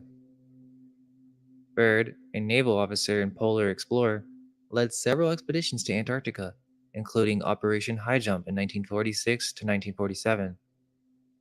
During one of his flights over the continent, Byrd discovered an entrance to the inner Earth and came face to face with beings of an advanced civilization. Mm-hmm. The story goes that Byrd's plane was guided by mysterious forces to a lush, temperate region beyond the pole. There, he met with representatives of an advanced race who shared their concerns about humanity's use of atomic weapons. They warned Byrd about See, even Mr. Bird, even Mr. Bird went inside the Earth. Apparently, that's what he says. He went inside the Earth, you know. the dangers facing the surface world and entrusted him with a message of peace to deliver to our leaders. Byrd's cryptic statements about the strategic importance of Antarctica and the need to explore the land beyond the pole really says a lot to support these claims. There's another interesting novel from the late 1800s that I didn't mention, and it's by Jules Verne. Everyone knows about Journey to the Center of the Earth, but he has another novel which I find interesting. It's called Child of the Cavern. Ooh. It's important to note that Verne was associated with Freemasonry, as many of his stories incorporate Masonic and Rosicrucian secrets. I find it revealing that the cover for the story features an owl and the ray of light is in the shape of a square and compass. Mm. The story involves an underground city hidden beneath a coal mine in Scotland. And this isn't just a fantasy, the idea of vast underground structures is entirely possible with modern engineering. Many cities already have extensive underground networks, so the concept of a hidden subterranean city isn't far-fetched at all. In the novel, an orphan named Nell is discovered living in these underground caverns. She's never seen the surface world and is a part of a secret community thriving beneath the earth. Verne's detailed descriptions of underground life focus more on the natural wonders and the ingenuity of human adaptation rather than advanced technology. He paints this picture of a vast subterranean world with its own ecosystem, including underground lakes and unique flora. The community Nell belongs to has developed ways to survive in this environment, using the resources available to them in clever ways. While they don't possess futuristic technology, their methods of navigating, illuminating, and inhabiting the caverns showcase a deep understanding of their underground realm. What's interesting is how Verne implements elements of mystery and secrecy into the story, hinting at hidden knowledge and forgotten history. The very existence of this underground community, unknown to the surface world, raises questions about what other secrets might be lurking beneath our feet. This also gets into the city of Ember, where an entire city exists underground, completely cut off from the surface world. The inhabitants of Ember have no knowledge of the outside, believing their underground home is all that exists. The city was built as a refuge to preserve humanity, with a ticking clock on how long it can sustain itself. The founders of Ember left behind clues and instructions for future generations, much like the idea of secret societies passing down hidden truths through the ages. This is not just fantasy, but similar to how governments have built vast underground cities as contingency plans for disasters. One story we haven't discussed that's probably worth mentioning is Smoky God. Published in 1908, it tells the alleged true story of a Norwegian sailor, Olaf Jansen. In 1829, Jansen claimed to have sailed through an entrance at the North Pole into the Earth's hollow interior. He described a fantastic world with an inner sun, the Smoky God, populated by a race of giants who lived for centuries. There are also several accounts that are fascinating to consider. One of the most famous in history is the Green Children from Woolpit. a story that's Yeah. captivated imaginations for centuries and continues to baffle historians and researchers to this day. Yeah, I In remember the that. 12th century, in the village of Woolpit, Suffolk, England, two children, a brother and sister, suddenly appeared at the edge of a field. What made their appearance so extraordinary wasn't just their unexpected arrival, but their skin was tinged with a striking shade of green. The villagers were understandably shocked. These children spoke an unknown language, wore strange clothing, and would only eat raw beans.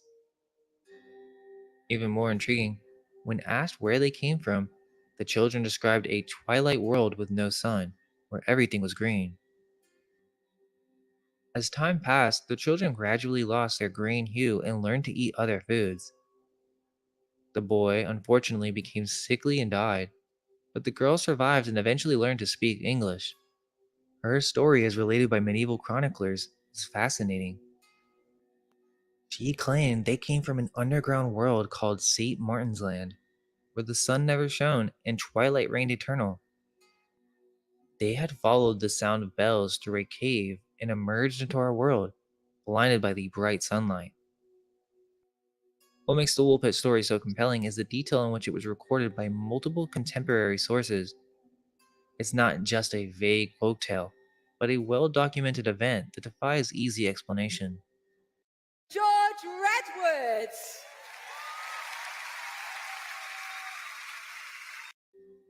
The legend of the Blue Mist people of Scotland, also known as the Blue Men of the Minch, is another interesting tale from the Hebrides Islands. The story goes that in the 17th century, inhabitants of the Hebrides, particularly around the Isle of Lewis, reported encounters with mysterious blue-skinned beings. These creatures were said to emerge from the caves along the coastline, often shrouded in blue mist, hence their name. According to local lore, the Blue Mist people were humanoid in appearance, but had distinctive blue tinge to their skin. They were described as being taller than average humans and possessing an otherworldly, almost ethereal quality. Witnesses claimed they spoke in an unknown language that sounded like the murmuring of waves. These beings weren't always seen. Sometimes their presence was only detected by an eerie blue mist that would roll in from the sea, accompanied by haunting melodic sounds. Fishermen reported seeing strange lights beneath the waves and hearing unearthly singing on calm nights. The Blue Mist people were said to interact occasionally with the islanders, sometimes trading unusual artifacts or sharing knowledge of weather patterns and fish movements. However, they always returned to their subterranean or underwater dwellings, leaving the locals to wonder about their true nature and origin. Some theories suggest that the Blue Mist people were connected to ancient Pictish tribes or were somehow related to the legendary Finn folk of Orcadian mythology. Others speculate that they might have been visitors from an advanced underground civilization. This is fascinating when we consider the blue people from the first Inner Earth novel Lemnicus, which could be based on truth. Mount Shasta is also deeply associated with numerous legends and disappearances. One of the craziest disappearances involves a 3-year-old boy who vanished while camping with his family near a large creek in 2010. After a frantic 5-hour search, the child was found lying in a thicket right next to a trail that searchers had been using. 3 weeks later, the boy told his grandmother a bizarre story about being taken by Grandma Cappy, who was actually a robot that took him to a creepy cave filled with spiders, purses, and guns. No He way. described a ladder that, when climbed, made Grandma Cappy look like a robot in the light. The child also mentioned being made to lie down for a stomach examination and being asked to defecate on a sticky paper, though he couldn't comply. What makes this case even more unsettling is the grandmother's own experience a year prior in the same area. She recalled waking up one morning face down in the dirt outside her tent, with a puncture wound on the back of her head. She felt violently ill and strangely emotionless, initially attributing it to a spider bite. Her camping companion also woke up with a similar bite on the back of his neck and fell ill. The night before, they had seen what they thought were deer eyes shining red through the trees in their flashlight beams. Perhaps she was abducted and cloned for some type of hologram disguise. Mount Shasta has a bunch of interesting history, particularly when it comes to legends of hidden civilizations and mysterious beings. One myth centers around the idea of Lemuria, a lost continent whose survivors are said to inhabit a secret city called Telos within the mountain. This legend began in the late 19th century and gained significant traction with the 1905 publication of A Dweller on Two Planets by Frederick Spencer Oliver. The book described Lemurians living in an elaborate tunnel system beneath Mount Shasta, complete with jeweled walls and fur-carpeted floors. These beings were said to occasionally emerge dressed in white robes. The myth was further popularized in 1931 when Harvey Spencer Lewis, writing under a pseudonym, published a book about the hidden Lemurians of Mount Shasta through the ancient mystical order Rosicrucius, again connecting these underground civilizations to secret societies. Interestingly, in 1923, an intriguing article appeared in the Los Angeles Times, written by Edward Lancer. This piece brought widespread attention to the legends of Lemurians living on Mount Shasta. Lancer's account begins with his personal experience of witnessing a strange reddish-green light on the southern side of Mount Shasta while traveling on the Shasta Limited train. Intrigued by this phenomenon and the conductor's casual mention of Lemurians, Lancer decided to investigate further. He discovered that the existence of a mystic village on Mount Shasta was widely accepted by locals, including businessmen, explorers, and ranchers. Lancer references the work of Professor Edgar Lucien Larkin, director of the Mount Lowe Observatory, who claimed to have observed the Lemurian village through a powerful telescope. Larkin described seeing a great temple of carved marble and onyx, and a community of 600 to 1,000 people engaged in various industries and agriculture. The article goes on to describe the Lemurians as tall, barefoot men with close-cropped hair, dressed in spotless white robes. They were said to occasionally visit nearby towns to make purchases, always paying with gold nuggets. Their shopping habits were peculiar, buying large quantities of sulfur, salt, and lard. Lancer also mentions their alleged abilities, such as producing powerful light displays during their rituals, and the power to blend into their surroundings and become invisible. He notes their charitable actions, including donations to the American Red Cross during World War I and to earthquake relief efforts in Japan. The area is known to be a hotspot for UFO sightings, with some believing the mountain's distinctive lenticular clouds conceal these UFOs. This is also the origins of the I Am movement, where Guy Ballard claimed to have encountered the Count of St. Germain while hiking on Mount Shasta. Perhaps one of the most interesting legends is that of J.C. Brown. In 1904, Brown, a Welsh prospector, hired by the Lord Cowdray Mining Company of England, was exploring the mountain when he claimed to have made an extraordinary discovery. According to his account, he stumbled upon a cave entrance that led to an 11-mile downward sloping tunnel. At the end of this vast underground passage, Brown said he found an astonishing sight: a massive cavern city filled with gold, strange artifacts, and remnants of an ancient advanced civilization. He described seeing rooms full of gold spears and shields, stone tablets carved with mysterious hieroglyphics, and perhaps most incredibly, perfectly preserved mummies of giant humanoids reaching heights of up to 10 feet. Brown kept this discovery secret for 30 years, perhaps out of fear of contractual obligations. Then in 1934, he finally shared his story with John C. Root in Stockton, California. Excited by the prospect of such a find, Root helped Brown assemble a team of 80 eager explorers to verify the claim and potentially excavate the site. On June 19, 1934, the day the expedition was set to depart, Brown vanished without a trace. He failed to meet the team at the agreed upon location, and despite extensive searching, was never seen or heard from again. His disappearance left the would-be explorers and the public baffled, turning what might have been the archaeological discovery of the century into one of Mount Shasta's most enduring mysteries. In Brazil, They have these mysterious tunnels that are said to have religious fortunes hidden deep inside. But the weird thing is, apparently the mainstream story is that these were built by giant sloths. Quote, megafauna, both the giant armadillos and giant sloths, must have developed an absurd strength in their arms to be able to cut through rock and tough sediments that even a pickaxe would struggle to pierce. End quote. But what if these tunnels were actually made using some type of technology? When it comes to folding wraps, we've seen it all. The traditionalist. Been to Mexico once, now fluent in fajitas. Interestingly, in 1969, Hungarian-Argentine explorer Janos Juan Moritz claimed to have discovered a vast network of underground tunnels and chambers in the Ecuadorian province of Morona Santiago, near the border with Peru. Moritz said he was led to the caves by local Shuar indigenous people. According to Moritz, the cave system contained vast metallic libraries with thousands of metal books containing the history of humanity and advanced scientific knowledge, sculptures and artifacts made of gold and other precious metals, advanced technology of unknown origin, including a possible energy source, and evidence of an ancient, highly advanced civilization.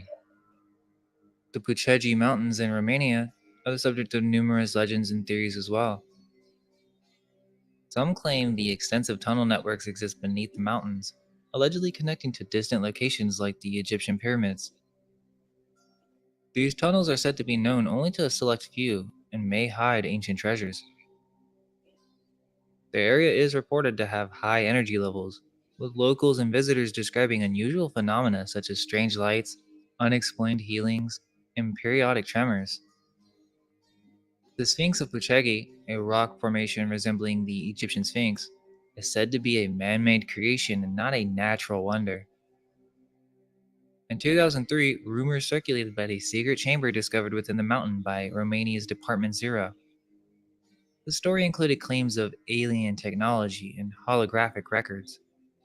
Local legends speak of ancient tunnels throughout the mountains, allegedly allowing rapid travel across the Carpathians. Some believe these connect to a global network of underground bases. This is pretty crazy. There's the Nicholas Roerich's 1925 to 1928 Central Asian expedition, partially funded by the US government, and was supposed to be for botanical research and cultural studies. However, it had deeper, more esoteric purposes. The expedition was financially supported by Henry A. Wallace, future US Vice President, who shared Roerich's interest in spirituality and mysticism. The US Department of Agriculture officially sponsored the expedition with $50,000 for collecting drought-resistant plants. Wallace was a member of the Theosophical Society, which reveals his true interest in this expedition. He was interested in inner earth and finding Shambhala. In the 1920s, before becoming vice president, Wallace exchanged numerous letters with Roerich. These letters, written in code, discuss spiritual matters and the concept of bringing about a new era of enlightenment. Wallace signed these letters as G for Galahad, but perhaps this is a reference to Masonry. Roerich's true goal was to find Shambhala, a mythical kingdom he believed existed inside a hollow earth. He saw Shambhala as a repository of ancient wisdom and advanced technology. During their journey through Asia, Roerich claimed to have encountered evidence of underground civilizations and advanced ancient technologies. He reported seeing mysterious lights and shiny shields in the sky, which he interpreted as signs of Shambhala's presence. In Mongolia, Roerich met with the Panchen Lama, receiving a blessing for his mission. He also claimed to have found ancient artifacts and text pointing to the existence of Shambhala. The expedition faced significant challenges, including a 5-month detention by Tibetan authorities. During this period, the group's activities and whereabouts were unknown to the outside world, fueling speculation about their true activities. It seems that Roerich became more secretive as they became closer to finding this secret realm. His paintings became more esoteric and even depicted the king of Shambhala. It seems that once he established a connection with this underground city, he stopped communicating with these surface governments. In the summer of 1927, the expedition, still watched over by most major powers of the era, managed to disappear from the eyes of the world for an entire year. Roerich's writings from this time blend factual observations with mystical interpretations. He spoke of tunnels leading to underground realms and encounters with keepers of ancient knowledge. Apparently, the reason for the year without communication is because they were held in Tibetan detainment camps, but perhaps we're not being told the entire story. It seems obvious that this entire expedition was really about finding inner Earth civilizations, as Helena Blavatsky, co-founder of the Theosophical Society, played a significant role in popularizing hollow Earth theories in esoteric circles during the late 19th century. In her influential work, The Secret Doctrine, 1888, Blavatsky presented a complex cosmology that included the concept of inner Earth realms. She described a series of underground caverns and tunnels, which she claimed were inhabited by advanced beings. Hmm. Blavatsky's writings mention Shambhala and Agartha as subterranean kingdoms, describing them as repositories of ancient wisdom and advanced technology. So that's another connection to the inner earth, right? Inner earth, Shambhala.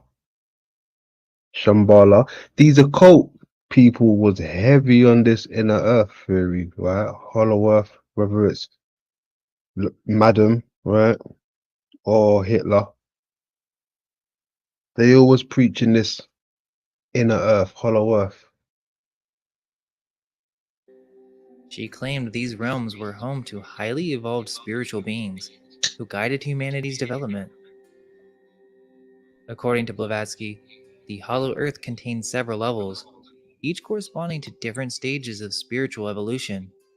She suggested that access to these realms was possible through specific portals around the supposed globe, known only to initiates. This goes back to Edadorpa and the connection to underground cities and secret societies. There are people that have access to these locations, but it is guarded in secrecy. She claimed to have discovered Shambhala in the Gobi Desert, where she encountered the Great White Brotherhood, a group of highly evolved beings led by the Lord of the World, allegedly from Venus. According to Blavatsky, this underground city in Tibet was connected by subterranean tunnels, from which masters like Moray and Kut Humi would emerge to guide humanity. These beings were said to possess extraordinary powers, including telepathy, astral projection, and the ability to manipulate matter. Blavatsky asserted that they could transmit knowledge across vast distances and even influence world events. She described a cosmic battle between these White Brotherhood forces and the Dark Forces seeking to harm humanity. This struggle, she claimed, occasionally manifested in major historical events. Louis Jacquot was a French occult author and colonial judge who wrote extensively on Eastern religions, mysticism, and occult topics. Le Fils de Dieu, or The Son of God, was published in 1873 as a part of Jacquot's series of works on Eastern spirituality and occultism. The book primarily focuses on the life of Krishna, drawing parallels between Hindu and Christian traditions. In his work, Jacquot discusses the concept of subterranean cities in India. He claims these underground realms were inhabited by advanced beings with superior knowledge and technology. Jacquot suggests that these underground dwellers were remnants of an ancient, highly advanced civilization that predated known history.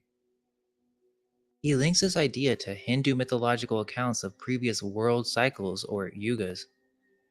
The author describes a vast network of underground tunnels and chambers stretching across India, connecting various sacred sites and ancient cities. Jacquot claims to have gathered information about these subterranean realms from ancient Sanskrit texts and oral traditions he encountered during his time in India. He proposes that certain Indian yogis and mystics had knowledge of and access to these hidden realms, using them as repositories of ancient wisdom and spiritual power. In 1884, French occultist Saint-Yves d'Alvedre published Mission of the Jews, a work on secret world history. 2 years later, he wrote The Kingdom of Agartha, A Journey into the Hollow Earth, which expanded on his esoteric ideas. Mm. This book described Agartha, a vast underground realm ruled by a sovereign pontiff called the Brahadma. According to Santiv, Agartha had a population of millions and possessed technology far beyond the surface world, including electric railways, flying vehicles, and advanced lighting systems. The capital of Agartha centered around a great temple with a sacred dome. This dome was illuminated by special catoptric scales that produced an unusual chromatic light. The government followed a synarchic system with three branches: teaching, justice, and economy. Hmm. Santiv claimed Agartha housed an enormous subterranean library containing humanity's accumulated knowledge from over 556 centuries. He said initiates of Agartha could travel out of their bodies to explore other realms. They could also allegedly communicate with the dead and preserve souls.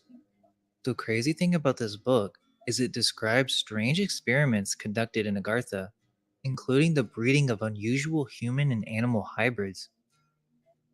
One example he provided was of a human subspecies bred on a group of now vanished islands.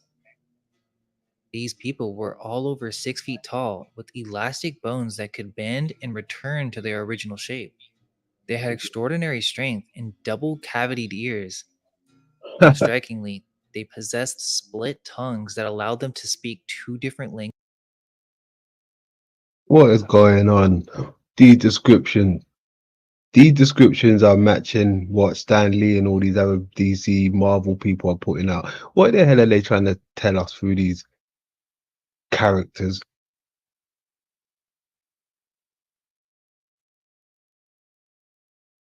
Mr. Stan Lee, if you can still hear me, what you trying to tell us? I don't know. Two different languages simultaneously. He also describes a species of small animals with turtle-like shells bearing a yellow X-shaped cross. These creatures had 4 eyes connected to a single brain and 4 mouths leading to one stomach. They could move in any direction due to feet arranged around the circumference of their bodies. Another hybrid he mentioned was a race of giant serpents that were completely harmless and allegedly had delicious flesh. It also mentioned formidable defenses, suggesting Agartha could unleash catastrophic forces if ever invaded. He suggested they could cause earthquakes and control volcanic activity.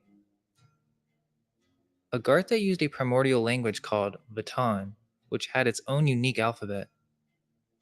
Santi presented Agartha as the source of all ancient wisdom traditions, secretly guiding humanity's spiritual evolution. Now, this might sound like fantasy, but it's important to note that this is from 1886 and was one of the most influential works of 19th century occultism. Okay. Literal secret societies were formed on inner Earth civilizations like Mm-hmm. Fraternité des Polaires, with the Mm-hmm. goal to make contact with Agartha, believing it held ancient wisdom vital for humanity's evolution. Their practices combined elements of Martinism, Theosophy, and spiritualism, were designed to pierce the veil between worlds. The fact that influential figures like Maurice Magre and potentially even Sir Arthur Conan Doyle were drawn to these groups speaks to the power of these concepts. Moreover, the interest of political regimes can't be ignored. Nazi Germany's fascination with esoteric ideas, simplified by their sponsorship of Otto Rahn's research into Cathar mysteries and the Holy Grail, suggests that they took these underground realm theories seriously. The idea of starting an underground civilization is not that far fetched. There's this one channel I really like called Action Adventure Twins, and they're pretty insane. They go deep into these cave systems in the US and document their entire journey. There are a few videos that are pretty mind blowing where they drop 400 feet into a massive open space, or kayak in an underground lake, explore river caves, and it really just makes you think, how could this all just be natural? Sure, some of it could be due to erosion, but some of the formations are perfectly flat, where even the large stadiums seem to contradict this theory of simply natural erosion. Plus, where does all this water go? It must be going somewhere. And if we consider Kircher's work, it seems that it goes inside to even deeper subterranean systems and then reemerges on the surface. There are even glowworms in these caves, not only in New Zealand, but also in Alabama, which kind of seems like it belongs in a Hollow Earth fantasy story. Yeah. The difficulty in exploring these caves is another factor. The most explored cave is Mammoth Caves, with around 400 miles explored, but some geologists estimate that there could be 600 miles of undiscovered passageways. Mammoth Cave has a long history of exploration and tourism. In the early 19th century, guides would take visitors deep into the cave system, using ominous names for various features to spark interest and excitement. One such place was Sims Pit, named after Captain John Cleves Sims. Sims Pit was described as a dangerous, dry pit of unknown depth. It was promoted as a potential portal to the underworld. However, by the late 19th century, interest in Sims Pit had waned as new, more exciting parts of the cave were discovered. The passage leading to Sims Pit was later renamed Blackall Avenue after Dr. Christopher Blackall. In 1871, Blackall created a map of Mammoth Cave that proved its passages extended beyond the Mammoth Cave Estate's property. There are a few interesting names on this map, like the Gothic Chapel, Giant's Coffin, and End of Pensacola Avenue. The Giant's Coffin is interesting because they have found supposedly naturally mummified bodies here deep in the cave system. One of the most notable mummies is known as Bonhoof or Scudder's mummy. Carbon dating suggests it's between 3,000 to 4,000 years old. But what makes this mummy particularly interesting is its reported red or fawn colored hair. Another mummy, sometimes referred to as the Woman of Importance, is also said to date back over 3,000 years and reportedly has dark red hair. The constant temperature of 55 degrees Fahrenheit within the caves has contributed to the excellent preservation of these bodies. A smaller mummy, nicknamed Little Alice, stands at about 3.5 feet tall and is also estimated to be 3,000 to 4,000 years old. Like the others, it was naturally mummified by the dry cave atmosphere. This gets into the giants of Kentucky. In 1885, Professor J.F. Brown of Berea College reportedly examined fossilized human footprints in Rockcastle County. These prints were said to be preserved in Carboniferous limestone, suggesting an impossibly ancient date for human presence. Dr. Wilbur Greeley Burroughs, in 1930, claimed to have found 12 9.5-inch human tracks in Pottsville sandstone dated to over 300 million years old. In 1965, there was a report of an 8-foot 9-inch skeleton found buried under a rock ledge along Holly Creek in east central Kentucky. The Mammoth Cave system allegedly contains evidence of a pre-existing race of giant-sized humans with red hair. Damn. If this is the case, then it would really make sense on why some of these names were chosen for certain cave formations, and perhaps the other legends involving the Tua de Danann and red-haired giants forming civilizations underground. It's the same thing with Lovelock Cave. In 1806, Thomas Ashe, race of giant-sized humans with red hair.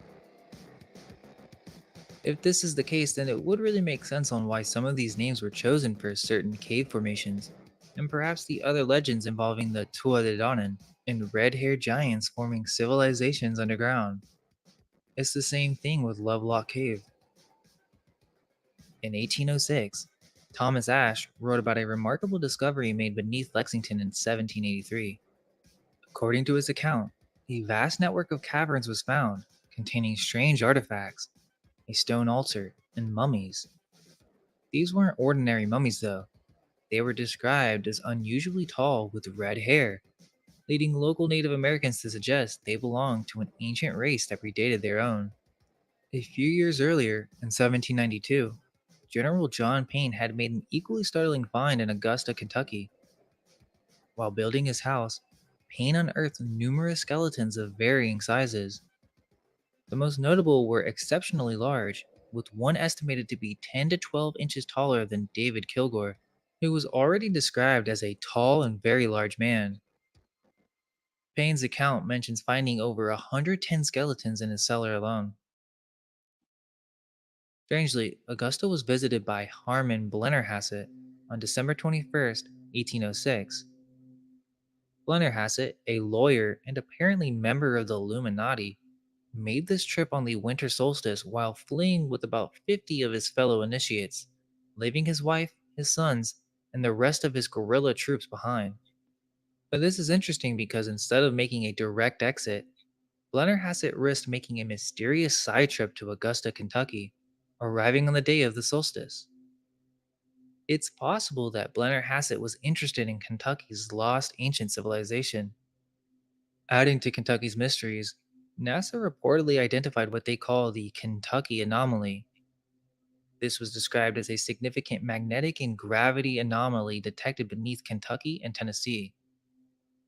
The original report, which has since been removed from NASA's website, suggested the anomaly had its source in pre-Cambrian times, potentially explaining the area's long-standing reputation for strangeness.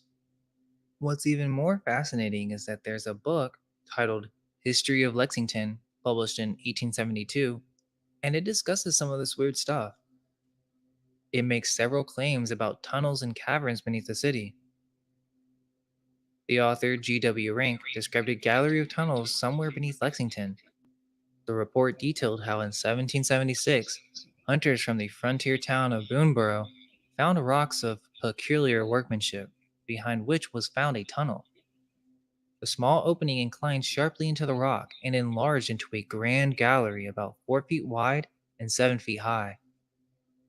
After a few hundred feet, the gallery led to an even larger chamber that was 18 feet high, 100 feet wide, and 300 feet in length.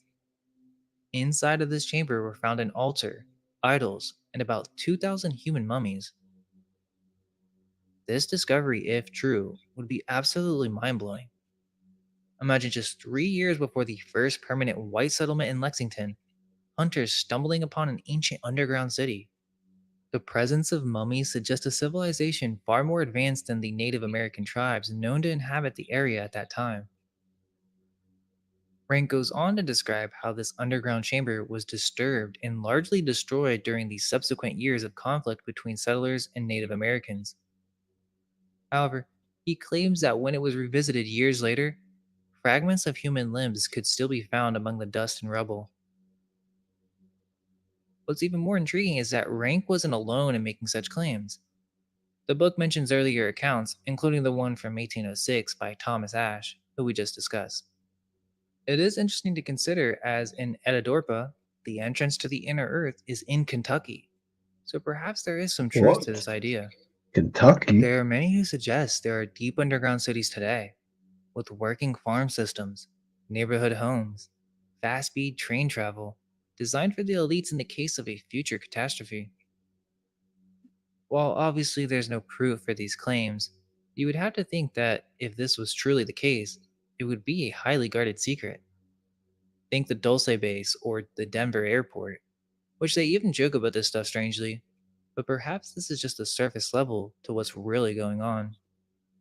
Personally, I think there is truth to the subject matter, from ancient underground spiritual advanced civilizations to modern government controlled underground cities like the city of Ember. Mm-hmm. They have the tech to do this.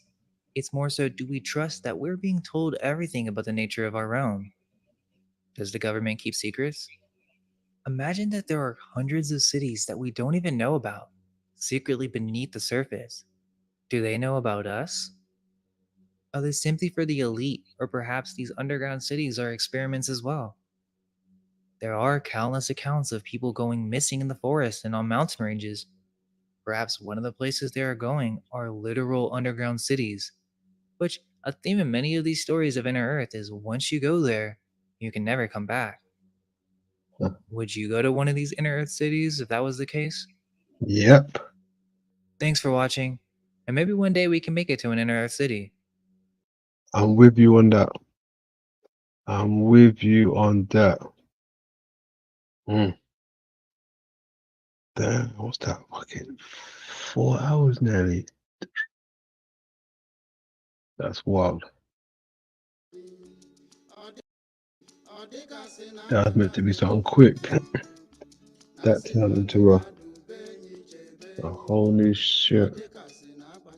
What's going on, Grand Old Chat Room? Grand Old Chat Room. How did you guys find that? I'm tired as hell. Knackered. CC said good stuff.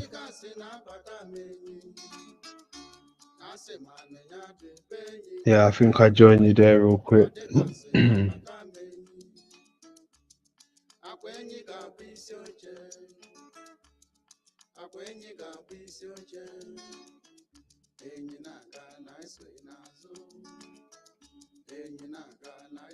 That was interesting. Hollow Earth. Hollow Earth. It's looking like that, if you ask me. I said it before. If it's a mirrored realm, right? If it's the opposite, if, you know, no means yes and yes means no, they give you that inverted cross, right? That upside down cross. Right.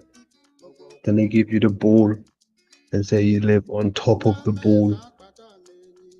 When all the while could be living inside the ball. One of the greatest tricks the devil ever pulled is to convince you you live on top of a ball, right?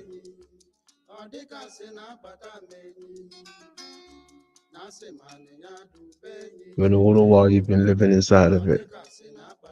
Possible. Possible.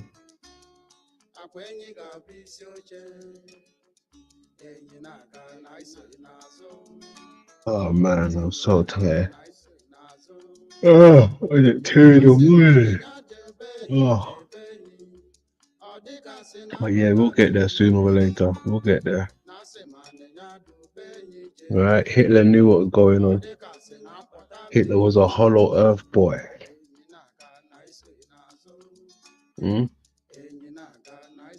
Black Sun occultist. Wild.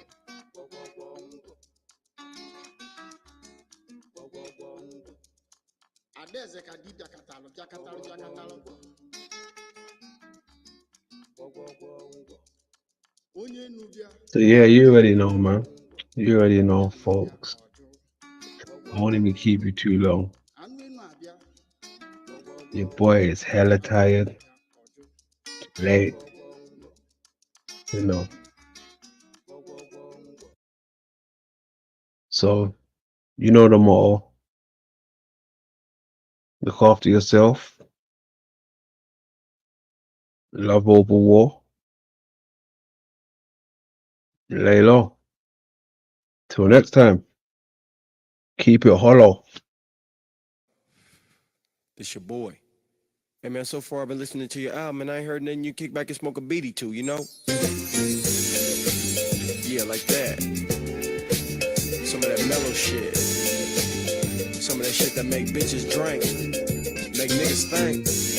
Help you check a fat ass bank.